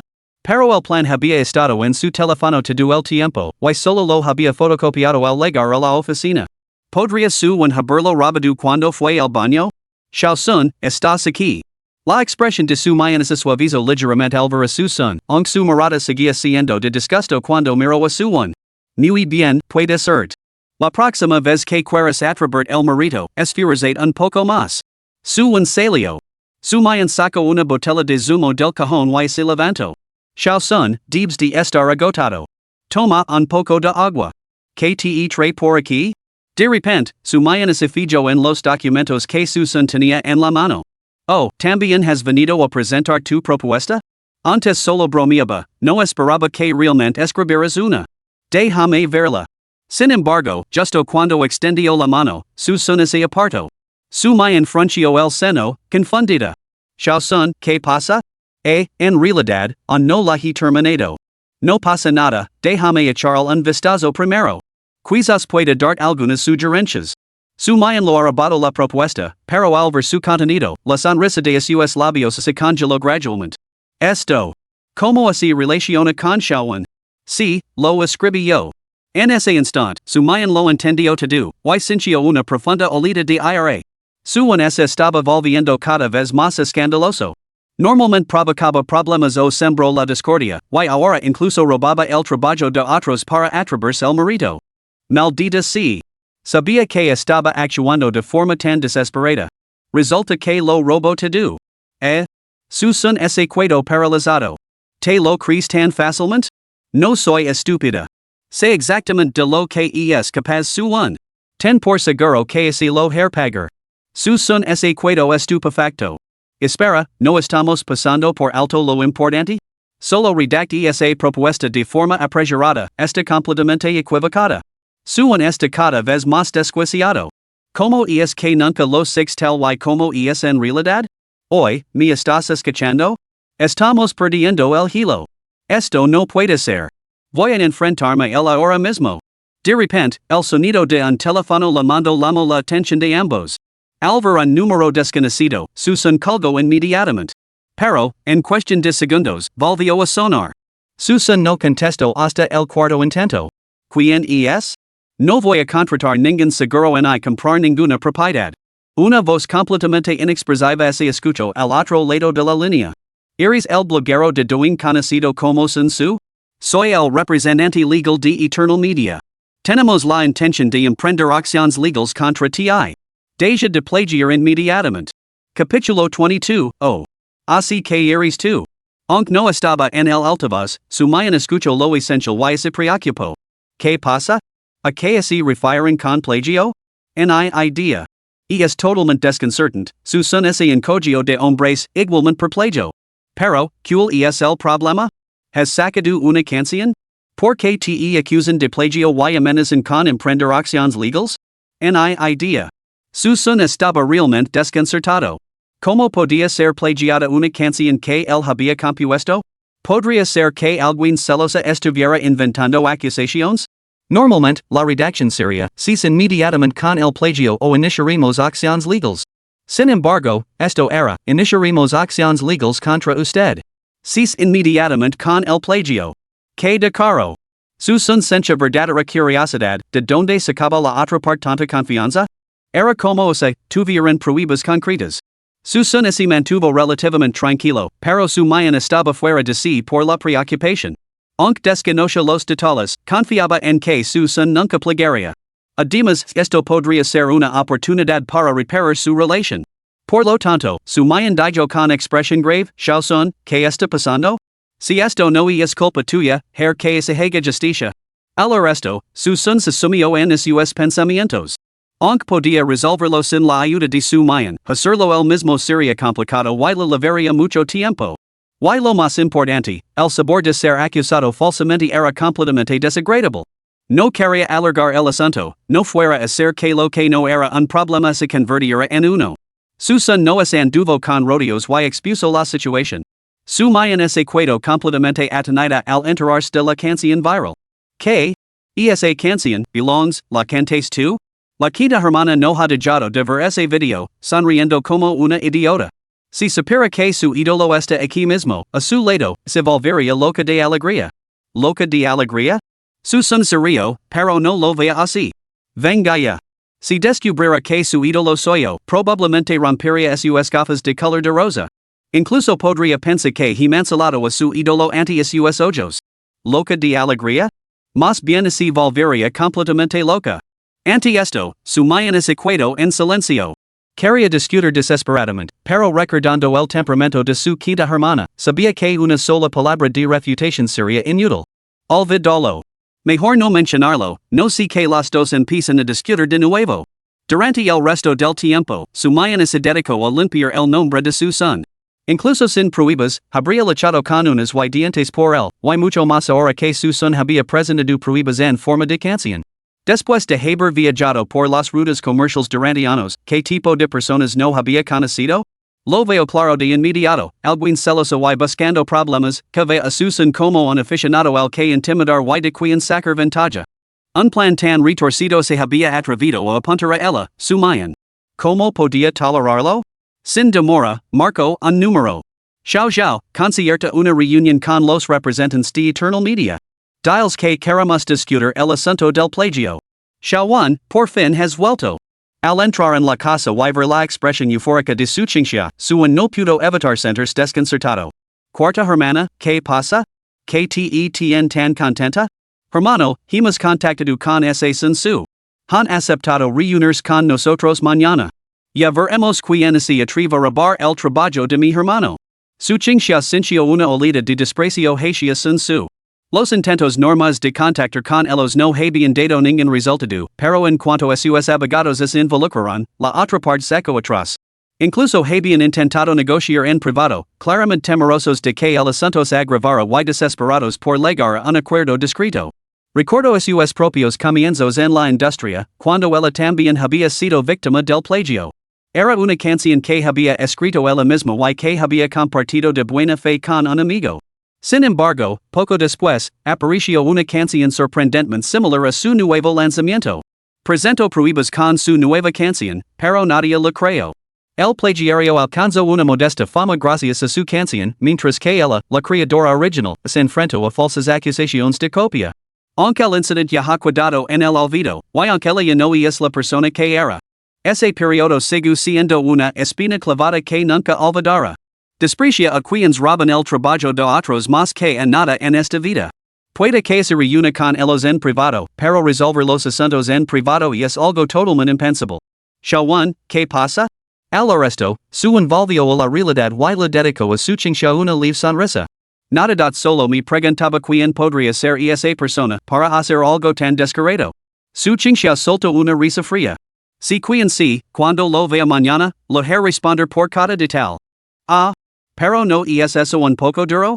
Why si solo perdió la cabeza en ese momento? Quizás no deberíamos ser tan agresivos, dependiendo de la situación? Shawan, eres demasiado bondadoso.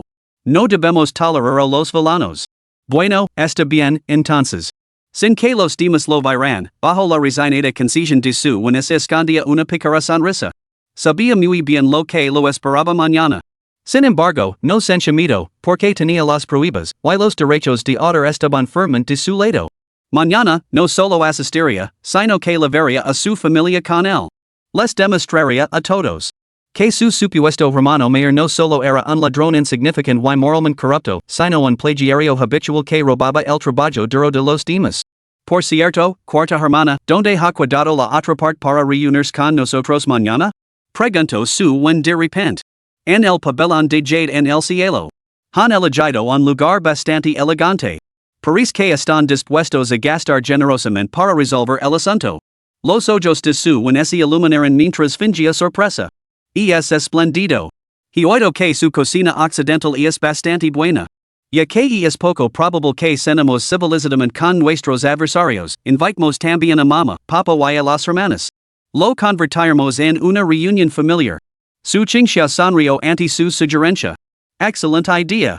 Será un agradable cambio de ritmo para todos. Dico y hecho, su chincha informó rápidamente a todos de los planes para la comida del día siguiente. Papa, ¿qué tal si probamos la cocina occidental mañana al mediodía? Mi apetece un cambio. Mamá, mañana por la mañana te acompañar de compras. Podemos comer en el Jade Pavilion al mediodía. Segunda hermana, mañana tengo un asunto que atender. ¿Me acompañarías? Yo invito a comer. Subanian, mañana vamos a comer al Celestial Pavilion. Ven si quieres. Subanian se enfadó inmediatamente ante la sugerencia. ¿Qué quieres decir con ven si quieres? Todos los demás van, ¿por qué no yo? Ah, y vaya a ir su soon. Acabo de darme cuenta de que nunca ha estado en un restaurante de lujo. Deberíamos lavarlo mañana para ampliar sus horizontes. Su chincha puso los ojos en blanco. Que veas o no es asunto mío. En cuanto a su son, ese lo dire. En cuanto a su mayan, su chincha utilizó un razonamiento similar para convencer a su hermana mayor de que lavara a su son al restaurante. Para su sorpresa, antes de que pudiera terminar, su hermana mayor se negó rotundamente y también se negó a lavar a su son. ¿Hermana mayor? ¿Por qué no? De todos modos, estamos libres a la hora del almuerzo. ¿No sería agradable que toda la familia saliera a comer fuera? Su mayan negó con la cabeza. ¿Y de vosotros? Shausenwayo tenemos una cita al mediodía, puede que tenga que ver con asuntos legales. Disfrutad. ¿Tan serios? Bueno, entonces. Su chincha sabía muy bien que era más importante, una comida o un asunto legal, y se dio la vuelta a regañadientes para marchas. Acababa de subir las escaleras para ir arriba y informar a Susan cuando sus pasos se detuvieron abruptamente. Bueno, ya se lo había dicho a la hermana mayor, y Susan no podía ir de todos modos. Olvidolo, no tiene sentido llamarlo.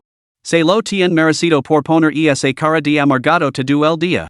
Susan seguía sin saber que se había perdido un festín, aunque lo hubiera sabido, no lo habría importado al fin y al cabo, ambas partes eran familia. Seguía encerrado en su habitación, dando vueltas a quien había tenido el descaro de acusarlo de plagio. En realidad, no había entregado todas las pruebas de ese día. Además de los manuscritos, había archivos digitales de 2 meses de antigüedad y grabaciones de móvil. Sabía que su chincha estaba preparando para lanzar un nuevo álbum y estaba componiendo numerosas canciones, entre ellas belonging, la composición que más apreciaba. Para esta canción, había cantado mientras grababa el video, perfeccionando la melodía hasta la perfección mediante repetidas escuchas y ajustes.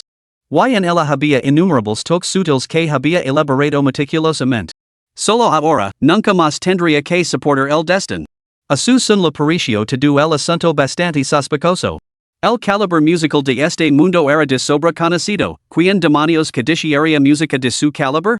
Desconcertado, su son busco esta eternal media. Lo que descubrió lo dijo atenido. La empresa era la distribuidora del nuevo álbum de Suchingsha. Su son serio entre dientes, presionando a sus dedos contra sus scenes para reprimir las ganas de reírse abiertamente. ¿Se rea de su propia estupidez interior o de las enraigas de Suchingsha? Siempre había tenido la intención de dar algo. Aunque al final no lo había hecho, él se había dado cuenta. De repente, las cosas se estaban volviendo bastante interesantes. J.E. Así que eras tú. Capítulo 23, Disputa entre hermanas, pruebas y refutations. Al día siguiente, cerca del mediodía. Su mayan había cancelado todos sus compromisos y levo a su son al celestial pavilion. Aunque tenía un nombre chino exquisitamente elegante, este establecimiento era sin duda un restaurante occidental, un lugar muy apreciado para las negociaciones comerciales y las citas de la alta sociedad en Zhongcheng. Al llegar algo temprano, la pareja se encontró con que los representantes de Eternal Media no habían llegado a la sala privada que habían reservado. Esperaron en silencio a que aparecieran los protagonistas del día. De repente, su mayan habló en voz baja, Xiao Sun, ¿has traído los artículos? Esta reunión servirá para evaluar su actitud. Si así muestran totalmente intransigentes, levará esto hasta las últimas consecuencias. Al resto, su son levantó la mirada y clavó en su mayan una mirada penetrante. Su mayan se sintió incómoda bajo ese intenso escrutinio, desconcertada por la repentina intensidad de esa mirada. ¿Acaso dudaba de ella? ¿O pensaba que carecía de la capacidad necesaria? Su mayan, de verdad, sin importar quién sea, ¿puedes garantizar justicia? Su mayan sabía que había hecho daño a su son en el pasado y comprendía su distanciamiento, por lo que no prestó mucha atención a la formalidad de su discurso. Al resto, se limitó a asentir con sinceridad. Ten por seguro que, si quien sí, te defenderá. Su son sonrió, con un toque de diversión en la comisura de los labios. Muy bien. Espero que recuerdes estas palabras más adelante. 20 minutos más tarde. A medida que los platos iban llenando la mesa, se oyeron murmullos de conversación procedentes de la puerta. Sospechando que podría tratarse de la delegación de Eternal Media, su mayan se levantó para saludar los guardsmen. Sin embargo, su son la agarró bruscamente por la muñeca. ¿Qué pasa, Xiao Sun? Preguntó ella, desconcertada. Nosotros somos los anfitriones aquí. No hay necesidad de tanta servilismo. Su son la tiró hacia atrás y su mayan volvió a sentarse en su asiento. Al mismo tiempo, las voces en la puerta se hicieron más fuertes, con un tono vagamente familiar. Xia, esto no está bien, ¿verdad? No sería apropiado que irrumpiéramos mientras estás discutiendo asuntos de negocios. Oh, no pasa nada. La sala privada está justo al lado. Antes de que sirvan todos los platos, mira como le damos una buena paliza al perroquedo. Cuarto hermano, de Jaloya. Traer a toda la familia a un asunto oficial solo provocará burlas. No vamos a entrar. Oh, mamá y papa, vuestra hermana solo busca un poco de tranquilidad. Si prefieres no entrar, podíais quedaros vigilando en la puerta. Si pasa algo, podréis reaccionar inmediatamente. Bueno, está bien. Esperaremos fuera un rato. Si no pasa nada, iremos a la puerta de al lado a esperar. Suchingsha empujó la puerta con air arrogante y entró en la sala privada. El primer paso para enfrentarse a un enemigo era no perder la ventaja. Tenía que atacar primero, mostrando su poderío. Por fin os conozco, cabrones. Sus palabras se interrumpieron abruptamente. Al ver las dos figuras que había dentro, Suchingsha se quedó paralizada por la sorpresa. Hermana mayor? ¿Qué haces aquí? Pensaba que al final no vendrías. Pero te has equivocado de sala, la nuestra está al lado. Suchingsha supuso que su mayan y su acompañante simplemente se habían equivocado de sala privada para cenar. Una leve sensación de alivio la invadió. Su mayan también se quedó paralizada por un momento. ¿Te refieres a este restaurante, hermana cuarta? Pero no me he equivocado de sala privada. Yo también tengo una reunión aquí hoy. Vosotros dos deberíais iros primero. ¿Qué? ¿Tú también tienes una reunión aquí? Pero esta sala privada es claramente mía. En ese instante, su mayan pareció comprenderlo todo y miró al grupo que tenía delante con incredulidad. ¿Qué quieres decir? ¿Sois vosotros con quienes tengo la reunión hoy? Pero yo tengo una reunión con Eternal Media hoy.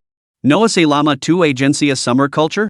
Suchingsha respondió con indiferencia, Eternal Media es la distribuidora de mi nuevo álbum. Un silencio inquietante se apoderó del ambiente. Mientras sumayan procesaba la información, se esforzó por recordar los acontecimientos recientes en casa, poco a poco fue encajando los países. Con un resuplido seco o reír, comprendiendo por fin el significado de las palabras anteriores de su son. Así que todo este tiempo, la que tenía segundas intentions era su propia hermana. Con una fuerte palmada, Sumayan golpeó la mesa con la mano furiosa. Su Qingxia. Si cadicias algo, esfuérzate por ganártelo con tu trabajo. ¿Por qué recurres al robo y el saqueo? Los demás, que estaban en la puerta, intuyendo que algo pasaba, entraron en la sala privada. ¿Qué pasa? ¿Por qué esta peli tan repentina? Cuarta hermana, la persona con la que te reunias hoy era en realidad tu hermana mayor? Preguntó su Chiming, desconcertado. Así es. Las hermanas deben discutir los asuntos con calma, sin necesidad de pelearse. Intervino Chin Shinlan desde un lado. Sumayan, sin embargo, sonrió con ironía. Por fin entendía por qué su son tenía tan pocas expectativas de ella. Con su riqueza y influencia, resolver una disputa menor debería haber sido fácil. Resultó que él había previsto precisamente esta situación. Ahora se encontraba atrapada en medio, en una posición incómoda. Aun así, nunca se retractaría de su palabra. Y que esa era su propia hermana. Lo que estaba mal. Cuarto hermano, más vale que te expliques. ¿Por qué te needs con son? ¿Tan celosa estás? El ambiente se volvió tenso. Subanian, el espectador despistado, se regadía desde atrás, parece que alguien vía tener un montón de problemas. Cierra la boca. Su Qingxia se giró con un rugido feroz, con los ojos inyectados en sangre. Había atado todos los cabos y ahora se sentía agravada y resentida. Hermana mayor, no tenía una idea de que esa persona era su son. Y no iba por él. Porque esa canción era su plagio. Subanian ese quedó paralizado. ¿Qué? ¿Ese maldito su son ha sacado una canción? ¿Copiada? ¿Qué pruebas tienes? Lo único que six fue como la menospreciabas a sus espaldas, acusando a alguien más débil que tú. Replicó su mayan enfadada. No lo haces. Esa canción, belongs, la escribió claramente Xiaowen. Xiaowen la escribió para mí, era mía desde el principio. ¿Qué? ¿Belongs? ¿Esa belongs tan popular en internet? ¿La misma belongs que he estado escuchando? Subanian se quedó paralizado por la sorpresa. Cuarto hermano. Sé que eres partial con Xiaowen, pero esta canción la escribió Xiaowen hace mucho tiempo. Las pruebas son irrefutables.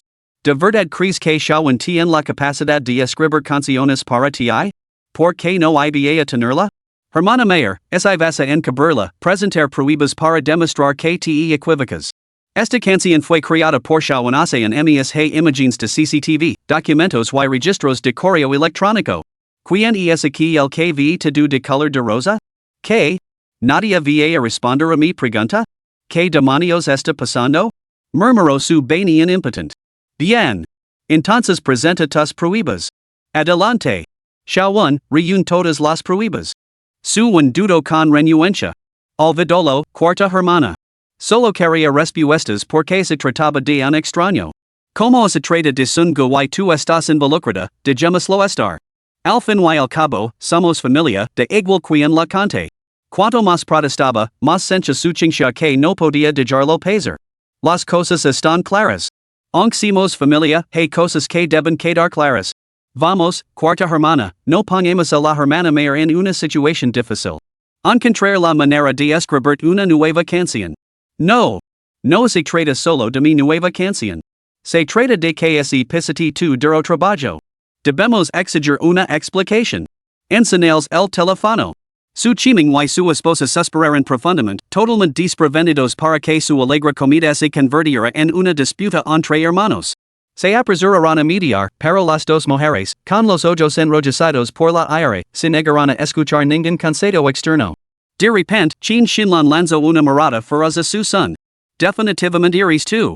Robaste el trabajo de tu hermano y ahora intentas culpar a tu hermana mayor para encubrirlo. ¿Cómo puedes ser tan malvado? Su son maldito para sus adentros, maldita sí. ¿Cómo puede estar esto relacionado conmigo? No he dicho en una sola palabra. Si no hubiera querido evitar la vergüenza a su mayan, que estaba defendiéndolo, lo habría dado una bofetada. Aquí. Mirad. Las letras de Xiaowen bajo vigilancia. Los registros del ordenador de Sha 1. Y estos correos electrónicos reenviados. Hermana Mayer.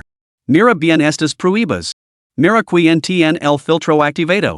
Su mañana se quedó en silencio, mirando fijamente los videos y las fotos de su teléfono.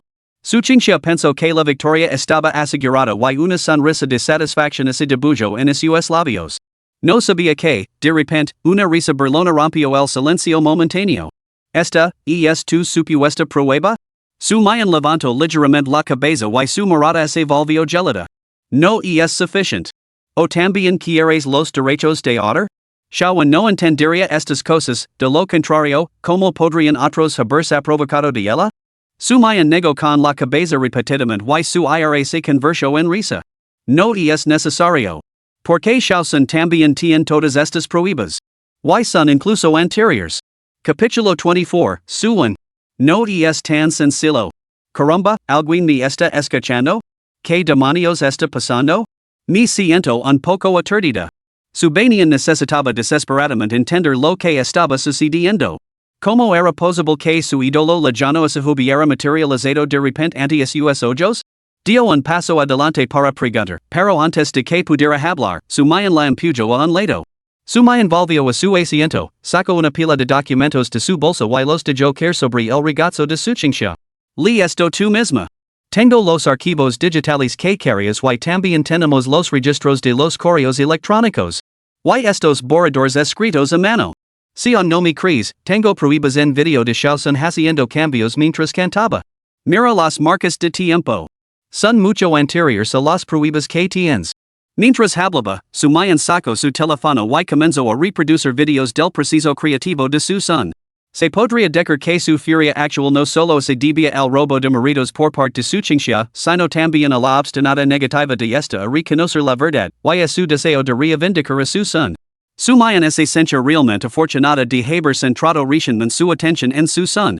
Si no hubiera dado un paso al frente, Shausen podría haberse encontrado completamente aislado, incapaz de defender su caso, y ella misma podría haberse convertido en parte de la fuerza opresora. Realmente no podía comprender lo que se sentía al ser blanco de la propia familia y que esta lo negara su confianza. La expresión de su chincha se volvió cada vez más atenida mientras examinaba los documentos y las notas manuscritas que tenía en las manos. Al ver el brillo en los ojos de su son en el video, comenzó a comprender la verdad. ¿Podría ser que realmente estuviera equivocada? ¿Acaso estas cosas le habían pertenecido a él todo este tiempo? ¿Estaba ella robando lo que era legítimamente suyo? Suwan. ¿Qué diablos está pasando aquí? La furia de su chincha estalló cuando golpeó los documentos contra la mesa. Detestaba el plagio y el robo intelectual por encima de todo, pero ahora la habían engañado para convertirla en la persona que más despreciaba. Esto no era más que clavarla en la columna de la vergüenza. Cuarta hermana, no es lo que piensas, de verdad que no. Entonces explica que es. Después de todo lo que he hecho por ti, me engañas. ¿Cómo has podido hacerme esto? Cuarta hermana, te juro que no miento, es solo que. Al verla tartamudear, ¿cómo no iba a darse cuenta su chincha de la situación? Una ola de humiliación la invadió y sus ojos ardieron de furia. ¡Ay, Dios mío! Su chiming y su esposa intercambiaron una mirada, intuyendo al instante que se avecinaban problemas. Para evitar que la situación se agravara, Jin Shinlan se apresuró a intervenir para calmar los ánimos. Vamos, son cosas sin importancia. No estropeemos la armonía familiar por tonterías. Mama. Espido su chincha, perdiendo el control. ¿Cómo puedes decir que son cosas sin importancia? ¿No sabes lo que soporto entonces? ¿No sabes lo que detesto? Jin Shinlan se sintió algo culpable ante los gritos. Bueno, tu hermano probablemente no tenía mala intención. Solo intentaba complacerte. Al fin y al cabo, sus intentions eran buenos. Mama. ¿Te das cuenta de lo que estás diciendo? Al ver que Jin Shinlan era incapaz de controlar la situación, su chiming intervino. Es cierto, todos somos familia. Solo es un malentendido. Dejémoslo atrás. ¿Dejarlo atrás? Yo soy la que ha sido engañada. Yo soy la que ha sido humillada. Yo soy la que ha sido injustamente tratada. ¿Cómo podemos dejarlo atrás? Replicó su chincha con amargura, profundamente decepcionada por la actitud de sus padres. ¿Qué propones entonces? ¿Demandar a tu hermano? Intervino Jin Shinlan para calmar los ánimos. Vamos, Xiaxia, solo es un malentendido. Todos somos familia, ¿por qué hacer distinciones? Xiaowen solo utilizo las pertenencias de su hermano para ganarse el favor de alguien. No es para tanto. Claro que sí lo es. ¿Y que hay de mí? Mama. De verdad que no engaña nadie. Juro que no lo mentí a nadie. De repente, el exabrupto indignado de su capturó la atención de todos. Su chinchilla se quedó paralizada durante unos segundos antes de estallar de furia. ¿Y sigues diciendo tonterías en un momento como este? ¿No te de vergüenza? Incluso las expresiones de la pareja de ancianos cambiaron incómodas, como se suplicaron en silencio. Estamos tratando de defender y tú vas y empeoras las cosas. Que la llamaran la atención no era lo peor era negarlo obstinadamente incluso después de haber sido completamente descubierta. Chin Shinlan esbozó una sonrisa incómoda. Bueno, Xiaowen, mama tiene bastante hambre. ¿Por qué no le pides perdón a tu hermano y nos vamos a cenar al restaurante de el lado? Su ese solto de Chin Shinlan y declaró con sinceridad, mama. No tienes por qué culparme. Una persona honrada no teme las sombras. Su chinchilla estaba furiosa, apretando los puños en silencio con ganas de arremeter contra él. Su mayan, por su parte, estaba tan desconcertada que casi se echó a reír. ¿Cómo no se había dado cuenta nunca de que su hermano poseía una fortaleza mental tan formidable? La tensión en el ambiente obligó a su chiming a intervenir de nuevo. Muy bien, Xiaowen. Ahora no importa quién tiene razón y quién no. Solo pide perdón a tu hermana mayor y a tu cuarta hermana, y dejaremos esto atrás. No lo haré. No solo su mayan y su chinchilla se quedaron paralizadas. El propio su chiming se quedó estupefacto, aparentemente exasperado porque su no supera leer el ambiente. Legados a este punto, ¿por qué insistir? ¿Tenía que agravar las cosas para sentirse satisfecho? Xiaowen. Padre. Gracias a ambos por defenderme, pero lo que tengo que decir es esto, no temo ningún rumor. En ese momento, la postura de su pareció enderezarse y su rostro irradiaba una determinación casi luminosa. Su chiming y Chin Shinlan intercambiaron miradas, ambos casi convencidos de que su realmente no había mentido. Ah, la verdad es que no quería hablar de esto. Pero como mama y papa me han defendido, no podía defraudarlos. Su se volvió hacia su chinchilla y le dedicó una sonrisa amarga. Cuarta hermana, de verdad que no te engaño. Esa canción, belongs, la escribió. Solo que no fue hace un mes, fue mucho antes. ¿Qué genio? ¿Cómo podría componer una canción tan bonita de la noche a la mañana? A decir verdad, me llevo años de trabajo minucioso, juntando pedazos poco a poco. Ya había empezado a escribirla antes de volver a la casa de los su. Solo que, cuando regresé, perdí todos los borradores escritos a mano. No tengo una idea de cómo mi hermano consiguió componer una canción idéntica a la mía, ni por qué cambió el título y la publicó como si fuera suya. Siempre supuse que la versión online era de un extraño. Si hubiera sabido que era mi hermano, ¿por qué me habría molestado en disputarla? Pero ahora, con mamá y papá enfrentándose críticas por mi culpa, y mi cuarta hermana decepcionada conmigo, debo dar un paso al frente y revelar la verdad. Sé que las palabras vacías no tienen peso y que no me creerías. No pasa nada, tengo pruebas sólidas y irrefutables. Esas pruebas son los derechos de autor. Con eso, su sacó su teléfono y mostró un certificado ante todos. Al ver el contenido de la pantalla, las expresiones de aquellos que acababan de dudar de él cambiaron al instante. Sin preocuparse, los labios de su esbozaron una leve sonrisa que desapareció con la misma rapidez. Suspiró profundamente, con voz tenida de resignación. A decir verdad, register los derechos de autor de esta canción hace 2 meses y medio. Fue para evitar perder el manuscrito de nuevo y olvidarme de él. Nunca tuve la intención de demostrar nada de esto, pero no podía dejar que mamá y papa cargaran con la culpa por mí. La línea temporal se remontaba más atrás, pero las pruebas seguían siendo innegablemente sólidas. Ahora todo estaba claro como el agua. La pareja de ancianos sintió un inmenso alivio. Su hijo había mostrado una moderación extraordinaria por el bien común, incluso sacrificando sus propios esfuerzos. Si no le hubieran obligado, habrían seguido en la ignorancia, enganados por esos villanos. Cuanto más se demostraba su más furiosos se ponían con su son. Pequeño granuja, casi nos enganas. Le grito Chin Shinlan a su son. Su son. Así que fuiste tú quien robó las pertenencias de Xiaowen. Te alimentamos, te vestimos, trabajamos duro durante más de una década para criarte, y así nos lo agradeces, con tanta ingratitud. Su mayan protesto, mama, no se ha confirmado nada. ¿Cómo puedes decir eso? No hay nada que confirmar. Shawan dijo que su manuscrito desapareció cuando llegó a la casa de los su. Yo digo que este desagradecido lo robo. Su chincha on estaba conmocionada, pero con los derechos de autor asegurados, el asunto estaba prácticamente zanjado. Se volvió hacia su son, con el rostro marcado por la decepción y la angustia. Su son? ¿De verdad eres tú? No solo lo robaste el fruto del trabajo de Shawan, sino que además tienes el descaro de dar la vuelta a la tortilla y acusarla? ¿Cuándo te has vuelto tan codicioso y malvado? Cuarto hermano. Hermana mayor. ¿Todavía lo defiendes? ¿No está todo claro como el agua? Su mayan sintió un nudo en la garganta. Aunque todavía quería creer en su son, los derechos de autor eran una prueba irrefutable.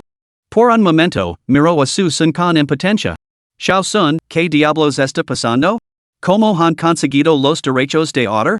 A decir verdad, su son estaba igualmente perplejo sobre el origen de los derechos de autor de su one.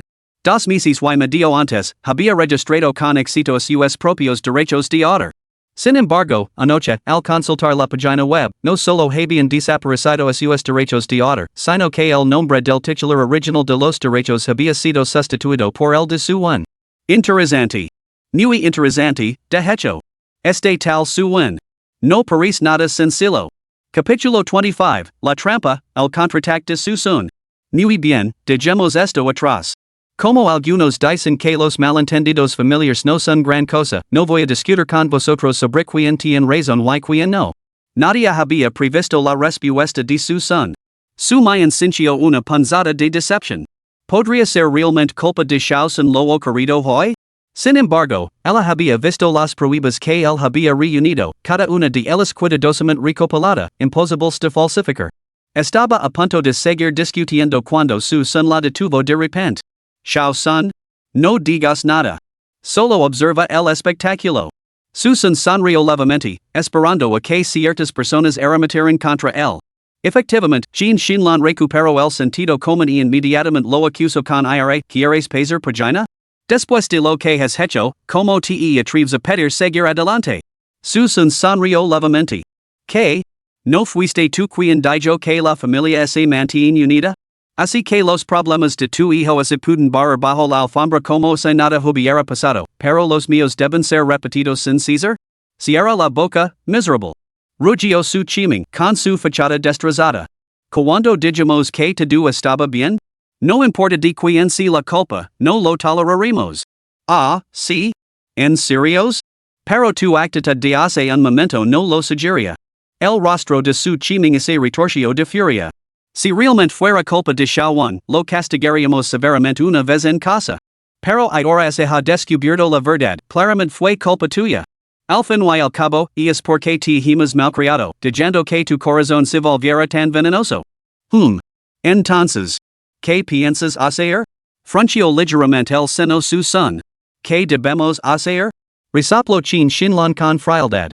Te has vuelto completamente rebelde. Te mereces una lección.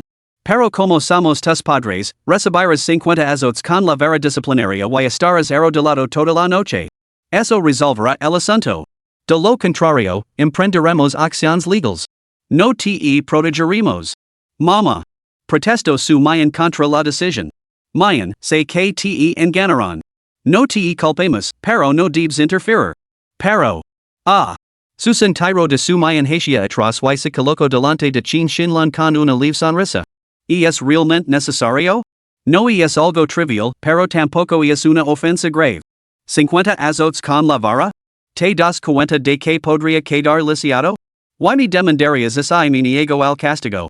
¿Estás tratando de arruinarme? Sé que nos acusarás de favoritismo, pero solo juzgamos lo que está bien y lo que está mal. Ya, qué palabras tan nobles. Si su un hubiera estado equivocado hoy, ¿seguirías juzgando lo que está bien y lo que está mal? Por supuesto. Su un dio un paso adelante con una mirada de sincera preocupación. Hermano Sun, si la culpa de hoy fuera mía, asumiría la responsabilidad aunque mamá y papá me protegeran. Sé que estás frustrado por haber sido descubierto, pero nunca te culpo. Dica esto, esse dirigio directamente sus padres. Papa, mama, digamos este asunto. Puedo soportar un poco de injusticia. No digas que afecta la armonía de nuestra familia. Sus palabras solo profundizarán la culpa de la pareja. Casi habían malinterpretado a su preciado hijo. White do porque su son había sembrado la discordia. Por lo tanto, no lo mostrarían piedad. Shawan, te han hecho dano y aún así lo defians. Tú puedes tolerarlo, pero tu padre y yo no vamos a tragar con esta humiliación. Su son, vida casa ahora mismo y erodilate en señal de arrepentimiento. Nos ocuparemos de ti como es debido después de cenar. No nos acuses de favoritismo, lo hacemos por tu propio bien. Si Shawan hubiera sido el culpable, habríamos sido mucho más duros. Esperamos que demuestres un poco de conciencia y nos ahorres más enfados. Su son se había convertido, sin lugar a dudas, en el blanco de la ira de todos. Sin embargo, para su sorpresa, su banyan se acercó a él y lo miró fijamente, entrecerrando los ojos. Su son parecía desconcertado. ¿Qué miras? ¿No deberías estar sentada frente a nosotros, mirándonos con desprecio? Eso. ¿De verdad fuiste tú quien la cantó? Preguntó su banyan con cautela. ¿Qué? Esa canción, belongs to, la cantes tú de verdad? ¿Y que si fue así? ¿Ya ese ha dictaminado que es plagio, no? Al esto, el bonito rostro de su banyan se iluminó. ¿Eres tú de verdad? Sabía que sin su me resultaba tan familiar. Ese fondo era tu casa, verdad? Sun Su. Si lo deletreas al revés, es su son. Que tanta soy, debería haberme dado cuenta antes. ¿Por qué esta reacción? ¿No me desprecias por plagiar? Su banyan levantó instantáneamente la barbilla y puso los ojos en blanco. Me da igual. Solo me importa quien canta bien. Ninguna de esas versions se puede comparar con la tuya. Probablemente la llamada diva Su Qingxiao tampoco pueda. Bueno. Siempre he albergado sueños de fama, pero nunca he querido ser una celebridad que viene de un lado a otro. Hoy estás prácticamente muerto. Pero te ayudaré a escapar y te salvar el pellejo más tarde. A cambio, serás mi esclavo, harás todo lo que te diga. ¿Qué te parece? ¿Te tienta? Tentado, y una mierda, su son casi le da un golpe en la cabeza. Realmente no esperaba que su banyan, que lo había acusado sin piedad desde la infancia, se pusiera de su lado en ese momento. ¿Se había vuelto loco? De repente, su sueño no quería asumir la culpa. En un principio, había planeado utilizar este incidente como excusa para ser expulsado de la familia Su. Pero eso le parecía demasiado humillante. No podía soportar la injusticia ni la hipocresía de esos dos bastardos. Que su se saliera con la suya, que ese pavaniz victorioso con sus bienes robados. Que ese fuera al infierno. Su son. Eres realmente incorrigible. Que decepción tan grande. Habiendo legado las cosas a este punto, su Qingxia estaba completamente desilusionada. Sin querer mirarlo en una vez más, se dio la vuelta para marchas. No crees que finger ignorancia te salvara. Vuelve ali y espera tu castigo. Los demás se dieron la vuelta uno por uno, con miradas de desprecio, como si solo hubieran venido a presentar una farsa. Solo su mayan y su banyan permanecieron a su lado. Su mayan estaba nervioso y desconcertada. Su banyan se inquietaba a su lado, acepta ser mi esclavo y te salvar la vida. Si sigues demorando, yo tampoco podré Date prisa. Uf. ¿Ser esclava? Todavía no estoy tan desesperada. Con un resoplido frío, Susan gritó al grupo que estaba junto a la puerta. Usted está ali. Si realmente es culpa de su preciado hijo, ¿están seguros de que no harán la vista gorda? Sus pasos se detuvieron. Su chiming se volvió, frunciendo el seno. ¿A qué juegas ahora? Solo preguntó si mantienes tu palabra. Qin Shinlan respondió instintivamente, por supuesto. Nuestra palabra es sagrada. Bien. Espero que lo recuerden. A decir verdad, no importaba si lo olvidaban, Susan se encargaría él mismo. En ese momento, Suan se sintió invadido por una repentina inquietud. Se apresuró intervenir, mamá, papa, vamos a comer. Pero de repente he perdido el apetito por la comida occidental. ¿Probamos otro restaurante?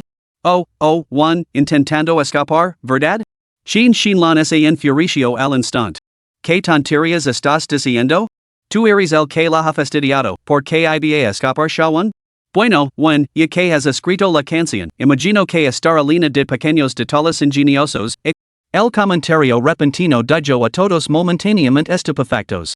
La expresión de su un cambio ligeramente mientras balbuceaba débilmente, sí, por supuesto que los hay. Todos ellos encarnan mis sinceras esperanzas. Ya. Su sin ese eco oír. Eso es completamente irrelevant. 1. Seguro que lo sabes, no? 2. ¿Qué insinúas? ¿Cómo no iba a saberlo? Su un se obligó a mantener la compostura. Ah, sí. Pues explícalo. Esto. ¿Qué podía decir? El material era plagiado desde el principio, no había prestado atención a los detalles más pequeños. Mientras tanto, su chincha intudo que algo no iba bien y se volvió hacia su son con mirada interrogativa. ¿Qué quieres decir? ¿Qué sabes? ¿Qué sé? Mucho. ¿Por qué no prohíbas a leer en voz alta la última palabra de cada línea del estribillo? Su chincha sacó rápidamente el manuscrito escrito a mano por su y localizó el estribillo. Siguiendo las instrucciones de leer el último carácter de cada línea, su expresión palideció. Hermana chincha. La nueva canción se ven como pan caliente. Feliz para siempre? ¿Qué está pasando? Maldita sí, había escondido este truco bajo la manga. El corazón de su un latía con fuerza. Antes de que su son pudiera reaccionar, se apresuró a decir, cuarta hermana, este es mi deseo para ti. Esperaba que lo descubrieras por ti misma, pero, su chincha se quedó paralizada. Shawan, este es el poema acróstico que escribiste? Por supuesto. Lo escribí para la cuarta hermana. ¿Por qué así no aparecería tu nombre?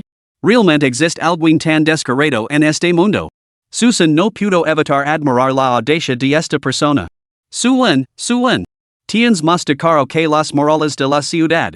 No solo reclamas los derechos de autor, sino que también tuviste que robar el único giro argumental que prepare con tanto esmero? ¿Por qué no lo dijiste antes? Su chincha, que acababa de emocionarse, le devolvió una mirada feroz. Susan, estás causando problemas otra vez. No debería haber confiado en ti. Su un suspiro con impotencia. Hermano Sun, sé que estás resentido, pero este poema críptico lo dejé yo después de devanar los sesos. ¿Cómo puedes reclamarlo como tuyo? Ah, sí. Si te devanas los sesos, ¿por qué no dejaste más? ¿No encontraste un lugar donde colarlos? Hermano Sun, no lo entiendes. Esta única pista era el límite absoluto. Sin alterar la letra, solo podía dejar esta. No tuve otra opción. Y este es el resultado de años escribiendo letras. ¿Toda la canción tiene una sola pista? ¿Estás seguro de que este nivel de trabajo es tuyo? Su un asincio con modestia. Sí, mis habilidades son realmente limitadas. Esta única pista casi me dejó el cerebro seco. Mi habilidad es realmente mediocre. Ah, sí. Y así descubriera una segunda pista. ¿Qué? Exclamó Su un. Capítulo 26, La verdad revelada, las verdaderas intenciones de su son. Al darse cuenta de su propia agitación, Su un estaba indudablemente nervioso en ese momento. Una cosa era ser superado una vez, pero ser superado repetidamente? Si el creador, ni siquiera podía identificar su propio presagio, incluso poser los derechos de autor despertaría sospechas. Mientras permanecía desconcertado, su son volvió a reír, con un tono que resumaba burla sin disimulo. Hermano un, solo te estaba tomando el pelo. Mira lo nervioso que te has puesto. Al arresto, Su un se tranquilizó, aunque tenía gotas de sudor en la frente. Esbozó una sonrisa incómoda. Hermana Sun, sabes bromear muy bien. Solo decía lo extraño que era que mi propia canción contuviera cosas que yo no sabía. Llevaba mucho tiempo dando vueltas. Ah, sí. Y sin embargo escribiste una canción que, sin saberlo, revelaba la fecha del debut de tu cuarta hermana. ¿Podría ser que tú seas el legendario prodigio? Su un estaba completamente desconcertado ahora, al darse cuenta de que había quedado en la trampa del otro todo el tiempo. Su cuerpo se tensó mientras observaba impotente como su son recuperaba el manuscrito original. Su son le dedicó una sonrisa cómplice y se acercó a su chincha con la letra en la mano. Señalando un pase concreto, explicó, aquí, chincha no se refiere a un verano fresco, y es tu nombre, chincha. Y el número de trezos en la siguiente letra es. Exacto. Cuarta hermana, este número de trezos marca en realidad la fecha de tu debut. La mente de su un nunca había funcionado tan rápido. Comprendiendo la intención de su son, arrebató la letra sin dudarlo y escaneó el pase indicado, contando en silencio los trezos de los caracteres siguientes. 14 de octubre, demasiados trezos para contarlos a tiempo. Pero recuerdo que Chin Shinlan había mencionado que su Qingxia debutó en un concurso de talentos de verano y se coronó campeona esa misma tarde durante una retransmisión en directo a nivel nacional. Había subido al escenario exactamente a la 1:34 p.m., lo que convirtió ese momento especial en un hito conmemorativo. La familia incluso lo había celebrado el año pasado. En cuestión de segundos, su formuló su respuesta. El 14 de octubre a las 13:34, ese fue el momento en que la cuarta hermana subió al escenario. Y el posterior buena suerte y alegría en realidad le decía la cuarta hermana una carrera próspera y una felicidad sin límites. Después de pronunciar el discurso de un solo tirón, su no pudo evitar admirar su propia rapidez mental, había logrado dar la vuelta a la situación. Susan, el final te superado. Sin embargo, mucho después de terminar de hablar, no recibió la reacción que esperaba. Una ola de aprensión lo invadió cuando se volvió para encontrarse con la mirada ligeramente burlona de Susan. El pánico se apoderó de él y soltó, cuarta hermana, ¿seguro que tu debut no fue a las 13:34? Sí. La expresión de su Qingxia permaneció impasible, su tono totalmente imperturbable. Dios mío, pensé que había recordado mal una fecha tan importante para la cuarta hermana. El rostro de su permaneció impasible, su corazón imperturbable, convencido de que el asunto estaba zanjado. Sin embargo, una pregunta repentina y inesperada destrozó por completo a sus ilusiones. Su Qingxia, ahora lo entiendes, ¿verdad? ¿Qué quieres decir, hermano Sun? Su ese quedó paralizado y luego miró a su Qingxia con expresión dolida. Cuarta hermana, ¿en I siquiera ahora me crees? Si estoy mintiendo, dejaré que alguien me hinche la cara con mucho gusto. Una fuerte bofetada resonó en el aire, dejando una vívida huella de mano en la mejilla de Suwon. Atenito, Suwon la miró con incredulidad. ¿Cuarta hermana? Me has pegado. Qin Shinlan se apresuró a proteger a Suwon detrás de ella. Xiaoxia, ¿por qué le pegas a tu hermano? Si tienes que pagarle a alguien, debería ser a ese sinvergüenza mentiroso de Susan. Su Qingxia ignoró a Qin Shinlan y, con el rostro ensombrecido, miró con ferocidad a su propio hermano, en quien había confiado ciegamente. Suwon. Dime la verdad. ¿Escribiste esta canción o no? Suwon parecía completamente agraviado. Por supuesto que sí. Sé que la cuarta hermana no cree que alguien sin estudios como yo pueda escribir letras como estas, pero tengo pruebas sólidas, incluso los derechos de autor. De verdad que no estaba mintiendo. Está bien. Su Qingxia se rió con amargura, cinchándos de repente como una tonta a la que se burlaban. Apretó los dientes y espito, repítelo.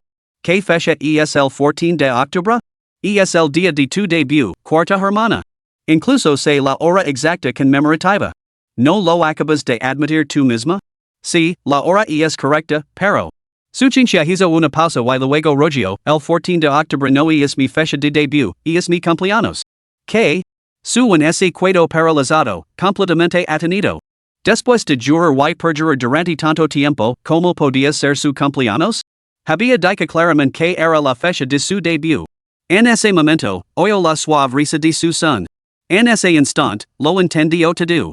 Lo habían engañado por completo.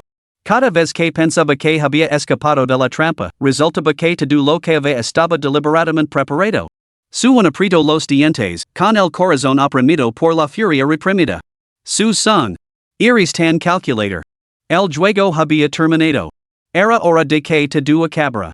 Susan dio un paso adelante lentamente, ofreciendo a todos una sonrisa tranquila. Señores, quizá haya cierta confusión. No importa. En pocas palabras, Suwon es el plagiario. Aunque no tengo una idea de cómo consigues todos los derechos de autor, no importa. Lo que no es tuyo nunca será tuyo. Hermano One en realidad, solo hay que contar los trezos de los dos primeros caracteres. Añadir detalles innecesarios después, bueno, no reconocer caracteres oscuros es una cosa, pero ¿cómo pudiste contar mal los trezos? Incluso si los contes correctamente, no importaría, porque reserve la ingeniosidad solo para esos dos caracteres. Así que suave y alegre significa pacífico y suave y feliz cumpleaños, porque este era el regalo de cumpleaños que quería darle. Suwon, tu astucia te ha salido por la culata. Qué divertido. Muy bien, no voy a malgastar más saliva. Ya hemos disfrutado lo suficiente del espectáculo esta farsa debe terminar. Susan se dio la vuelta, sacó una pila de manuscritos de su maletín, se acercó a su Qingxia y se los tiró encima. A shawls un vistazo. Presta especial attention a todas las partes en las que aparece Qingxia, y especialmente al estribillo final. Su Qingxia recogio mecanicamente los papels del suelo. A medida que ojaba su contenido, la sorpresa y la angustia sustituyeron poco a poco a su mirada perdida. Esas cuatro hojas estaban líneas de letras, cada una tan conmovedora como la canción pertenencia. Sin excepción, los dos caracteres que seguían a Qingxia estaban compuestos por 10 y 14 trazos respectivamente. El último carácter de cada segmento del estribillo, cuando se unían, formaban bendiciones para ella. Cuando vio los títulos de esas canciones, solo le quedó un profundo y amargo dolor en el corazón. Porque los títulos de las cuatro canciones eran Suave un verano fresco, ella, un futuro hermoso. Cuando se combinaban con pertenencia, formaban un futuro hermoso que pertenece a su Qingxia. Su Qingxia se quedó paralizada, con las manos temblando ligeramente mientras sostenía los papels, y un fuerte dolor le subía por el pecho. Así que era ella quien había sido consumida por la envidia. Había estado ciega, hiriendo sin saberlo a quien siempre había sido amable con ella. Al ver que la situación se agravaba, su buscó otra excusa. Sun gu, sobre esas cosas que perdí antes. Una fuerte bofetada resonó en la habitación. Su deja tus pequeñas hermanas. Su mayan, que llevaba mucho tiempo sospechando de su duplicidad, dio un paso adelante y le propinó una sonora bofetada en la cara, interrumpiendo la mitad de la frase. Su Qingxia estaba igualmente furiosa. Al ver que él seguía intentando interrumpir las aguas, ella también le propinó una bofetada despiadada. Lo miró con sana. Hoy había sido humillada por completo, y todo era culpa de su Sus acciones de hoy podrían incluso describirse como complicidad con el villano. Susan solo había pensado en ella, pero ella lo había complicado las cosas. Ni siquiera sabía cómo iba a mirar a Susan a la cara cuando volviera. Susan se agarró la mejilla, con expresión de agravio en el rostro. Justo cuando abrió la boca para protestar, recibió otra bofetada. Atenido, miró desconcertado a la inexpresiva su banien que tenía delante. Quinta hermana? No te he provocado, ¿verdad? ¿Por qué me has pegado? De repente, su banien sacó la lengua, con un brillo travieso en los ojos. Lo siento, six a la hermana mayor y a los demás hacerlo y me dejé llevar, j. Tras este incident, todos perdieron el apetito. Su chiming sintió que le daba vueltas la cabeza. Se apresuró a lavarse su y a los demás, e incluso cambiaron de hotel para comer. Su ching permaneció invisible durante toda la escena. Agradeció en silencio su suerte por no haber hablado en el tomado partido, y que, de lo contrario, ella también habría perdido todo el prestigio hoy. Antes de marchas, su Qingxia lanzó una mirada culpable a su son, pero no dijo nada más y recogió en silencio los manuscritos de la mesa para irse. Todo el mundo seguía enfadado. Ella encontraría la manera de compensarlo una vez en casa, asegurándose de que las canciones de su son no se desperdiciaran en ella. Lo que no había previsto era la determinación de su son, que superó con creces sus expectativas. Alto. Puede ser, pero quien te ha dado permiso para lavar mis cosas? Su Qingxia se quedó paralizada ante la acusación. Pero. ¿No estaban escritas para mí? Ya. Lo estaban, antes. Pero ahora. ¿Acaso te las mereces? Capítulo 27, Todos estos años, realmente desperdiciado mi afecto por ti. Todos se han ido. ¿Qué haces todavía aquí? Alvara su banien meridiando cerca, su sana se puso inmediatamente en guardia. Su banien se limitó a reírs. Bueno, a comer, por supuesto. No puedo haber venido hasta aquí para nada, ¿no? ¿A comer? ¿No se han ido a comer? ¿Por qué no los has seguido? Me apetece comer aquí. ¿No puedo compartir la comida con mi hermana mayor? ¿Qué te importa a ti? Humph. Se sirvieron todos los platos y su banien comió con ganas. Susan también comió con apetito. Solo su mayan parecía apática, sin encontrar el sabor a la comida. En ese momento, finalmente se dio cuenta de lo difícil que se había vuelto la vida de Susan en esa casa. Las hermanas llevaban mucho tiempo descuidando a su son, mientras que sus padres imponían una disciplina estricta. La vida de su son en esta casa era bastante ardua, pero el regreso de su solo agravó las dificultades. Fue entonces cuando su son pasó de ser una simple alborotadora a convertirse en la degenerada moral y ladronzuelo que todos despreciaban. En general, quien traía a sus parientes para discutir asuntos seriosos, especialmente disputas? Ella entendía perfectamente lo que significaba la repentina aparición de sus padres ese día. Atrara sus padres para que presenturen el espectáculo, pero haciendo que fuera ella, la cuarta hermana, quien sugiriera la idea, garantizaba que nadie pudiera discernir los motivos ocultos. Eso se sumaba la labia de su one, que tergiversaba la verdad para satisfacer sus propios fines, si la situación no hubiera dado un giro en el último momento, quizá nunca habría podido librarse de esa mancha. Su propio hermano poseía una astucia tan profunda. Si hubiera canalizado esa inteligencia hacia fines dignos, quizá se la habría perdonado. Pero, en cambio, se había desviado por el camino equivocado. Después de presentir todo lo que había sucedido, la última pizca de buena voluntad de su mayan hacia su una se evaporó por completo. Cuanto más estrecho era el vínculo sanguíneo, más difícil le resultaba aceptar que su propio hermano pudiera ser un individuo tan moralmente corrupto. No se trataba de simples celos, era una intención de destruir a la familia. Y lo más importante, Susan no poseía nada que mereciera envidia. La villa de la familia su. Susan y sus compañeros llegaron a casa poco después que su chinchilla y su grupo. Tras el incident, la expresión de su chiming seguía siendo sombría.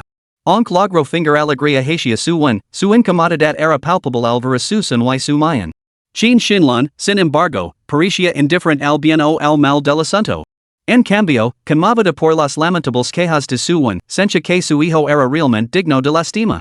Para alguien que nunca había conocido el afecto paterno, era comprensible que recurriera a comportamientos manipuladores para aferrarse a su amor.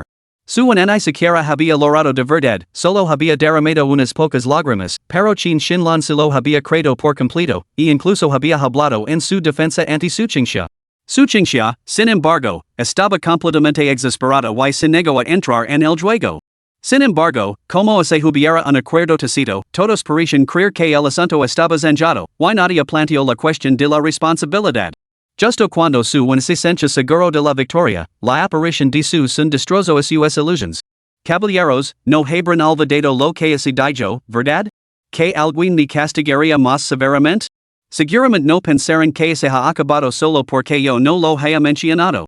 Su palideció.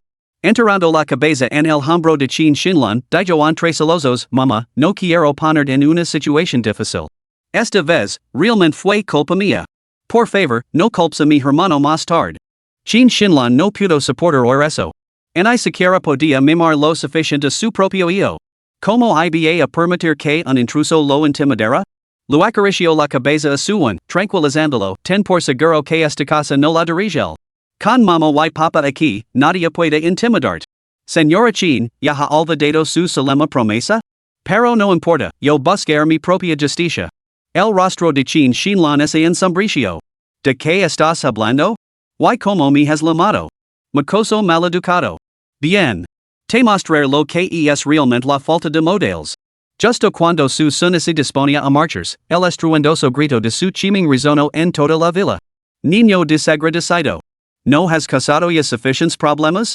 Este asunto está zanjado. Te dar unos cuantos miles de yuans como dinero de bolsillo para compensarte. Su son ese quedó completamente sin palabras. ¿Quién estaba causando realmente todos los problemas? Después de lo sucedido, un solo paso en falso podría arruinar su reputación y meterlo en problemas legales, mientras que su podía apoderarse de lo que no era suyo y saltar a la fama de la noche a la mañana.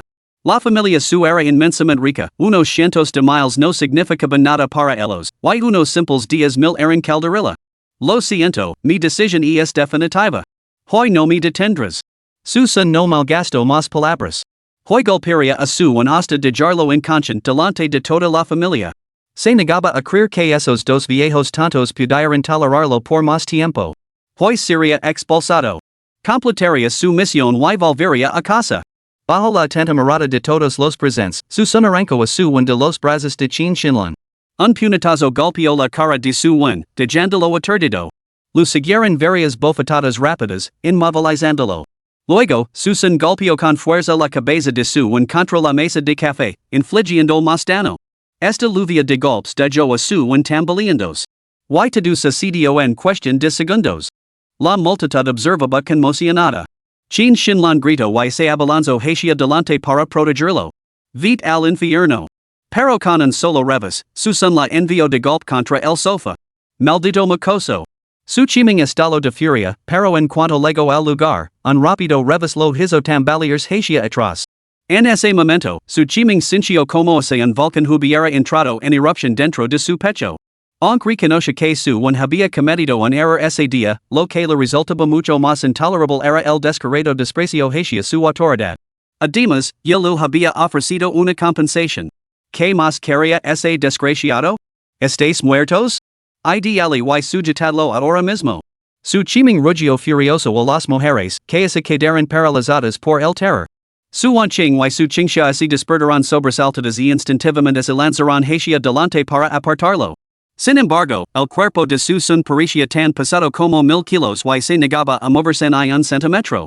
Simplemente plantó el pie firme sobre la espalda de su one, con una sonrisa burlona en los labios. Su chinxia, eres realmente patética. Incluso después de haber sido engañada para convertir en una pequeña querida, ¿sigues protegiendo a tu precioso hermanito? El rostro de su chinxia se tensó al oír esas palabras. Estaba furiosa con su one, pero eso no era excusa para que su son aprovechara la oportunidad para burlarse de ella. Especialmente esa frase, ¿acaso te lo mereces? Que resonaba en su mente. Nunca había sentido tanta humiliación en toda su vida. Su son, ahora tu de superioridad. Eso es una cosa y esto es otra. Al menos yo no voy a armar problemas por esto. Ah, sí. ¿Ya has olvidado tan rápido las palabras que pronunciaron tus queridos padres? Solo estoy cumpliendo la promesa que me hicieron. ¿Crees que debería tragar mi orgullo? Su chinxia sintió un nudo en la garganta. De hecho, si hubiera tenido que enfrentarse tal injusticia sin poder hacer nada, quizá habría perdido aún más el control. La idea de que le robaran el trabajo de toda su vida sin pruebas era asfixiante. Al ver el silencio del cuarto hermano, su wanching intervino para calmar los ánimos. Shaosun, por favor, comete. Dale un poco de crédito a la segunda hermana. Si mamá y papa no resuelven esto, yo misma te compensar. Suelta su pie. Su son giró la cabeza bruscamente. No tienes ninguna influencia sobre mí. Tú, la gran abogada, poniendo del lado de estos dos tontos en mi contra. O no he ajustado cuentas con eso. Si no te hubieras cuidado calada entonces, también te habría golpeado. Antes de que su wanching pudiera responder, su chiming, el padre, estalo. Nina miserable. ¿Pretendes desafiar al cielo hoy? Su son resopló con frialdad. Exacto. Estoy desafiando al cielo. Loco. No eres más que un loco. La mame lo que quieras. Esto no es más que una pequeña escaramuza. Cuando llegue el momento en que ya no esté loco, toda la familia su dejará de existir. Cabrón. Tras el rugido, su chiming miró con ferocidad a su mayan y su banian. ¿Cuánto tiempo pensáis quedaros ahí parados mirando? Ideally y sujetadlo. Su mayan cruzó los brazos, le lanzó una mirada fría y luego apartó la cabeza. Hay que castigar las malas acciones. Eso es lo que me enseñaste desde pequeña. Maldita sea. Al ver que su hijamaer no hacían mutaba, su chiming agarró a su banian por el brazo y lo espido, entonces vi tú. Tú y tus hermanas segunda y cuarta, sacadlo de ahí. Su banian, naturalmente, no tenía ningún deseo de meterse en ese lío. Se resistió con una expresión de terror lastimera. Padre, no me tires. No me atrevo, temo que él también me pegue. Además, ¿qué fuerza podría reunir una mujer frágil como yo? ¿Por qué no vas tú mismo, padre? Su chiming puso los ojos en blanco, casi desmayándose. En ese momento, realmente quería dejar todos estos años creyendo han sido en vano. Capítulo 28, no me echaron a mí, pero si el verdadero culpable. Lo siento, no volveré a hacerlo, por favor, déjame marchar. ¿Qué has hecho exactamente? Expliquen cómo los derechos de autor que me pertenecen han acabado en tus manos. Entonces quizá lo considera. Yo, ¿no vas a decir nada? Entonces tendrás que abrir la boca. El aracelino del silbido y el chasquido de la regla disciplinaria golpeando la carne. Y que si nadie lo defendió. Susan finalmente le dio a su un castigo que no olvidaría, proponiendo más de una docena de golpes con la regla en la espalda delante de todos. ¿Por qué solo una docena? Porque su un no pudo soportarlo y así desmayó. Es completamente inútil para recibir golpes, comentó su son, algo insatisfecho. A decir verdad, ni siquiera se había esforzado. ¿Quién hubiera pensado que su hermano menor, su one, era tan frágil? En cuanto a las consecuencias, no le daba el menor miedo. Aunque cabra en la cárcel, no importaría. Al fin y al cabo, una vez que la familia su lo repudiara, podría volver a su mundo original. Precisamente por eso actuó sin restrictions. Todo dependía de cómo decidiera proctor la familia su. Tal y como esperaba, este incident causó un revuelo mucho mayor que cualquier otra peli anterior. Su chiming y chin shinlan estaban completamente enfurecidos. Pequeño bastardo. ¿Querías matar a golpes a Shawan? No te lo perdonar. Los ojos de chin shinlan ardían de furia mientras sostenía a su inconscient, y le grunía a su chiming, llama a la policía. Her que ese pequeño bastardo pague por esto. Su son permaneció indiferente, incluso con una mirada de desprecio. La policía? Solo fue una pelea entre hermanos que se salió de control. ¿De qué serviría llamarlos? De repente, se detuvo. Estás dispuesto a repudiarme y expulsarme de la familia su, entonces realmente estaría perdido. Pero dudo que estés dispuesto a hacerlo. No importa, tenemos muchos buenos momentos por delante. Cabrón. Esas palabras fueron como echar gasolina sobre un barril de pólvora. Ese sinvergüenza no solo había golpeado a su preciado hijo, sino que además tenía la osadía de decir semejantes tonterías. Como así no estuvieran dispuestos. Su chiming río amargamente entre dientes, con la mirada jalada fija en su son. ¿De verdad crees que eres indispensable en esta familia? Ah, no? ¿No es así? Replicó su son con una sonrisa burlona. Muy bien, puesto que careces de sentido de la decencia, hoy te her. Padre. Basta. Cierra la boca, bastardo. No lo hair. Nadie puede echar a Shao Sun. Su son parpadeó. Maldita sea, esa maldita mujer está arruinando mis planes otra vez. Sin decir una palabra, se abalanzó hacia ella para tapar la boca, pero su mañana se lo adelantó. Si lo obligas a irse, yo también me voy. Entonces no quedará nadie para dirigir la empresa. MMPH. Calate, por favor. Su son estaba completamente exasperado. Esbozó una sonrisa forzada a su chiming. No hagas caso a las tonterías de tu hija mayor. Sigo adelante con lo que tengas planeado. Seguro que no te resistes a ver marchar, ¿verdad? Pero al ver que su chiming se quedaba repentinamente en silencio, ¿realmente se había dejado intimidar? Su son. Chin Shinlan, a su lado, estaba furiosa. Grito, su chiming, eca a este sinvergüenza de la casa su ahora mismo. A ver que tan arrogant puede ser entonces. No. Las palabras quedaron suspendidas en el aire, dejando atenidos no solo a su son, sino también a Chin Shinlan. Te das cuenta de lo que estás diciendo? He dice que no. Todavía no.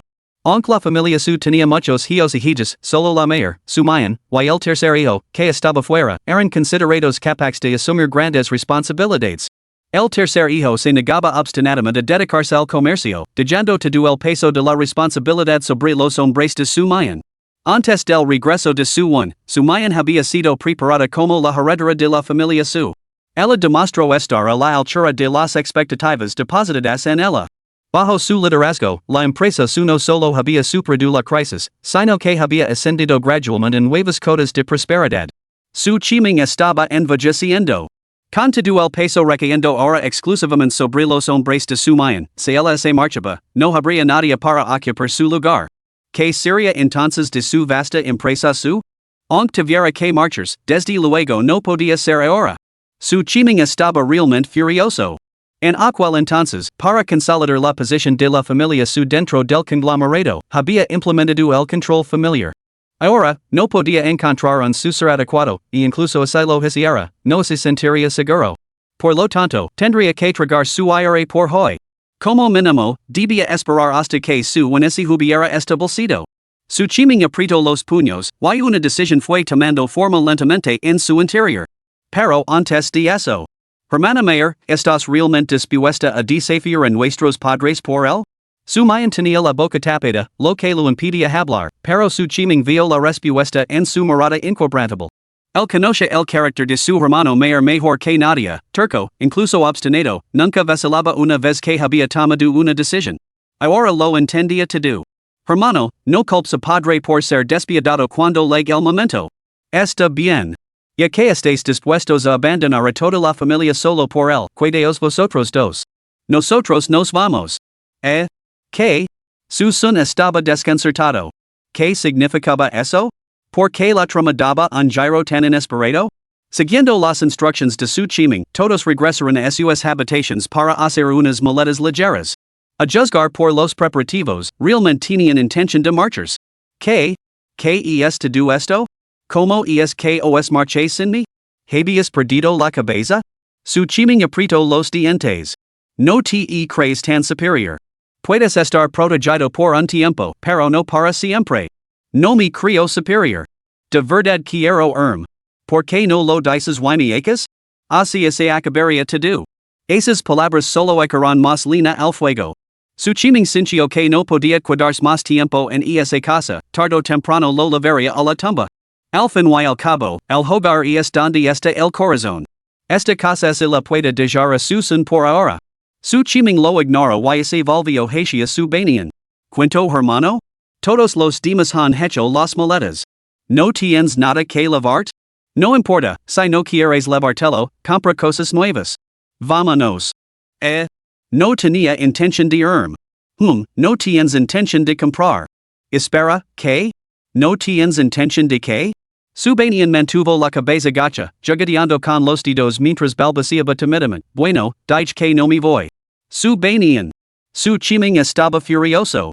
Una cosa era que el hermano mayor se rebelara, pero el quinto hermano causando problemas sin motivo alguno? No me importa lo que quieras. Te vas hoy mismo. Yo, no quiero. Quiero quedarme con mi hermana mayor. Aunque decía que quería acompañar a su hermana, se encogía detrás de su son, temblando. Su chiming se rió con amargura. Está bien. Quédate con tu hermana, Entonces puedes quedar con ella para siempre. Ñen, hazel caso a mama. Ven aquí. Calate. No te atrevas a llamarla así. Nos vamos por nuestra cuenta. Bajo la intimidante presión de su chiming, todos excepto los tres que estaban en la villa abandonaron la residencia de los su. Pero en cuanto salieron, su chiming ese era pincho. Esa era su casa.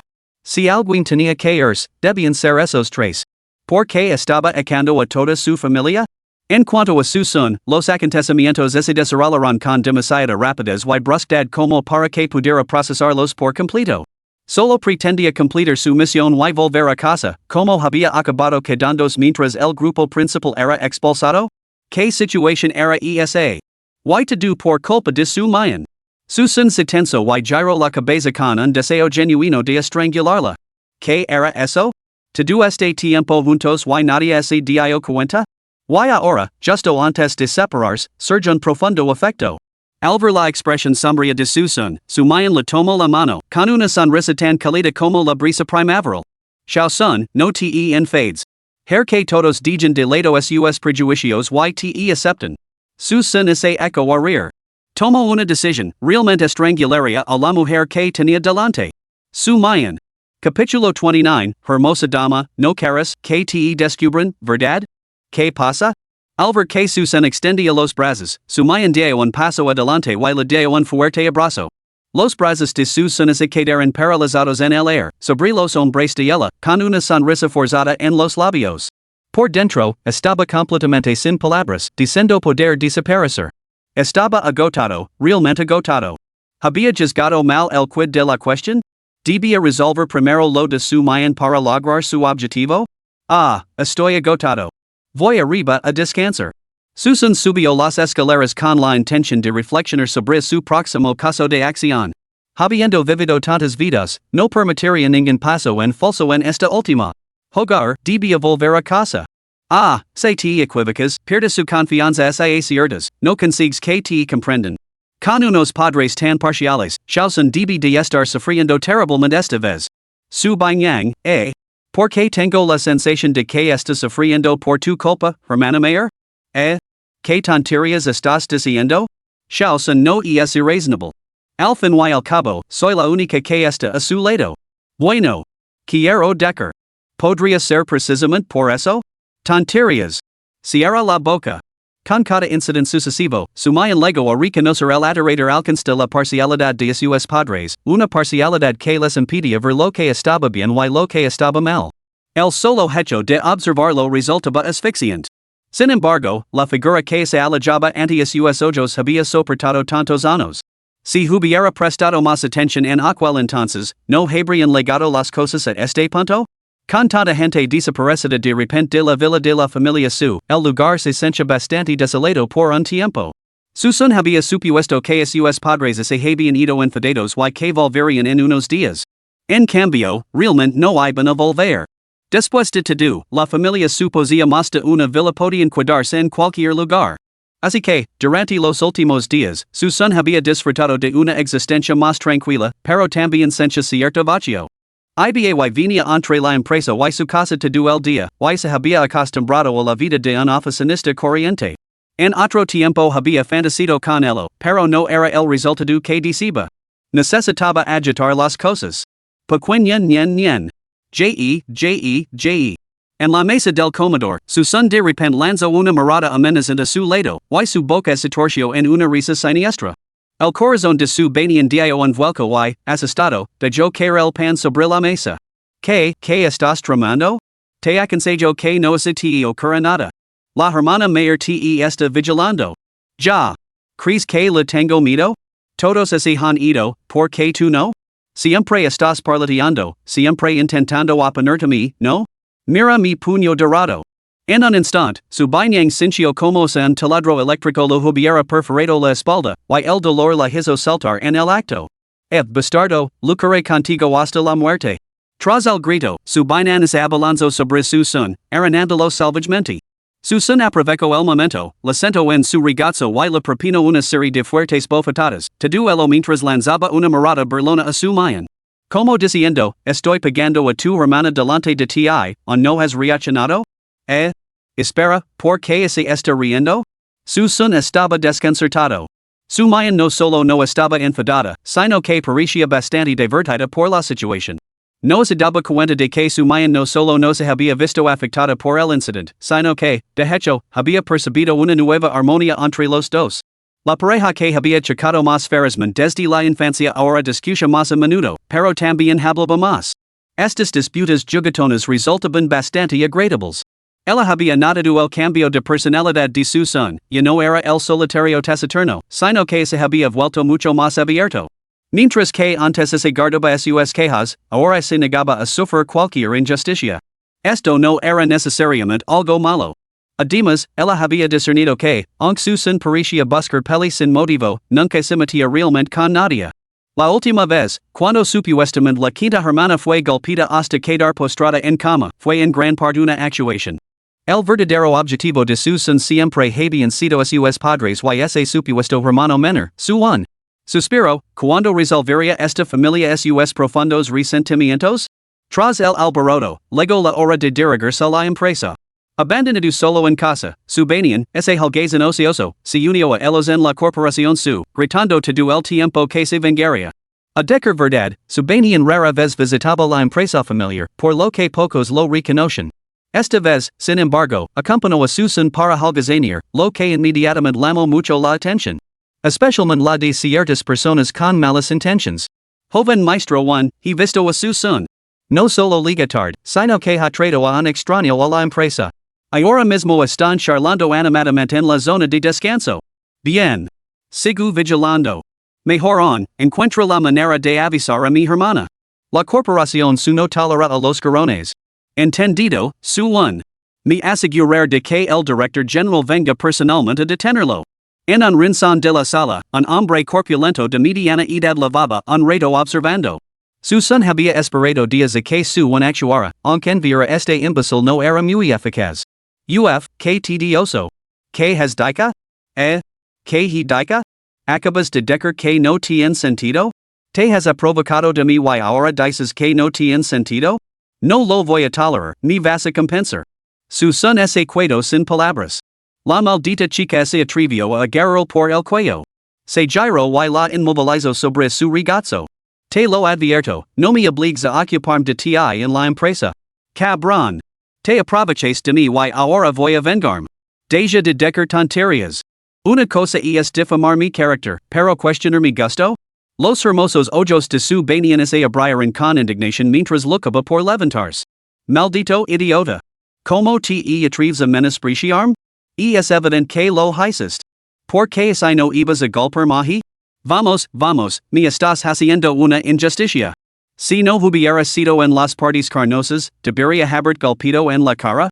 Ysit hubiera dejado una marca. Me habrías matado. O en la espalda? Si hubieras acabado medio paralizado, no me odiarías aún más? O en las extremidades? Aunque me temo que en delis podría dejarud incapaz de caminar o incluso de sostener los palilos. Aún así, podríamos elegir otro lugar. Ciertas partes de tu cuerpo también tienen mucha carne. La próxima vez apuntaré a esas, pero no vengas llorando entonces. Con eso, Susan le dio un golpecito juguete en el muslo, acompañado de una risita traviesa. Su Banian entendió al instante que se refería, y su precioso rostro se sonrojó de furia. Cabrón. Hoy lucharé contigo hasta la muerte. Susan ignoró la amenaza, pero al momento siguiente, un dolor insoportable lo atravesó el brazo cuando su Banian lo agarró de repente y comenzó a morderlo. Maldita sea. ¿Eres un perro o algo así? Aprovechando el momento, su Banian ejecutó un rápido giro, inmovilizando a Susan en el suelo. Aprovechando su estado de debilidad, lo mordió el hombro con fuerza. Si Susan no hubiera reaccionado rápidamente, esa mordedura le habría alcanzado el cuello. Su Banian. ¿Estás intentando matarme mordiscos? Cabrón, tú empezaste acosando, murmuró su Banian. Susan hervía de ira, sultame primero o tendré que dar una paliza hasta dejarut inconscient. Adelante, entonces. Intentalo yte arrancar un trozo de carne me cuesta la vida. En ese momento, una voz burlona y desconocida llegó a sus oídos. Que pareja tan apasionada. No podíais controlaros en público, ¿verdad? Al oír el sonido, se giraron y vieron a un hombre corpulento de mediana edad grabándolos con su teléfono. La expresión de su vaina se ensombreció al instante. Ignorando a Susan, se abalanzó hacia delante para arrebatar el dispositivo. Por supuesto, el hombre no estaba dispuesto a dejársela. Esquivó el agar y se eco hacia atrás, con una sonrisa maliciosa en el rostro. Mi querida señora, seguro que no quiere que se revelen sus indiscreciones públicas? Capítulo 30, su vaina acusada, juego de poder entre bastidores. ¿Quién más podría ser? ¿Te conocimos? El hombre se rió con air de suficiencia. Este humilde servidor es Xu Jiang, jefe de departamento de su corporación. No te conocía antes, pero ahora somos conocidos, ¿no? Al ver claramente los rasgos de su Banian, una chispa de asombro brilló en los ojos de Zhu Guliang. La mujer más hermosa que había visto jamás era, sin duda, Su Mayan, la presidenta de la empresa. Sin embargo, Su Mayan era distante e inaccesible, una figura a la que admirar desde lejos. La mujer que tenía ante sí poseía una belleza que rivalizaba con la de Su Mayan, pero era vivaz y traviesa, y carecía de esa fría indiferencia. ¿No sería un desperdicio que una mujer así fuera la novia de un simple becario? Zhu Guiliang sintió una extraordinaria sensación de satisfacción. Como jefe de departamento de su corporación, ¿no sería un juego de niños seducir a esta joven ingenua? Hermosa dama? ¿Te apetece venir conmigo? Si sigues con ese pequeño becario, seguirás preocupando por llegar a fin de mes. Ven conmigo y tendrás todo lo que dices. Tu ropa parece bastante cara. ¿Podría él permitirse comprártela? ¿Podría seguir dando todo lo que dices? Su Banian estaba furiosa. ¿Qué clase de criatura tan extraña era esa? Ya era bastante malo que ese tanto engreído hubiera malinterpretado su relación con Susan, pero ahora la estaba confundiendo con una arabista interesada en el dinero. Gordo idiota, te aconsejo que te veas inmediatamente. No me obligues a ser grosera. De repente, Zhu Jiang's eco a reír como se hubiera oído el chiste más ridículo. Señorita, ya ha infringido las normas al venir en nuestra corporación sin haber sido invitada. Nuestro director general, Yan, es un hombre que no tolera tonterías. No quiere que su novio pierda su trabajo por su culpa, ¿verdad? Susan lo interrumpió con frialdad. Deje que la aclare algo, ella y yo no tenemos ninguna relación. No me importa lo más mínimo. Susan. ¿Qué quieres decir con eso? Su Banian hervía por dentro. Tenía el físico, tenía el aspecto. ¿Qué le faltaba exactamente para que él la tratara con tanto desprecio? No solo se negaba a unirse contra los forasteros, sino que tenía el descaro de menospreciarla así. Maldito bastardo. Ya pagaría por esto más tarde. Cabrón. Últimamente te has estado comportando como un prepotente, ¿no? Ahora vas a darle una paliza a este idiota testarudo por mí. Ante la orden, Susan puso los ojos en blanco. ¿Qué ver eso conmigo? Ella está enamorada de ti, no de mí. Maldito cabrón. Yo. Basta de teatralidades. Tengo toda la escena grabada, no servirá de nada finger que no se conocen. Yo gelang se froto las manos con entusiasmo. En un principio, iba a denunciar a ese chico por infringir las normas disciplinarias, pero he cambiado de opinión. Siempre y cuando. Deje de tonterías con él siempre y cuando. Denuncialo. Cualquiera podía interrumpir a alguien en mitad de una frase. A su banían le traían sin cuidado las constantes amenazas de ese tonto ingreído. Ya vería quien rea el último. Solo porque ella mantuviera un perfil bajo, alguien se atrevía a mandar sobre ella? ¿Acaso habían olvidado el nombre que lavaba este rascacielos? Yo gelang ese cuedo paralizado, desconcertado. ¿No temes que tu novio pierda su trabajo por tu culpa? Nuestro director general yen es muy estricto. Bah, no tengo ningún miedo. Al fin y al cabo, él es un. Su banían ese dio la vuelta de repente. ¿Cuál es exactamente tu función en la empresa? Assistant del Director General. Exacto. Assistant del Director General. Su banían ese sintió inmediatamente seguro de sí mismo. Es el Assistant del Director General, por el amor de Dios. ¿Tú solo eres un simple gerente, de verdad crees que tienes autoridad para despedirlo? En circunstancias normales, yo gelang no se habría atrevido. Al fin y al cabo, sabía que su son había pasado directamente de ser un empleado normal al assistant del presidente al incorporarse a la empresa. No creía que no tuviera ningún respaldo. ¿Cómo iba a atreverse a tocar al hombre del presidente? Pero su son era el hermano menor del presidente, el joven maestro de la familia su. ¿Podría el respaldo de este su son que tenía ante sí igualar al de un Shao? Como su hermana, se pondría la directora general yen del lado de este forastero en lugar de apoyar a su propia familia? Ya, señorita. ¿Qué importa ser el assistant del presidente? Si ha cometido un error, debe afrontar las consecuencias. Como jefa de recursos humanos, tengo la autoridad para expulsar a cualquier holgazán que intente salirse con la suya. ¿Y qué pasa si la directora general yen se entera? Yo digo que hay que despedir a este chico y que más le vale largarse rápidamente. Pero se está dispuesta a acompañarme a comer, quizá podemos discutir esto más a fondo, G. Después de aguantar tanto tiempo, su banían finalmente estalló. Levanto la mano y le dio una fuerte bofetada en esa cara gradiente y hinchada. Yo gelang ese cuedo atenido. ¿De verdad la había golpeado? ¿Una simple chica? Maldita sí. ¿Cómo te atreves a pegarme? Ah. Susun, salvame. Al ver que aquel cuerpo voluminoso se abalanzaba sobre ella, su banían se escondió detrás de su son, aterrorizada. Nina, quítate de en medio ahora mismo o te dar una paliza también. Muy bien, adelante. Su son se levantó de la silla, sonriendo mientras lo indicaba a Zhu Gillian que procediera. Zhu Gelang sonrió con satisfacción, curvando los labios con air presumido. Sin embargo, su banían se sorprendió por esto.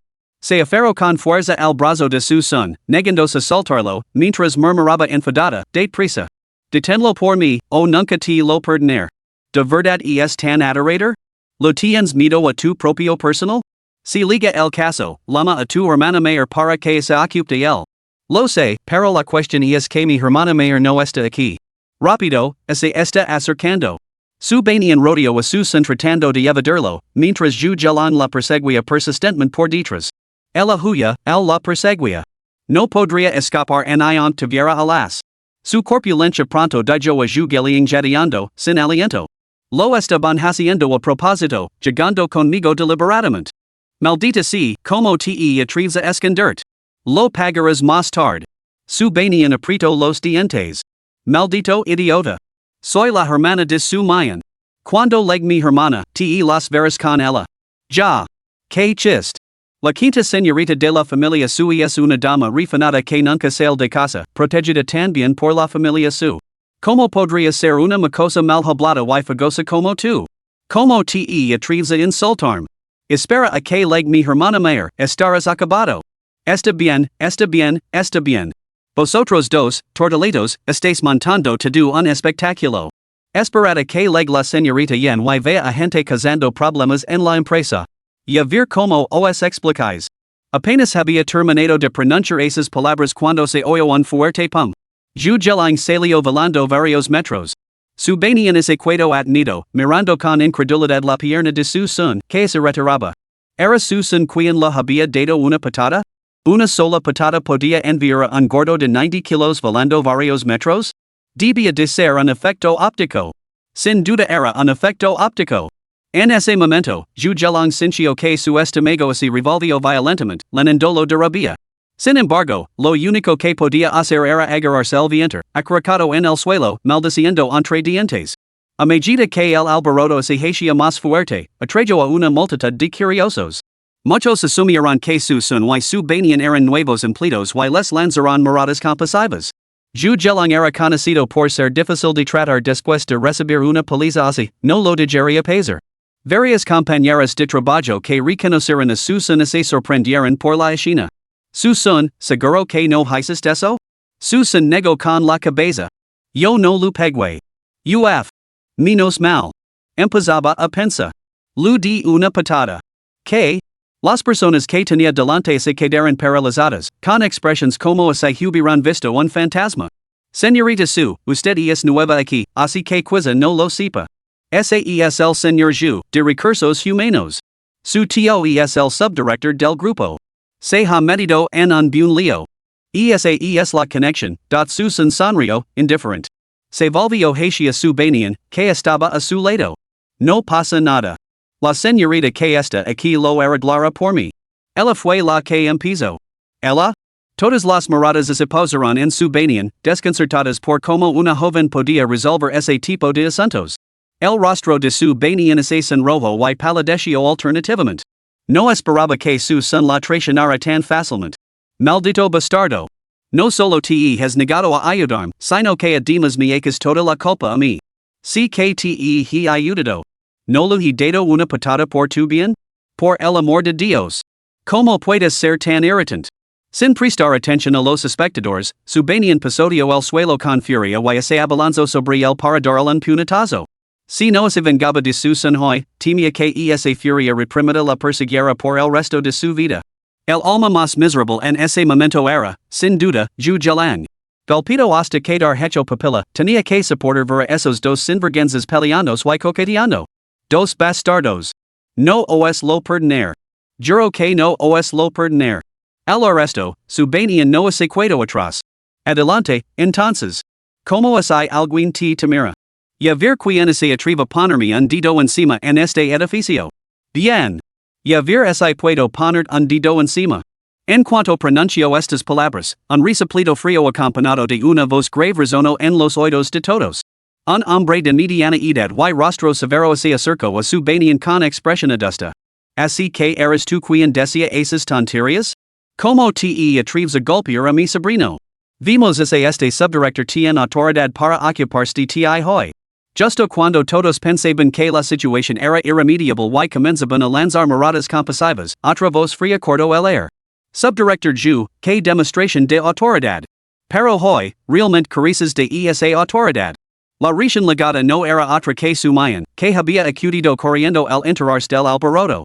Al ver aparecer a su hermana mayor, su Banian se lanzó a sus brazos como si fuera su salvadora, suplicando con lastima, hermana mayor. Por fin has venido.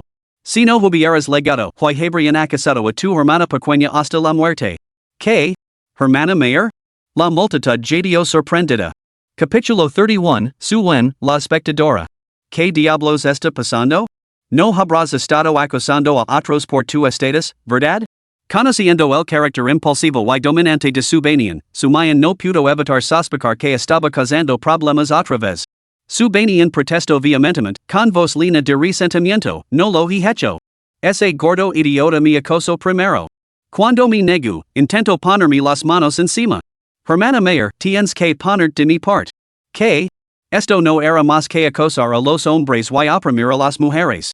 Su mayan nunca toleraría tal comportamiento bajo su supervisión. Su mirada furiosa se fijó en el culpable. Gerent Zhu. ¿No vaya a salir a dar explications? Zhu Zhelang palideció y el terror se apoderó de su corazón. La corporación Su era una empresa familiar. El presidente rara vez aparecía, excepto para tomar decisiones importantes, lo que convertía a su mayan en la jefa de facto. Incluso su padre, el presidente, se somete a su criterio en los asuntos. Esta chica no había mentido. La mujer con la que acababa de coquetear era la hermana del jefe. Si lo hubiera sabido antes, ni siquiera con 10 veces más valor se habría atrevido. Al ver que su Gillian estaba demasiado aterrorizado para hablar, su tío Ju Dahai intervino para suavizar las cosas. Señora Su, debe tratarse de un malentendido. El gerente Ju simplemente vio a una persona ajena a la empresa entrar en ella y fue testigo de un comportamiento inapropiado, por lo que intervino. No sabía que se trataba de la quinta señorita en persona. Todo es un malentendido. Ju Gillian se quedó paralizado. No se lo había contado a su tío, como lo sabía? Tío. Ju Dahai lo interrumpió. Supervisor Ju, ¿está de acuerdo con mi valoración? Sí, por supuesto. Xu Guliang no pudo evitar reconocer el intento de su tío de protegerlo, por lo que, sabiamente, permaneció en silencio. Sin embargo, su mayan estaba profundamente insatisfecha con esta respuesta, no era en absoluto la respuesta que había esperado. Subdirector Xu, sé que el señor Xu es su sobrino, pero echar la culpa a otros con excusas poco convincentes es bastante excesivo, ¿no lo parece? ¿Ciertos asuntos indecentes? Los ojos de su mayan se volvieron fríos mientras espetaba. Ju Jilang, tú acosas primero a mi hermana, y ahora te atreves a difamar su reputación. ¿Has olvidado de quién es el nombre que leva este edificio? No. Señora Su, yo no. De verdad que no. Realmente estaban mostrando su afecto en público. Intervine para evitar daño la imagen de la empresa. Tengo pruebas. Las tengo aquí mismo. Al ver su apuro, Ju Jilang sacó apresuradamente el video que acababa de grabar.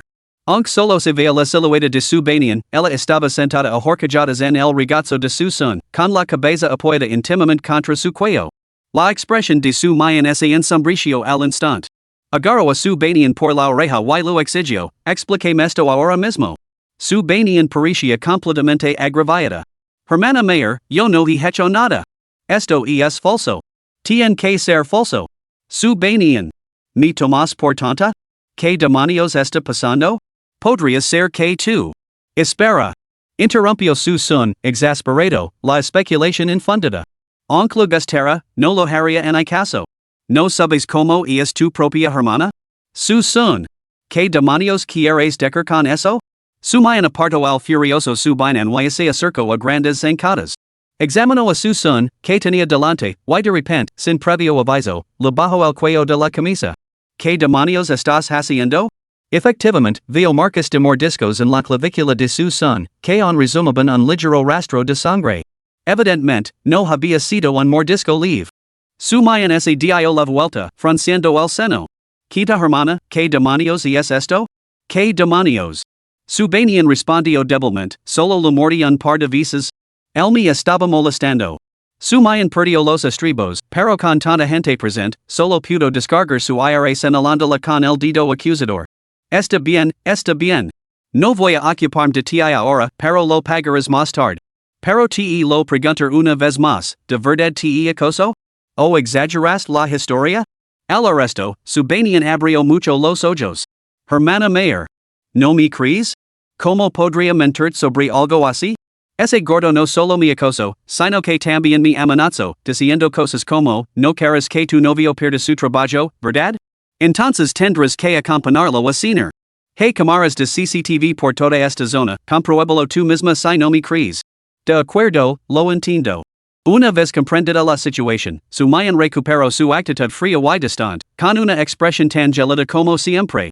Subdirector Xu, ¿no voy a darme una explicación? Xu Dahai parecía preocupado. Pero está claro que ellos fueron los primeros en infringir la política de la empresa. Aún así, mi sobrino debe una disculpa por su comportamiento impulsivo. Do Liang voy a pedir perdón a la quinta señorita. Xu Dahai, no se haga el tonto. Lo estoy preguntando qué piensa hacer con respecto al acoso de su sobrino. La expresión de Xu Dahai se tensó. Como empleado veterano de la corporación Su durante más de 2 décadas, habiendo trabajado en su día para el antiguo presidente, esperaba que su mayan le mostrara cierta cortesía. No había previsto una prisión tan implacable. Señorita Su, la ignorancia no es excusa. Mi sobrino no sabía que ella era la quinta señorita, de lo contrario nunca se habría comportado así. Además, sus acciones eran realmente engañosas. Goliang solo intentaba defender los estándares de la empresa. ¿Ser una persona corriente te de derecho a acosar? YK malentendido.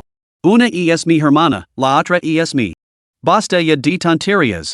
¿Por qué no los despides a los dos? La intervención de su son en ese momento solo sirvió para avivar las llamas.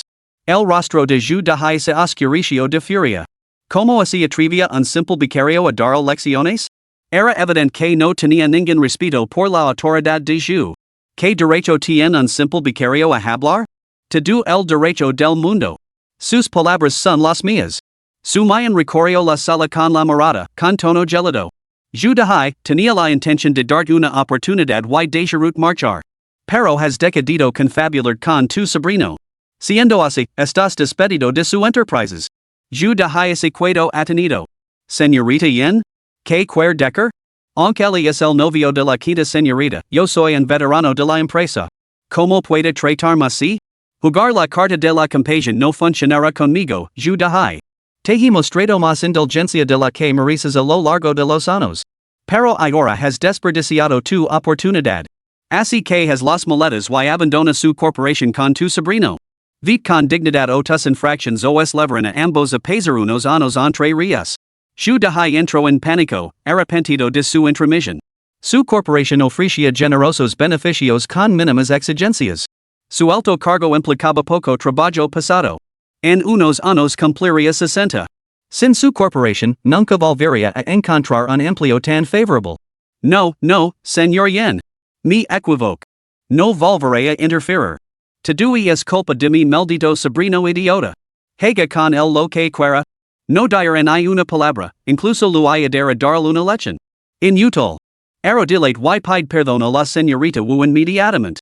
Zhu Dahai le dio una fuerte patada a Zhu Zhelang en la espinilla. El dolor le hizo gemir y caer de rodillas, tras lo cual Zhu Dahai le propinó varias patadas más en el cuerpo. Inútil. Casi 40 años y sigo siendo tan imprudente. Si te gustan las mujeres, que sé cuanto antes. ¿Crees que puedes hacer insinuations inapropiadas a cualquiera? ¿Quieres que te maten, si quieres morir, no me involucres en tu muerte? Al observar esta farsa entre tío y sobrino, su mayan permaneció completamente imposible. Ordino friamente, assistants, expulsada estos dos de la corporación su. Nunca más serán empleados por ninguna filial. Esto selló su destino de una vez por todas. Zhu Dahai se sintió completamente abatido, sin fuerzas. Después de trabajar duro toda su vida para llegar hasta aquí, no podía aceptar fracasar ahora. Sin embargo, los subordinados deben obedecer las órdenes de sus superiores. Se resignó a su destino, pero Zhu Zhelang no podía soportar renunciar a su salario y a sus beneficios, que tanto le había costado conseguir. Después de todo, los acontecimientos de hoy no habían sido culpa suya, él solo había seguido órdenes. Señor Yen, no era mi intención intrometerme. Fue su. Basta, inútil. Larga de aquí antes de que nos avergonces aún más. Pero tío. Sin peros. Sal de aquí conmigo. Al final, los dos hicieron las maletas y se marcharon de su enterprises. Zhu Zhelang hervía de indignación. Él solo había seguido órdenes, ¿por qué tenía que perder su trabajo por eso? Tío, ¿por qué no me dejaste terminar? Solo he acabado así por las instrucciones del joven maestro one. ¿Por qué tengo que sufrir yo? Zhu Dahai le dio un golpe en la cabeza, exasperado. Ni co. Aunque hubieras llamado al joven maestro one, ¿crees que le habría importado que ignoráramos los sentimientos de su hermana? No habría intercedido por nosotros, también nos habría guardado rencor. Ahora solo nos queda esperar que el joven maestro one interceda por nosotros ante esa mujer, Sumayan. Quizás algún día nos traiga de vuelta a la familia su. Este lío no habría ocurrido si no fuera por ti, maldito idiota. Si no hubieras sido tan descarado como para enamorar de la señorita Yen, todavía tendríamos una oportunidad. Idiota sin cerebro. De hecho, ambos habían seguido al pie de la letra las instrucciones de su one. No esperaban que su venían apareciera de la nada y les costara el sustento. Ahora, su única esperanza residía en su one, en la vana esperanza de volver a la corporación su. Aunque habían mantenido a su one completamente al margen y él nunca había mostrado su rostro. Sumayan, que llevaba tanto tiempo en ese puesto intrigante y había sido testigo de tanta astucia y engaño, no podía dejar de notar que algo no iba bien. V.E. Trae a su one aquí. Capítulo 32, el único a tu lado. ¿Me has llamado, hermana mayor? Sumayan dijo el bastoncillo de algodón y resoplo con frialdad. Bueno, desde luego no has tardado mucho. Su un sonrio. Por supuesto que he venido rapidamente cuando me ha llamado mi hermana mayor. Oh, la quinta hermana también está aquí, y el hermano son también. ¿Qué necesitas de mí? ¿No sabes lo que has hecho? Ante esto, su un adoptó al instante una mirada de total desconcierto, como si no fuera consciente de la situación. La sonrisa desapareció de sus labios, sustituida por una expresión de inocencia y agravio. Hermana mayor, ¿qué está pasando? Me temo que no entiendo muy bien lo que dices. ¿No entiendes? ¿No fue yo el quien causó problemas por tu culpa? Y enviar alguien específicamente para avisarme, eso también fue idea tuya, ¿no? Como solo se trataba de una pregunta, su mayan no se contuvo. Al resto, la primera reacción de su no fue nerviosismo por haber sido descubierto, sino enfado por la desconfianza de su mayan. Era su propia carne y sangre, su hermano menor. ¿Cómo podía sospechar de él sin ninguna prueba? Y todo por culpa de ese bastardo de su son. La hermana mayor había cambiado de verdad. Ya no se parecía en nada a la hermana mayor que era antes. ¿Por qué no hablas? ¿Te has quedado sin palabras ahora que te han descubierto? Suprimiendo su ardien ira, su un fingió angustia. Nada. Simplemente no tengo ni idea de lo que ha pasado, ni de por qué sospechas de mí. ¿Y es por lo que pasó antes? Su un. Lo admitas o lo niegas, te aconsejo que abandones tus mezquinos planes. Hermana. Basta. Vite. A partir de ahora ocupad de tus propios asuntos. Su un apretó los puños con fuerza, hirviendo de rabia. Sin embargo, sabía que no era momento para enfadarse. Reprimiendo su furia, ese dio la vuelta y se marchó. No entendía lo que había sucedido. ¿Por qué lo reprendían a él en lugar de a su son? Inmediatamente buscó respuestas en otra parte, pero lo que descubrió casi le volvió loco. Zhu Zhelang había hecho insinuaciones inapropiadas a su quinta hermana. Xu Dehai se había atrevido a desafiar a su hermana mayor, valiéndose de su condición de miembro fundador. Inútiles. Todos y cada uno de vosotros sois unos inútiles. La oficina del director general. Ante los enormes ventanales que iban del suelo al techo, Sumayan inmovilizó a su son contra el sofá y se dispuso a desabrochar la ropa. Su son se sorprendió. A plena luz del día, y con su banyan present, se atrevía a insinuarse. ¿Qué estás haciendo? No me dejo tentar fácilmente, pero si realmente me tientas, puede que no sea capaz de resistirme. Put. Sumayan se rió suavemente, cubriendo los labios rosados. Una rara sonrisa floreció en su rostro frío y distante, como las flores de primavera que atraen a todos. Su son tenía que admitir que las hermanas su eran cada una más imperfecta que la anterior, pero su aspecto era innegablemente impresionante. Si Sumayan lo hubiera sonreído hace más a menudo antes, podría haber pasado su vida como su devoto admirador. Menos mal que había recuperado la memoria. De lo contrario, su vida habría quedado arruinada. Espera. Deja de ser tan arrogante. Te dije que no podía resistir la tentación. Sumayan no pudo hacer más que detenerse ahí. Lanzó una mirada a su son antes de suspirar con impotencia. ¿En qué estabas pensando? Estaba a punto de aplicar la medicina cuando nos interrumpieron. Iba a aplicar la medicina. ¿Aplicar medicina? Está bien, aplica medicina. Pero ¿por qué me quitaste la camisa? ¿No era para evitar manchar tu ropa? Además, la herida está debajo de la clavícula, y es difícil tratarla sin quitarla. Sumayan, siempre decidida, aprovechó el momento en que su son no miraba y le quitó la camisa de manga corta. Al verlo cruzar los brazos con timidez, suspiró exasperado y los separó las manos con suavidad. ¿No es como si te estuviera comiendo, porque eres tan tímido? Sin embargo, al vislumbrar el físico de su son, Sumayan perdió momentáneamente la compostura. Esos pectorales perfectamente esculpidos, esa cintura ancha y esos músculos abdominales bien definidos. ¿Son siempre había estado tan bien formado? ¿En qué estás cenando despierta? Si no estás tratando la herida, ¿dónde crees que estás mirando? Ante sus palabras, Sumayan volvió a la realidad y, torpemente, cogió los bastoncillos de algodón y el yodo para empezar a tratar las marcas de los mordiscos.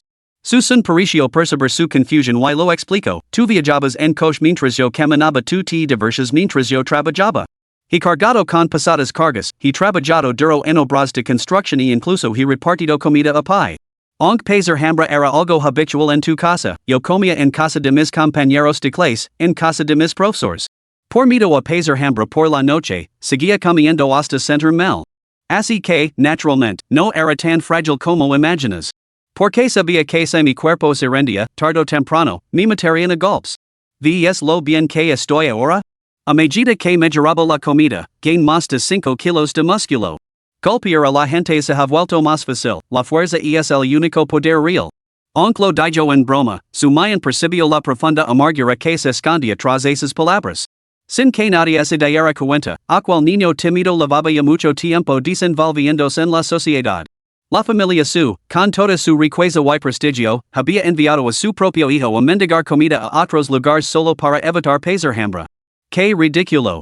Especialmente esa frase sobre desmayarse y ser golpeado hasta la muerte, Sumayan sintió como se le hubieran apretado el corazón con un tornillo de banco, el dolor era sofocante. De hecho, con la forma en que sus padres lo castigaban, si hubiera sido más frágil, probablemente no lo habría soportado. Unas lágrimas silenciosas cayeron. Al sentir la humedad en su pecho, su son se quedó paralizado. ¿Estás llorando? ¿Tú, el eterno iceberg, derramando lágrimas por mi pequeña broma? ¡Qué inusual! Sumayan se secó las lágrimas y esbozó una sonrisa forzada. Son, a partir de ahora, estar aquí. No dejaré que sufras ninguna injusticia. Descubrir la verdad detrás de los agravios que te han hecho y conseguir que se haga justicia. Su son se quedó en silencio, sin decir nada, simplemente mirando en silencio a la mujer que tenía delante, con los ojos enrojecidos. Sumayan esperaba que estas palabras reavivaran el vínculo familiar que su son había abandonado gradualmente. Sin embargo, los pensamientos de su son estaban en otra parte. ¿Debería golpearla ahora para disipar su afecto fuera de lugar? Si ella seguía entrometiéndose, ¿no lo prohibirían volver a casa para siempre? Susan sintió la necesidad, pero finalmente se contuvo. Podía ver que Sumayan era sincera y sus acciones en los últimos tiempos eran de dominio público. Las heridas del pasado habían sido infligidas por esas dos horas. De las 5 hermanas, Sumayan era la que menos había sufrido. En el peor de los casos, había hecho la vista gorda, indiferente a todo. Si se tratara de las demás, especialmente de su Banian, lo habría dado un puñetazo en la cara sin dudarlo. Son, sé que no confías en mí. Te demostrar mi valía con el tiempo. Suspiro. Susan dejó escapar un suave suspiro y extendió la mano para sacar la lágrima del rabillo del ojo. Su tono era monótono. Sumayan, el vínculo entre nosotros terminó el día de aquel aguacero. ¿Por qué sigues aferrando de mí? Qué feliz me habría hecho escuchar esas palabras antes. Pero ahora es demasiado tarde. Ya no las necesito. Tú, yo y toda tu familia suya no estamos conectados. Solo tienes que pronunciar las palabras para expulsarme de la casa y desaparecer de tu vista para siempre. ¿No sería mejor así? No. Sumayan gritó histéricamente. Sé que quieres usar mis palabras para romper tu último vínculo, pero nunca permitir que nadie más haga tal cosa. De repente, su tono se suavizó. Está bien, deja de hablar. Necesito aplicar la pomada. Susan la ignoró y continuó, ¿para qué molestarse? Seguro que no romperías los lazos con tus padres y hermanas por mí, ¿verdad? Ya que no lo harás, no me de esperanzas para luego destrozarlas. Lo haría. Si realmente llegaran a ese punto de confusión moral, yo sería la única a tu lado. Se produjo un silencio inquietante. Susan no había previsto que Sumayan pronunciara tales palabras. ¿Estaba loca? Sabía que Sumayan se enorgullecía de su racionalidad y equidad, pero no había imaginado que llegaría a tales extremos por ese equilibrio interno, lo que rayaba en la turquidad. Difícil decir si era para bien o para mal. El aire se volvió pasado durante lo que pareció una eternidad, la tensión era casi palpable. Su Banian estaba cerca, conteniendo la respiración. Finalmente, después de aplicar el ungüento, Sumayan rompió el silencio. Muy bien. Ten cuidado de no golpearlo durante los próximos días. Afortunadamente, no debería dejar cicatriz. Aún así, ¿en qué estaba pensando? ¿Por qué morder justo ahí? Si hubiera alcanzado la arteria carótida, habría sido desastroso. ¿Cómo sabes que no mordió en ningún otro sitio? Susan agitó la mano izquierda, dejando al descubierto una hilera de marcas de dientes. Sumayan se quedó paralizado y luego estalló de aire. Su Banian. ¿Eres un maldito perro? Hermana mayor, no lo soy. El empiezo. Tú. Ven aquí. Qué fuerza tan imprudente. Creo que realmente necesitas una lección. Ah. No, hermana. Lo siento. Subanian aprovecho la oportunidad y se escondió detrás de su son. Aprovecho para agarrar su pequeña mano y frotarla de forma sugerente mientras murmuraba, que musculos, no tienen nada de especial. Subanian. Bejate ahora mismo. No me hagas dar una bofetada. Al final, la actitud concreta de Subanian lo ahora una paliza, aunque una severa reprimenda era inevitable. Sin embargo, su mente estaba en otra parte. Señaló a su son y susurró, ¿cuándo empezaste a hacer ejercicio? Yo también he estado yendo al gimnasio últimamente. ¿Te apetece venir conmigo? Tú? Susan puso los ojos en blanco y comentó con desdén, supongo que tu rutina de gimnasio es solo una excusa para acercarte a mí, ¿no? Tonterías. ¿Quién quería acercarse a ti? Bueno, entonces, ¿por qué no quitas la mano de mi cintura? Capítulo 33, El clan su en crisis.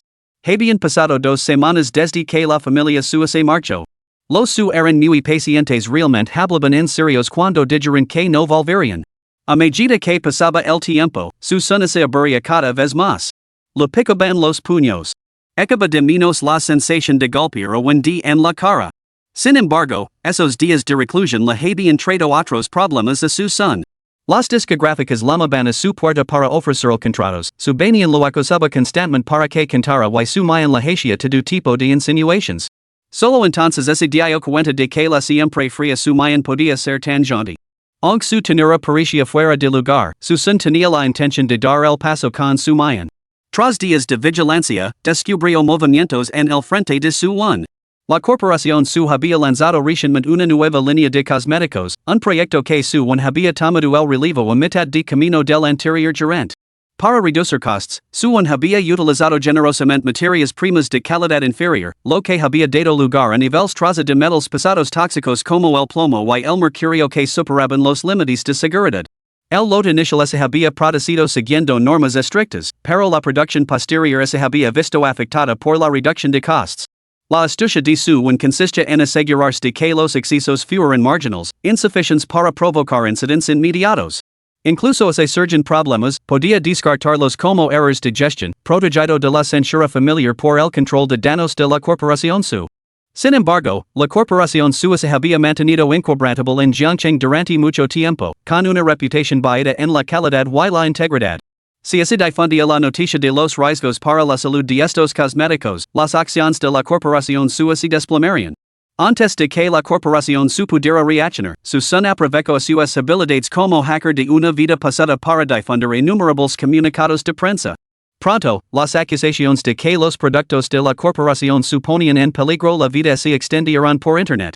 En la red, los productos legítimos de la empresa se vieron sospechosos de ser problemáticos, mientras que los productos problemáticos fueron acusados de suponer un riesgo para la salud. Los productos más graves fueron incluso descritos como causantes de ulceraciones en todo el cuerpo y daños mortales tras su uso. Innumerables ciudadanos realizaron pruebas independientes y descubrieron sustancias tóxicas en los últimos productos de la corporación SUE. Susan incluso desenterró análisis de productos anteriores, revelando elementos tóxicos en artículos que antes no estaban contaminados. Las aguas de Internet son profundas y nunca faltan oportunistas. Siguiendo el ejemplo de Susan, muchos comenzaron a acusar a los productos históricos de la corporación SUE de numerosos defectos. Ahora daba igual si era verdad o mentira, lo que importaba era que la corporación SUE se había visto envuelta en una tormenta de opinión pública. Señor Yen, el valor de mercado de la corporación SUE se ha evaporado en 5,000 millones en los últimos días. La tasa de devolución de los distribuidores del nuevo producto ha alcanzado el 72%. Ahora Internet nos llama empresas sin escrúpulos. Señor Yen, ¿qué hacemos? Sumayan se aprisionó las scenes, sumida en sus pensamientos, con el rostro marcado por el agotamiento. Había sido testigo de cómo se desarrollaban estos acontecimientos durante los últimos días, y al principio los había descartado como una pequeña turbulencia. Sin embargo, se habían convertido en una inmensa agitación. En ni siquiera las colosales sumas gastadas en controlar los daños pudieron frenar la oleada de publicidad negativa. Parecía como si alguien los hubiera atacado deliberadamente. Apenas había remitido una crisis cuando estalló otra. Y la causa principal de todo esto era su one. Pronto, el secretario llamó a su one. En cuanto se vieron, Sumayan no pudo contener su furia. Su one. Expliquen qué demonios está pasando. ¿Por qué hay tantos problemas con los productos de los que eres responsable? ¿Te das cuenta de la reacción en cadena que has provocado? La corporación su es ahora objeto de la condena pública. ¿Qué has hecho exactamente? Su en ese sobresalto visiblemente y, una vez más, fingió total inocencia y ignorancia. ¿De qué estás hablando, hermana? ¿Qué tiene esto que ver conmigo? Yo también soy una víctima. Sigues intentando escapularte. No me hagas descubrir lo que has hecho o no te lo perdonar. De repente, la puerta de la oficina se abrió de golpe. ¿A qué viene tanto alboroto? ¿No pueden los hermanos discutir los asuntos con calma y sensatez? El recién legado no era otro que su chiming. Con la empresa sumida en el caos, se había visto obligado a regresar y hacer cargo. Padre. ¿No sabes lo que está pasando en la empresa? Los productos bajo su supervisión tienen graves defectos, pero se niega a reconocerlo. ¿Cómo así supone que voy a discutir esto con calma? Hijo mayor. La mirada de su chiming se volvió gelada mientras respondía secamente, esto on no se ha confirmado. ¿Cómo puedes estar seguro de que es culpa de Shawan? ¿Y si es culpa de alguien su cargo? Pero no sigue siendo responsabilidad suya? Él aceptó ese puesto, por lo que debe render cuentas. ¿De verdad puede ignorarlo solo por una supervisión inadecuada? Su mayan. Ya te lo hidica, no hay nada confirmado. Deja de hacer acusaciones especulativas. Su mayan espido, padre. A estas alturas, sigues protegiéndolo. Te advertí que le faltaba experiencia. No solo le diste el puesto, sino que le confiaste un proyecto tan importante. Ahora que ha ocurrido el desastre, ¿qué propones que hagamos? Tranquila, yo lo resolver. Puedes retirar los productos y ofrecer una compensación, pero ¿cómo vas a restaurar la reputación que su corporación ha construido durante décadas? Hidica que lo resolver. No tienes por qué preocuparte por este asunto. En ese momento, su mayan no sencha más que una profunda decepción. En realidad, la falta de capacidad de su no era el problema, ya que todo el mundo tiene que empezar por algún sitio. Pero él había aprovechado su posición para actuar de forma perjudicial para la imagen y los intereses de la empresa, destruyendo la reputación que había costado tantos años construir. Ella no había rescatado a la decadente su corporación para que otros la arruinaran. Muy bien. Ya que insistes, padre, espero que resuelvas esto. Pero si fracasas, cuando intervenga, no me culpes por no mostrar piedad. Su chiming estilo de IRA, ¿qué quieres decir? Me estás amenazando.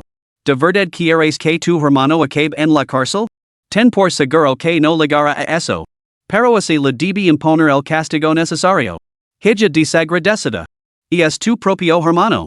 ¿Tienes que ser tan implacable?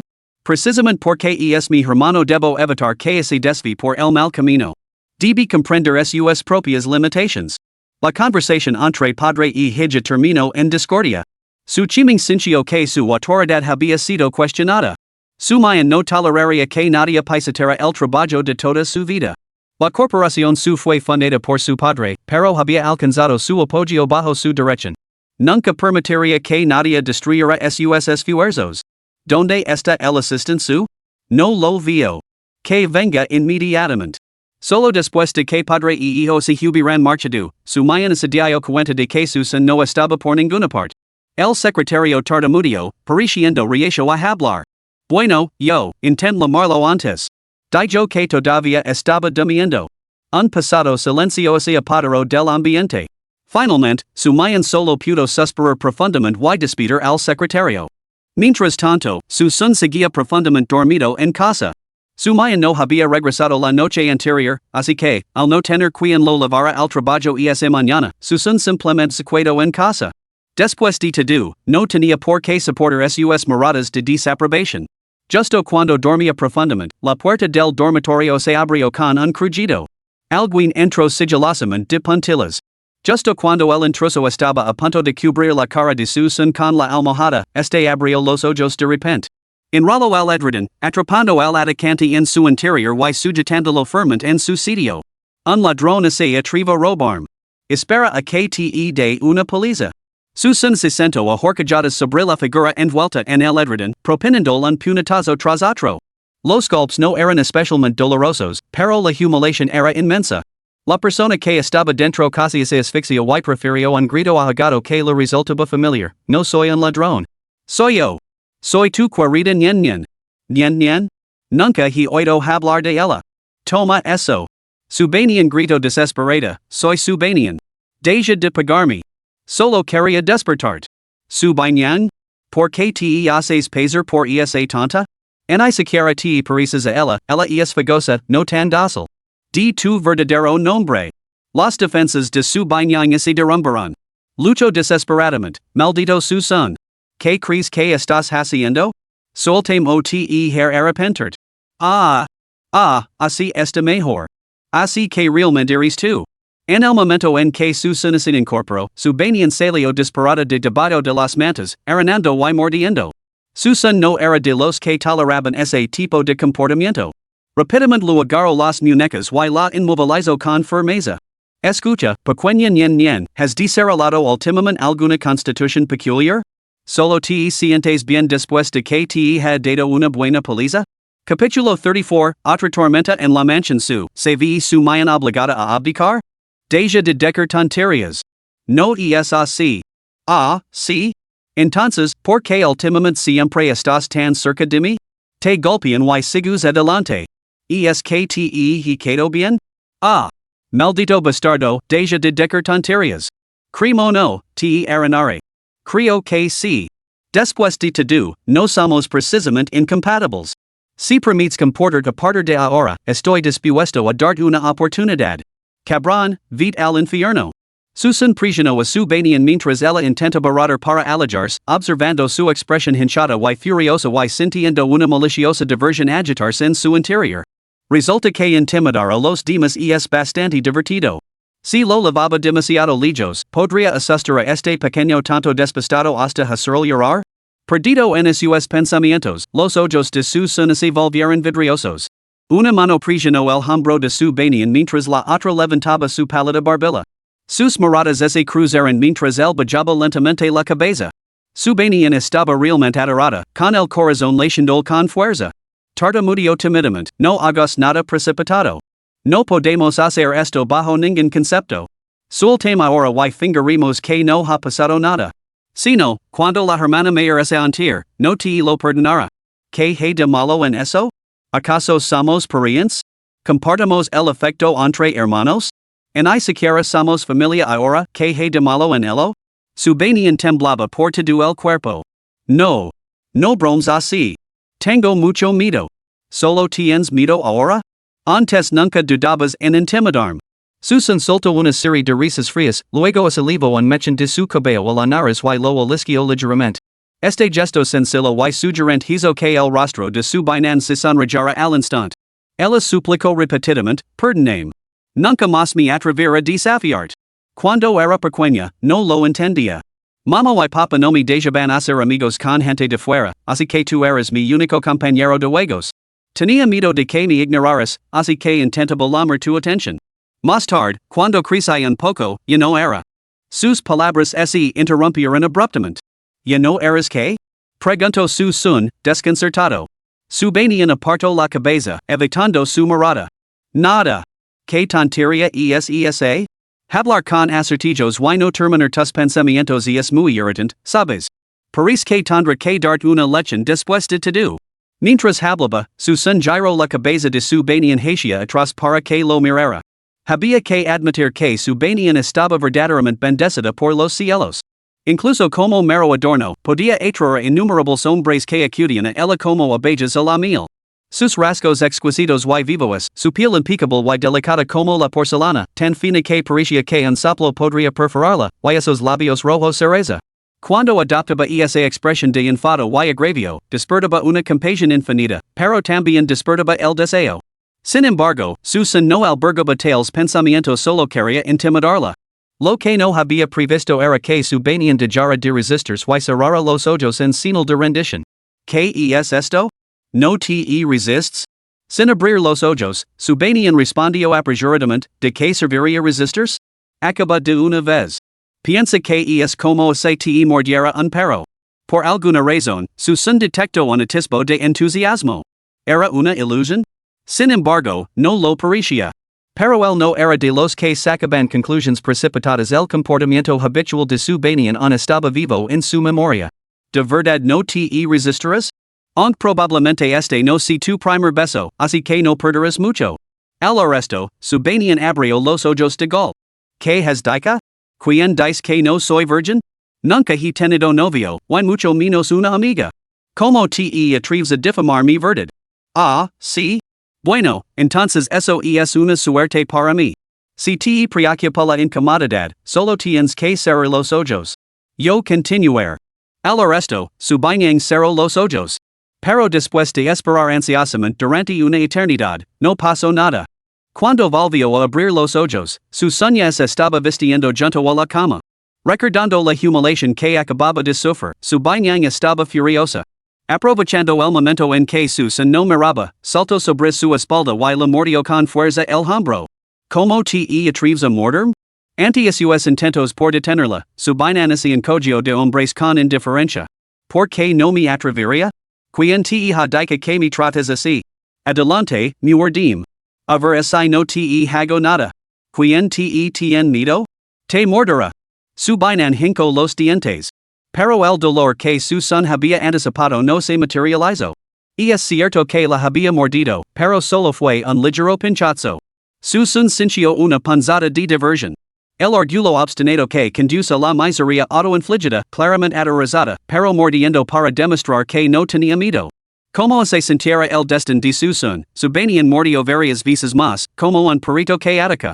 Incluso el cuello de Susan sufrió algunas mordeduras. Todas estas marcas de dientes, además de tu saliva, ¿no es repugnant? ¿Cómo te atreves a criticar a esta señora? Cream, te morderá hasta matarte. Está bien, está bien. Ya te has vengado, estamos en paz. Tengo que ir a trabajar. Ahora quítate de encima. No, eres mi caballo. Igual que antes. Subanian, te pica el trasero otra vez? No voy a repetirlo. Humph. Aunque obstinado en sus palabras, subanian desmontó obedientemente de la espalda de Susan. Susan no le prestó más atención, se vistió rápidamente y se dirigió a la empresa. Sumayan debía de estar muy enfadado a estas alturas, ya que pretendía echar más leña al fuego. Shaosun, ya estás aquí. La reprimenda esperada no se materializó, lo que dijo a Susan algo decepcionado. No era la reacción que esperaba. La situación de la empresa se está agravando. ¿Has oído alguna contramedida? Padre dijo que se encargaría de ello y me pidió que no interferiera. Simplemente esperaré. Ah, sí. Ese viejo cascarabias va a intervenir personalmente para arreglar el desastre? Parece que tu querido hermano ya no tiene por qué preocuparse. Al resto, subanian suspiró profundamente. Shaosun, sigo siendo tu padre. ¿Cómo puedes dirigir de él de esa manera? ¿Qué papa? Ese es tu padre, no el mío. Para mí, no es más que un casero. Tú, suspiro. Subanian se detuvo, como si se hubiera dado cuenta de algo, y sus dedos rozaron el cuello de Susan. ¿Qué te ha pasado en el cuello? Susan se encogió de hombres. ¿Qué otra cosa podría ser? Tu querida hermana me mordió, eso es lo que pasó. ¿Qué? Esa pequeña descarada. Se está volviendo cada vez más rebelde. Basta ya de tonterías.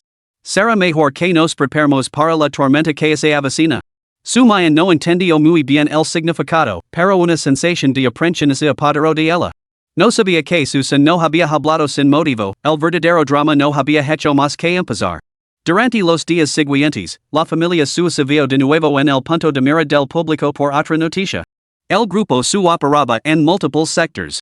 Desde que Subanian tomó el mando, habían sido pioneros en un mini programa propio para las ventas. Para fidelizar a los clientes, habían implementado un sistema de puntos y un programa de velas de descuento.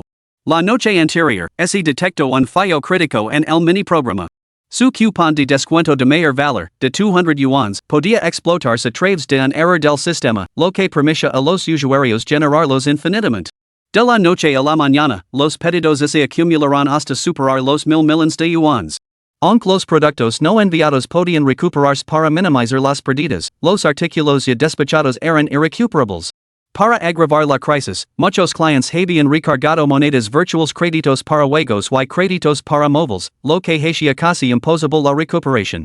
En una sola noche, sufrió pérdidas reales que ascendieron a cientos de millones.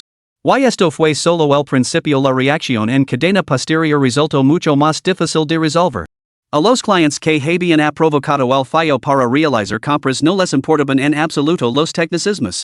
Lo único que sabían era que sus compras habían sido revocadas con un simple aviso de error del sistema.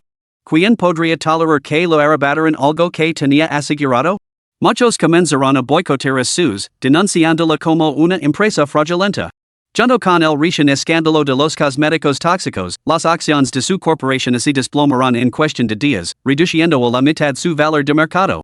Todo el orquestado por su son, una maniobra que difícilmente podría calificarse de otra cosa que no fuera despiadada. De todas las habilidades perfeccionadas a lo largo de innumerables vidas, sus dotes como hacker parecen las más inútiles, ya que casi nunca las había empleado. Sin embargo, aquí demostraron su valía a gran escala.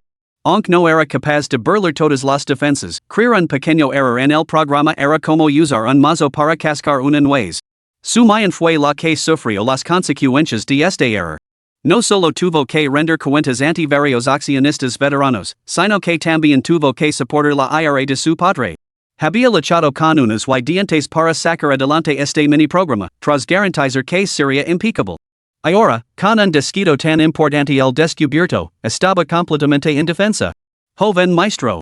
¿Es esta la garantía que me dio? ¿Cómo piensa compensar unas pérdidas tan colosales? Cosméticos tóxicos, velas ilimitados. Vio que tu energía no es la que era. Renuncia. Es hora de que te comes. Te buscar una pareja adecuada y podrás llevar una vida tranquila. Capítulo 35, La confesión de su son. Sumayan miró con total incredulidad, luchando por comprender las palabras de su padre. El escándalo de los cosméticos tóxicos era claramente responsabilidad de su one. La familia lo había instado a no interferir, insistiendo en que se le diera rienda suelta a su hermano. Ahora así lo acaban en cara a ella. Además, en este momento crucial de lucha, le pedían que abandonara sus ambitions por el matrimonio. La corporación su había alcanzado su posición actual en gran parte gracias a sus esfuerzos, porque debía renunciar a todo. Padre, dará la empresa una explicación satisfactoria. Pero ahora mismo solo deseo consolidar mi carrera. El matrimonio no está en mis planes por el momento. No es necesario. No vas a rejuvenecer. Si no te casas ahora, tendrás que hacerlo dentro de unos años. Después, podrás vivir simplemente como una rica heredera. Padre. No hace falta que digas más. Ya he tomado una decisión. Convocar la reunión de la junta directiva en breve. A partir de ahora, deberías descansar bien. Sumayan sonrió, una sonrisa burlona que se dibujó en su orgulloso y hermoso rostro. Realmente se sentía como un burro desecado después de moler el molino. Y se trataba de su propio padre. Todos esos años de duro trabajo, su incansable dedicación que había impulsado a la corporación su la cima de Jiangcheng. Ahora, por un solo paso en falso, la estaban dejando de lado por completo. ¿Era realmente necesario? De repente, se dio cuenta de que no se trataba de un accidente. Era una excusa, la prueba de que su padre llevaba mucho tiempo queriendo apartarla del poder y que este incidente no era más que una oportunidad conveniente. ¿Pero por qué? Durante todos estos años, había trabajado con diligencia y conciencia, sin flaquear ni una sola vez. Había llevado a la corporación su a la cima de Jiangcheng. ¿Por qué tratarla así? Los ojos de su mayan se enrojecen y su voz se quebró ligeramente cuando preguntó, Padre, ¿se renunció como directora general quien ocupará mi lugar? ¿No dijiste que no confiarías en los forasteros? Su chiming frunció ligeramente el seno y la miró con indiferencia. No es un extraño. Es Shaowan. De todos modos, acabará ascendiendo. Desde que primero adquiera experiencia durante unos años. En ese instante, la chispa de esperanza que había en el corazón de su mañana se apagó por completo. Era su propio hermano menor de carne y hueso. Había luchado durante años para ganarse el reconocimiento de su padre y asegurarse este puesto, solo para que ese hermano anulara todos sus esfuerzos en apenas unos meses. Su mañana se negaba a aceptarlo. Sabía muy bien que todo lo que había en la familia acabaría perteneciendo a su nunca se había planteado disputárselo. Pero que su le arrebatara el fruto de su trabajo? No podía soportarlo. Como dice el refrán, uno no conoce el dolor de un golpe hasta que lo recibe en carne propia. Solo cuando le sucedió a ella, su mayan comprendió verdaderamente la agonía del favoritismo. Así que este era el sabor que Shaosun siempre había soportado. Uf. Era realmente insoportable. Aturdida y desorientada, Sumayan regresó a su oficina, acando una última mirada al lugar que había ocupado durante tantos años. Anhelaba ver a su son ahora, aunque solo fuera para intercambiar unas pocas palabras. Le pidió a su secretaria que fuera a buscar a su son. Pero la secretaria lo informó de que su son tampoco había ido a trabajar ese día. Sumayan sonrió con amargura, sintiéndose como si el mundo la hubiera abandonado. En el pasado, el niño que recordaba habría encontrado la manera de animarla. Sin embargo, de alguna manera, ese tiempo había pasado y nunca volvería. Si ella no quiere venir, que así sí. De todos modos, ni voy. Ya no podré seguir gestionando sus asuntos. El bonito rostro de su secretaria se tensó con indignación. Señora Yen, el presidente ha ido demasiado lejos esta vez. Todo el mundo reconoce sus años de servicio. ¿Qué derecho tiene él para obligarla a marchas? ¿Acaso una hija es menos que un hijo? No inferiores a los hijos, sino inferiores a los hijos biológicos. Sumayan negó con la cabeza y le habló con sinceridad a su secretaria, que llevaba mucho tiempo a su servicio. Shaoli, has trabajado a mi lado desde la universidad. Cuando sigas al presidente no guards renser. No dejes que todo tu esfuerzo se eche perder. A la secretaria Shaoli se le llenaron los ojos de lágrimas. Presidente Yen, si usted sabía, yo también renuncio, sin usted, no estaría donde estoy hoy. No me importa. Jolie. No actúes por impulso. Piensa en tu futuro, piensa en tus padres. No hagas nada imprudente. Pero señora Su. Obedece. No me deceptions. La reunión de la junta directiva se celebró según lo previsto, pero Sumayan, la persona afectada, no recibió ninguna notificación. Su destino se decidió sin su presencia. Dada la reciente conducta de Sumayan, su chimen ya había contemplado su destitución. No esperaba que este inesperado giro de los acontecimientos le proporcionara el pretexto perfecto. Al principio le preocupaba cómo explicárselo a los accionistas, pero con el grupo su ahora asediado por todos lados, los accionistas atribuyeron unánimemente la crisis a la mala gestión de Sumayan. Y así, Sumayan abandonó el lugar por el que había luchado tan duro durante años. Dicen que las clases altas son despiadadas, pero Sumayan nunca imaginó que su hija mayor, que en su día fue su mayor tesoro, caería tan bajo. Octubre se acercaba rápidamente y el tiempo se iba enfriando poco a poco. La fresca brisa vespertina en el balcón no servía para disipar el cansancio de Sumayan, sino que dejaba tras de sí una pesada tristeza. Susan salió de la casa y, inesperadamente, vio la silueta de Sumayan. Sabía que ella rara vez visitaba el quinto piso sin motivo debía de querer hablar con él. Se acercó lentamente y se apoyó en la barandilla para compartir la brisa otoñal. Al girar la cabeza, veo como el suave viento lo agitaba el cabello, revelando un rostro de exquisita belleza ahora apagado por la tristeza, con los ojos desprovistos de su antiguo color. Por un momento, su son sintió una emoción indescriptible en su interior. Xiao Sun, murmuró Sumayan en voz baja, mirando al frente como se hablara consigo misma, solo ahora puedo empatizar verdaderamente contigo. Solo ahora comprendo lo profundamente resistente que ha sido tu espíritu. Susan respondió con calma, la vida está llena de decepciones. Soportalas y te espera un nuevo horizonte. ¿Y es así? Sumayan giró la cabeza, con la mirada cada vez más profunda. ¿Así es como te has templado para soportarlas? No. Yo lo llamaría un déspota repentino. Déspota de repente los recuerdos de una vida pasada. ¿Cómo no iba a hacer eso un déspota repentino? De lo contrario, seguiría intentando ganarme el favor de la familia su de forma tonta. Sumayan estaba algo perpleja, pero no insistió más. Simplemente dijo, has estado ausente demasiado a menudo estos últimos días. Al fin y al cabo, yo ya no estoy aquí. Si no empiezas a prestar atención, puede que no consigas tu certificado de prácticas. Susan esbozó una sonrisa. Tu querido hermano está a punto de tomar el control. ¿De verdad crees que me daría la oportunidad de intrometerme en cada pequeño detalle? Así que ya no voy a asistir a estas clases. ¿No vas a asistir? ¿Y qué pasa con tus prácticas? ¿Prácticas? ¿De verdad crees que me importa ese certificado de prácticas o ese diploma de graduación? Se burló Susan con frialdad, hablando lentamente. Mi objetivo nunca ha sido graduarme sin problemas. ¿Qué quieres decir? De repente, Sumayan sintió una olida de aprensión. ¿Qué quiero decir? Legados a este punto, Susan no vio necesidad de contenerse. ¿Por qué crees que la corporación se enfrenta a una crisis tras otra? Porque alguien ha estado agitando las aguas entre bastidores, por supuesto. Al principio, solo pretendía atacar a los entremedios para lograr mis propios fines. Pero, con las constantes interferencias, no tuve más remedio que atacar lo que más le importa a alguien. Sumayan, el sabor del abandono es bastante desagradable, ¿no? Capítulo 36, La liberación completa de Sumayan. El ambiente siguió siendo tenso durante mucho tiempo. Mientras la brisa de la tarde se agitaba, el exquisito rostro de Sumayan pasó por la conmoción, la confusión y, finalmente, el entumecimiento total. Luchó por procesar las palabras que acababa de oír, diciendo desesperadamente convencerse de que solo se trataba de una alucinación auditiva momentánea. Sin embargo, la expresión de su son, a medio camino entre una sonrisa y una mueca de desprecio, parecía revelar todas las respuestas. Al instante, los ojos de Sumayan se llenaron de lágrimas que no pudo contener.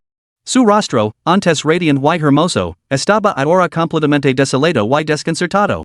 ¿Fuiste tú? ¿Todo esto fue obra tuya? ¿La difícil situación actual de la familia Su es culpa tuya? ¿Pero por qué? ¿La familia Su también es tu hogar, no? No, no es mi hogar.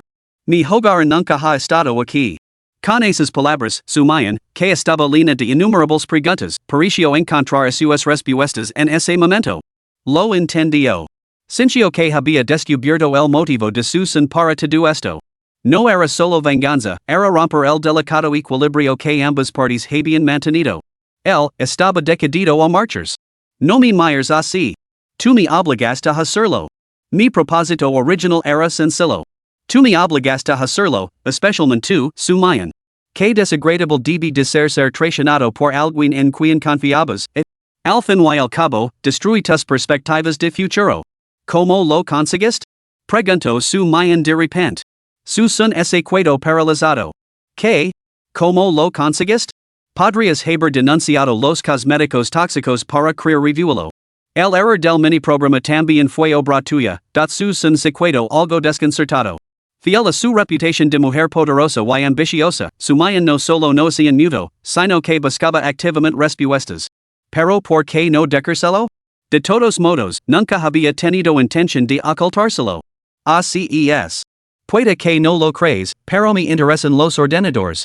No solo los errores, el rumor que no pudiste suprimir. Yo estaba avivando las llamas entre bastidores. ¿Sorprendida? ¿Conmocionada?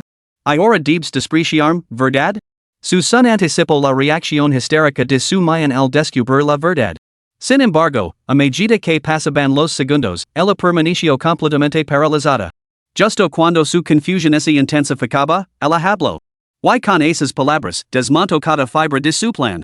Tú no buscabas vengarte de mí en absoluto. Simplemente querías que te expulsaran de la familia Su, ¿verdad? Sumayan esbozó una sonrisa amarga, con un tono tenido de resignación. Su son se quedó paralizado. No seas tan presuntuosa. Sí que buscaba venganza. No. Vi un destello de renuencia en tus ojos. Solo querías provocarme para que te expulsaran de la familia Su. Hoy, deja de decir tonterías. No tengo ninguna reticencia.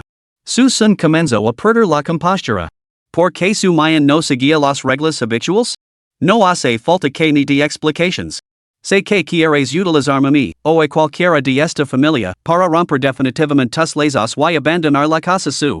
Aunque me cuesta entenderlo, ten por seguro que no dejaré que tu último vínculo afectivo se desvanezca en el aire. Su son se quedó sin palabras. Espera, ¿podrías dejar de halagarte? ¿Deberías estar furioso ahora mismo, ¿entiendes? He arruinado tus perspectivas de futuro. Xiao Sun, no tengas miedo. No te culpar. Al contrario, siento una sensación de alivio.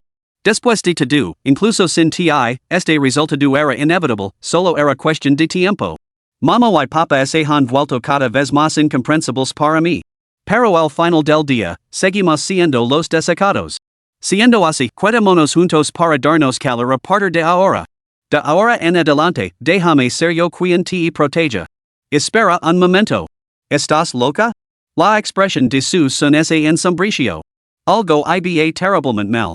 Esta Sumayan estaba completamente descarrilada. ¿No se suponía que la trama normal era volverse unos contra otros con el odio hirviendo? ¿Qué demonios era esta escena empalagosa? Susun observo a su Manhwa, de repente, extendio la mano para tocar su pálida frente. No tienes fiber? ¿Por qué dices tonterías? Xiao Sun.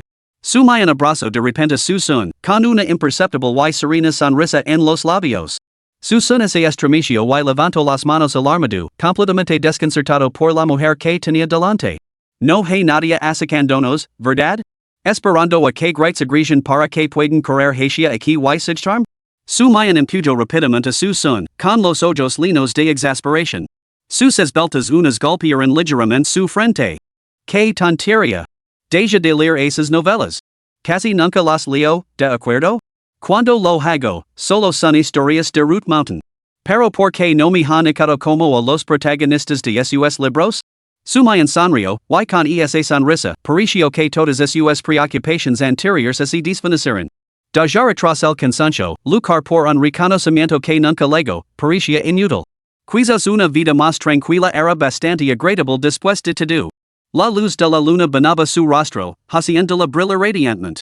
Su mayan apartó los mechones de pelo que la brisa había esparcido y miró a Susun con una seriedad que nunca antes había mostrado. Algunas personas tienen padres que las adoran, hermanas que las protegen. Una menos como yo no cambia nada, una más como yo no aporta nada. Otros, sin embargo, son ignorados y se convierten en meros destellos en la memoria colectiva. Pero mi propia prescindibilidad podría traer un rayo de luz. Xiaosun, déjame ser tu faro en la oscuridad a partir de ahora. Ese día, la familia Su, ausente durante mucho tiempo, finalmente regresó a casa. Trajeron consigo la buena noticia de que la mala reputación de la familia Su había sido eliminada. Su Chiming, un veterano con décadas de experiencia en el mundo de los negocios, demostró su valía actuando con decisión. Incluso ante pérdidas sustanciales, impulsó los pedidos atrasados para salvar la reputación de la empresa. Su goedu por un consejo desconocido, sorprendentemente se rebajó a disculparse públicamente por los productos y a compensar los daños, lo que redujo significativamente la reacción negativa. Lo más importante es que, en medio de esta agitación, Su consiguió un pedido de varios miles de millones de yuans. ¿La razón? Había rescatado a un anciano en la carretera y le había regalado una fórmula medicinal. Este anciano resultó ser el patriarca de la familia Tang, uno de los tres clanes más prominentes de Jiangcheng, un verdadero pilar de la ciudad. Susun no pudo evitar preguntarse, ¿era Su una especie de elegido?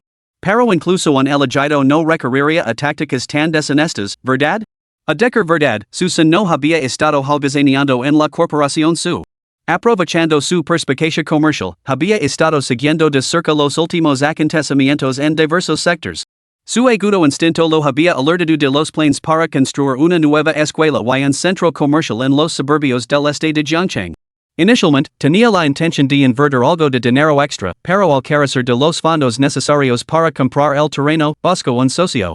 La familia Tang era la candidata ideal, ya que su patriarca padecía una enfermedad crónica desde hacía años, una dolencia que Susun sabía cómo curar. Incluso había redactado la propuesta comercial y formulado la receta médica. Sin embargo, tras abandonar la corporación Su, rompió la propuesta. En cuanto a la receta, Susun sintió de repente que algo no cuadraba. ¿Cómo podía ser tal coincidencia? ¿De dónde demonios había obtenido Su la fórmula?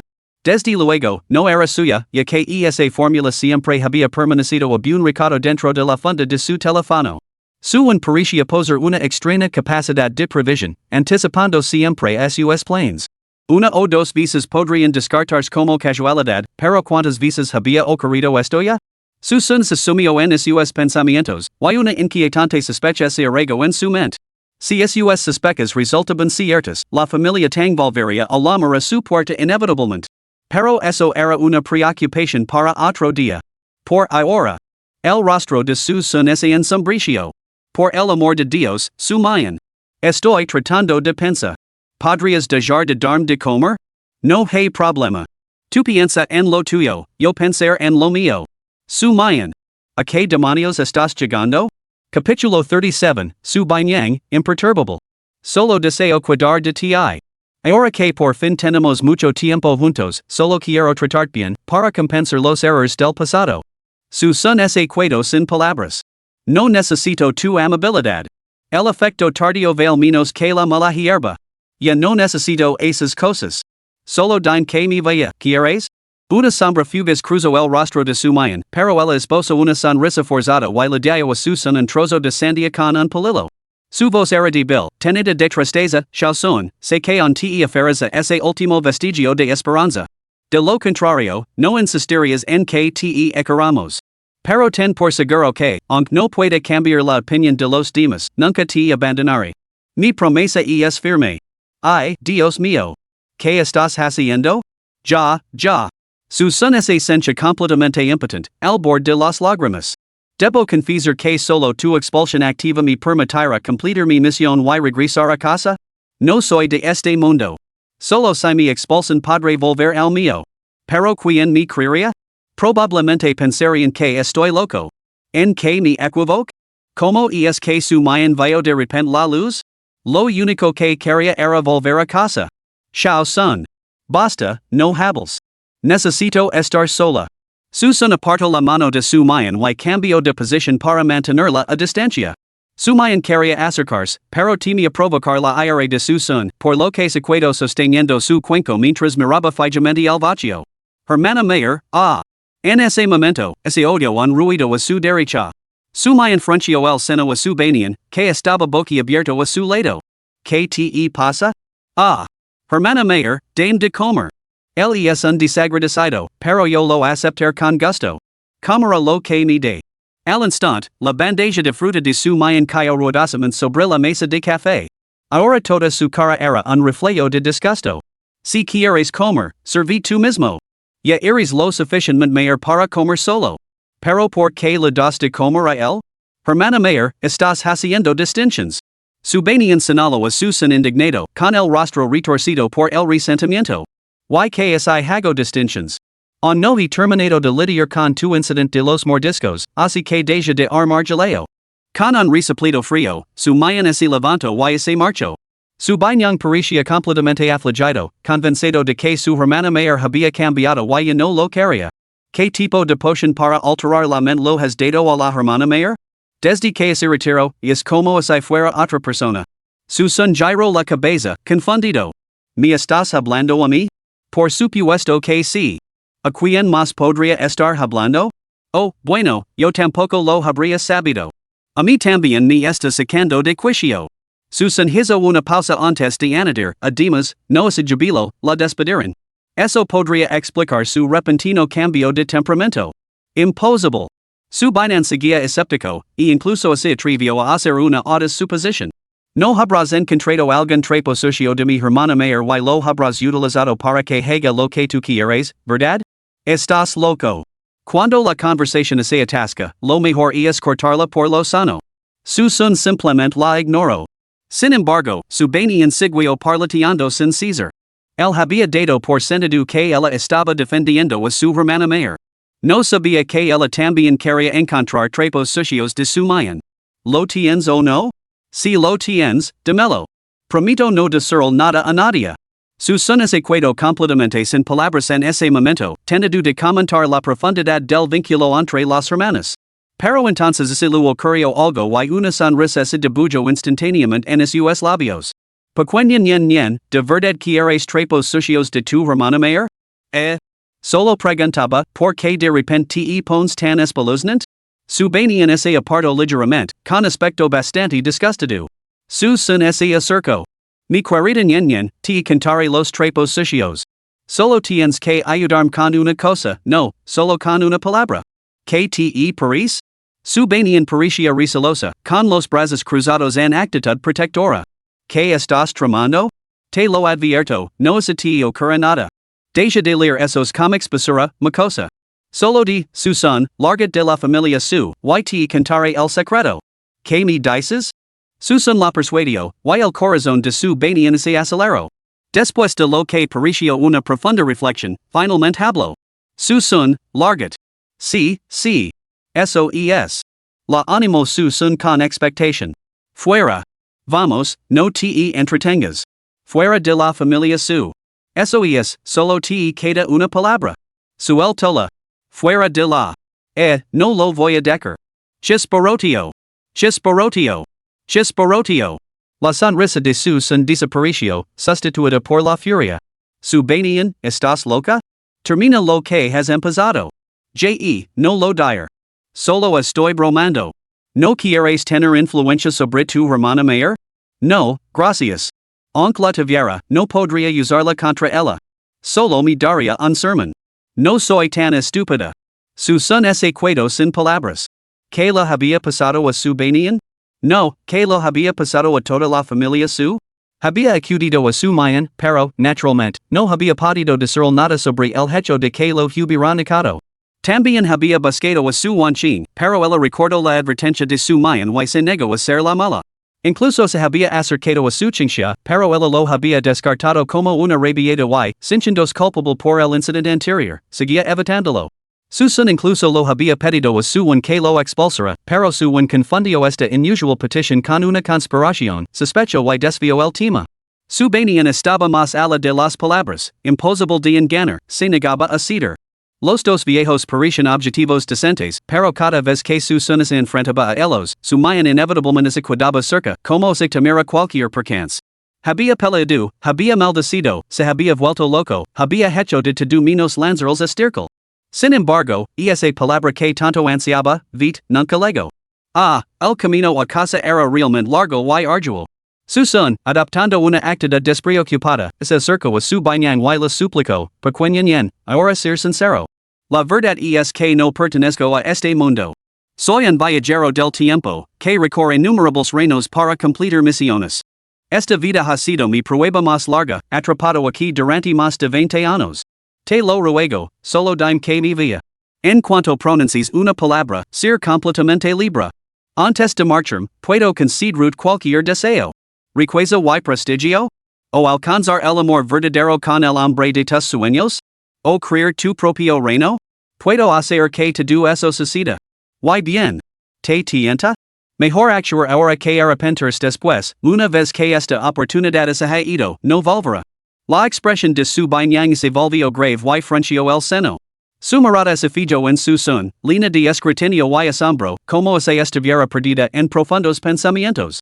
Su son se detuvo, sorprendido. ¿Podría ser que esa frase fuera cierta después de todo? ¿La sinceridad es realmente la mejor base?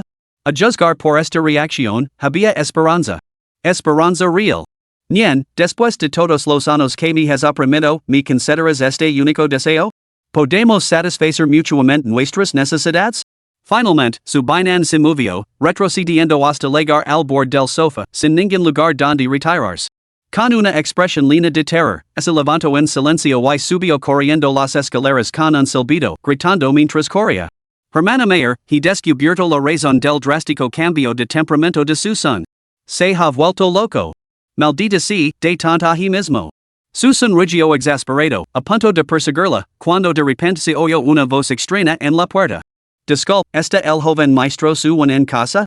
Este anciano, Tang Shanha, ha venido a hacer una visita sin previo aviso.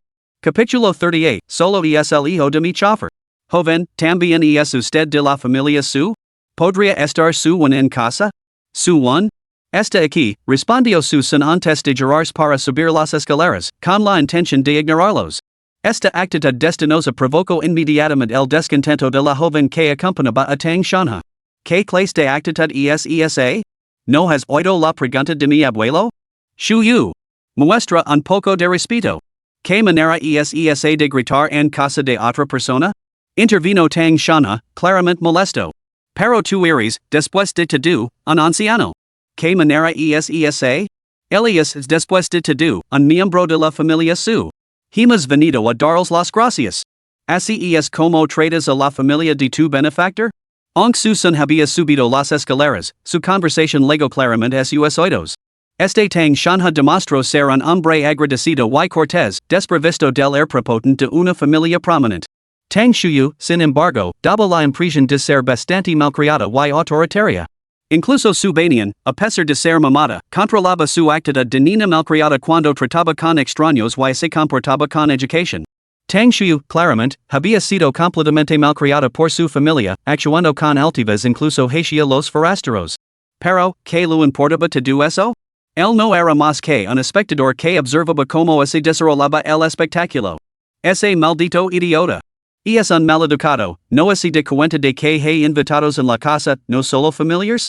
Murmuró Tang Shuyu indignada mientras la figura desaparecía por las escaleras. Ya basta. Si dice que está en casa, lo encontraremos nosotros mismos. La pareja procedió a llamar a las puertas mientras recorría la residencia. Aunque no lograron localizar a su encontrarán a su chiming ocupandos de asuntos oficiales en su estudio. Su chiming frunció el seno al principio por la intrusión de extraños, preguntándos que anciano se atrevía a interrumpir su trabajo. Sin embargo, al escuchar su presentación, su expresión hosca desapareció al instante. Porque ante ellos encontraba nada menos que el patriarca Tang de la familia Tang, a quien rara vez se vea. Que hubiera traído personalmente a su nieta para expresar su gratitud. Que bien hijo había criado. Señor Tang, sentámonos en el salón. Mis disculpas por no haber recibido debidamente su legada. No hay necesidad de formalidades, señor Su. He venido expresamente a ver al joven Su Wen. ¿Está en casa? Sí, por supuesto. Ahora mismo está en su habitación. Voy a buscarlo enseguida. Al poco tiempo, Su Wen fue llamado para que bajara. No bajó solo casualmente, toda la familia se había reunido para el día libre, movilizando a todos sus miembros.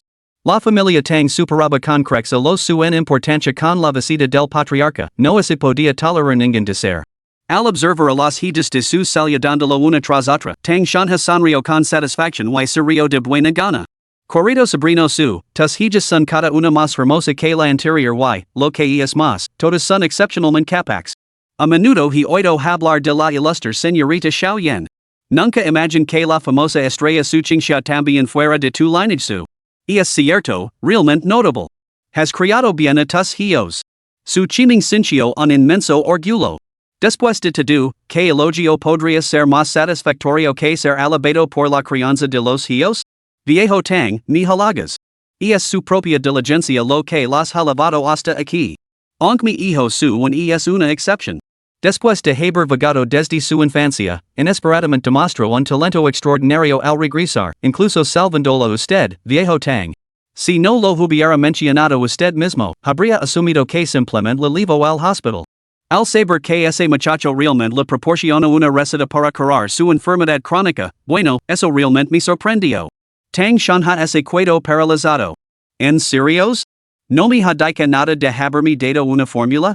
No, señor. Si lo hubiera sabido, nunca le habría dejado repartir cosas sin cuidado. Y si le hubiera causado algún daño. Ya. En hay lo más mínimo. La fórmula del joven Su es esplendida. Este viejo no es esencia tan ligero de pies en décadas.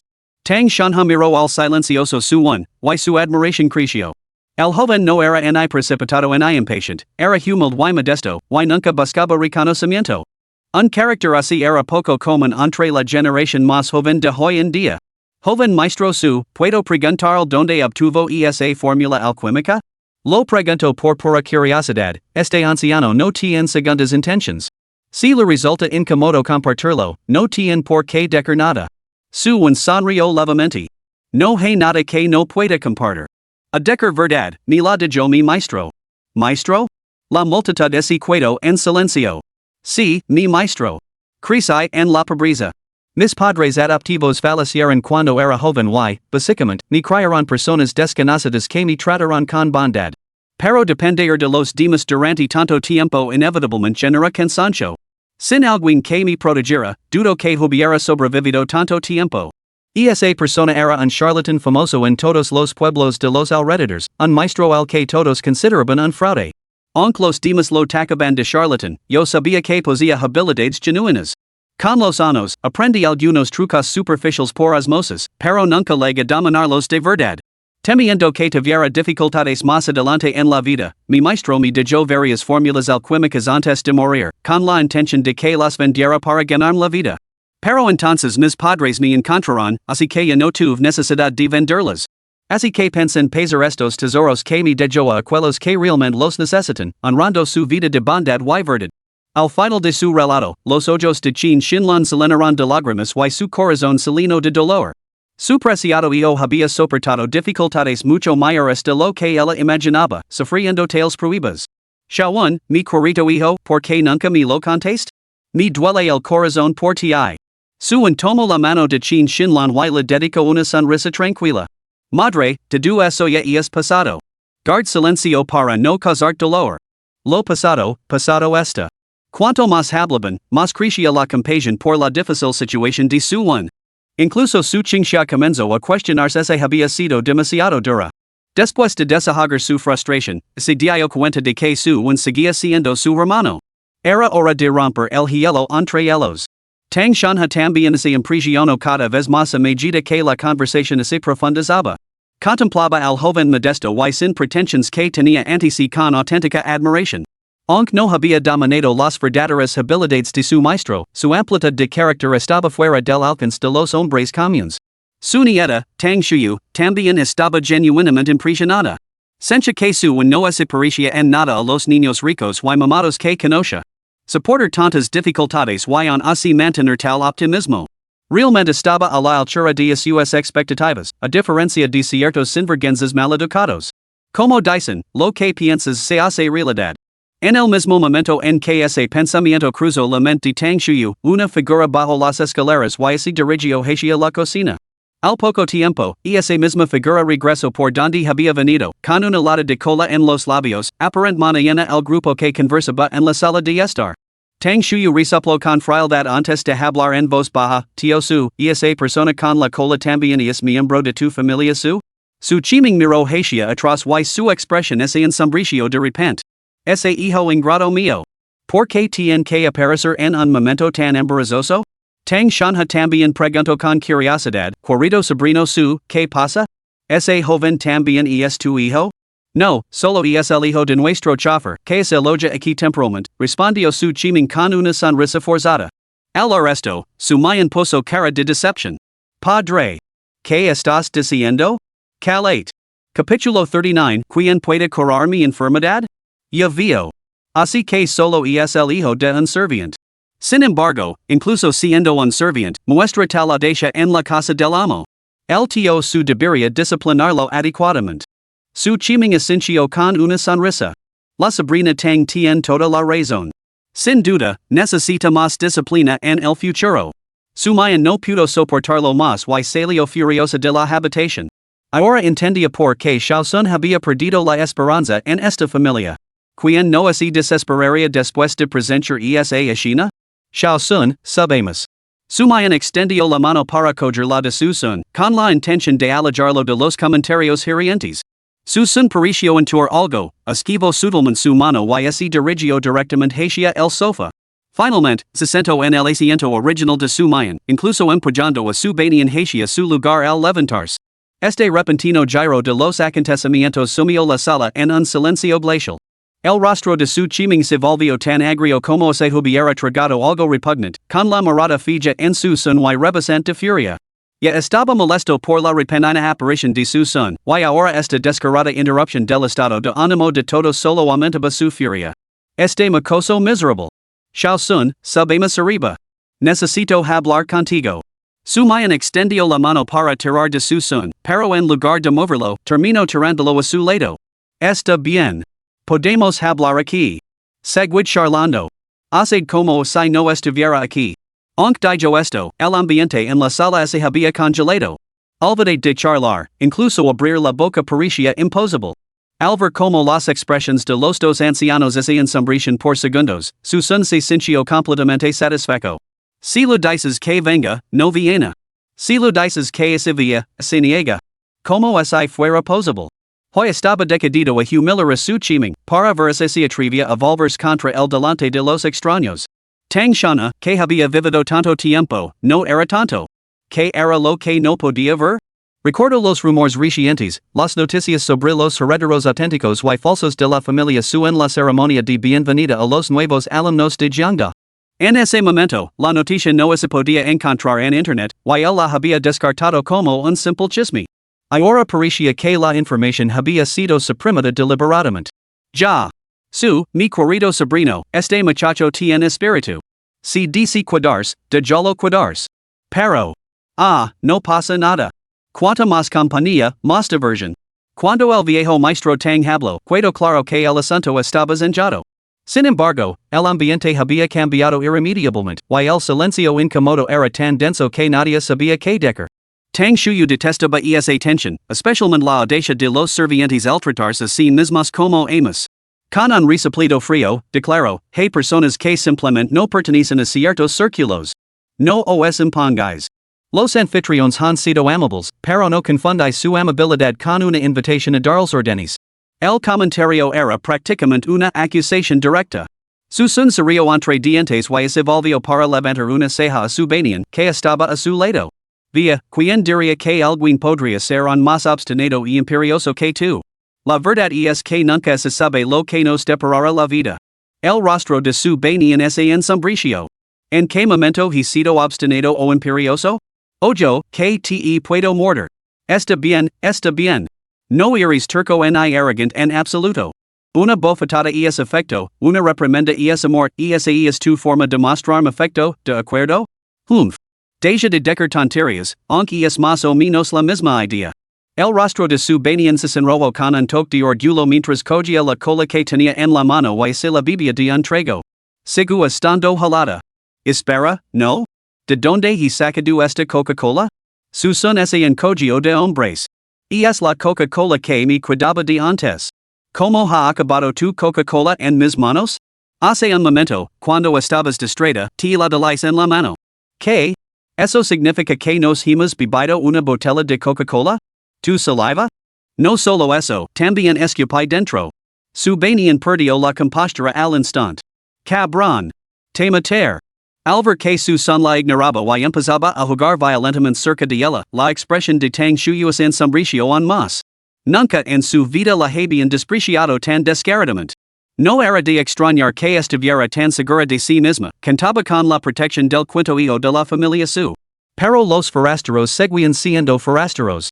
Hermana Bañan, he oído que has estado protegida desde pequeña y que nunca has salido con nadie. ¿Te presentó a un novio? Te presentará a algunos jóvenes talentos genuinos. Entonces te darás cuenta de que no cualquiera puede acercarse a ti.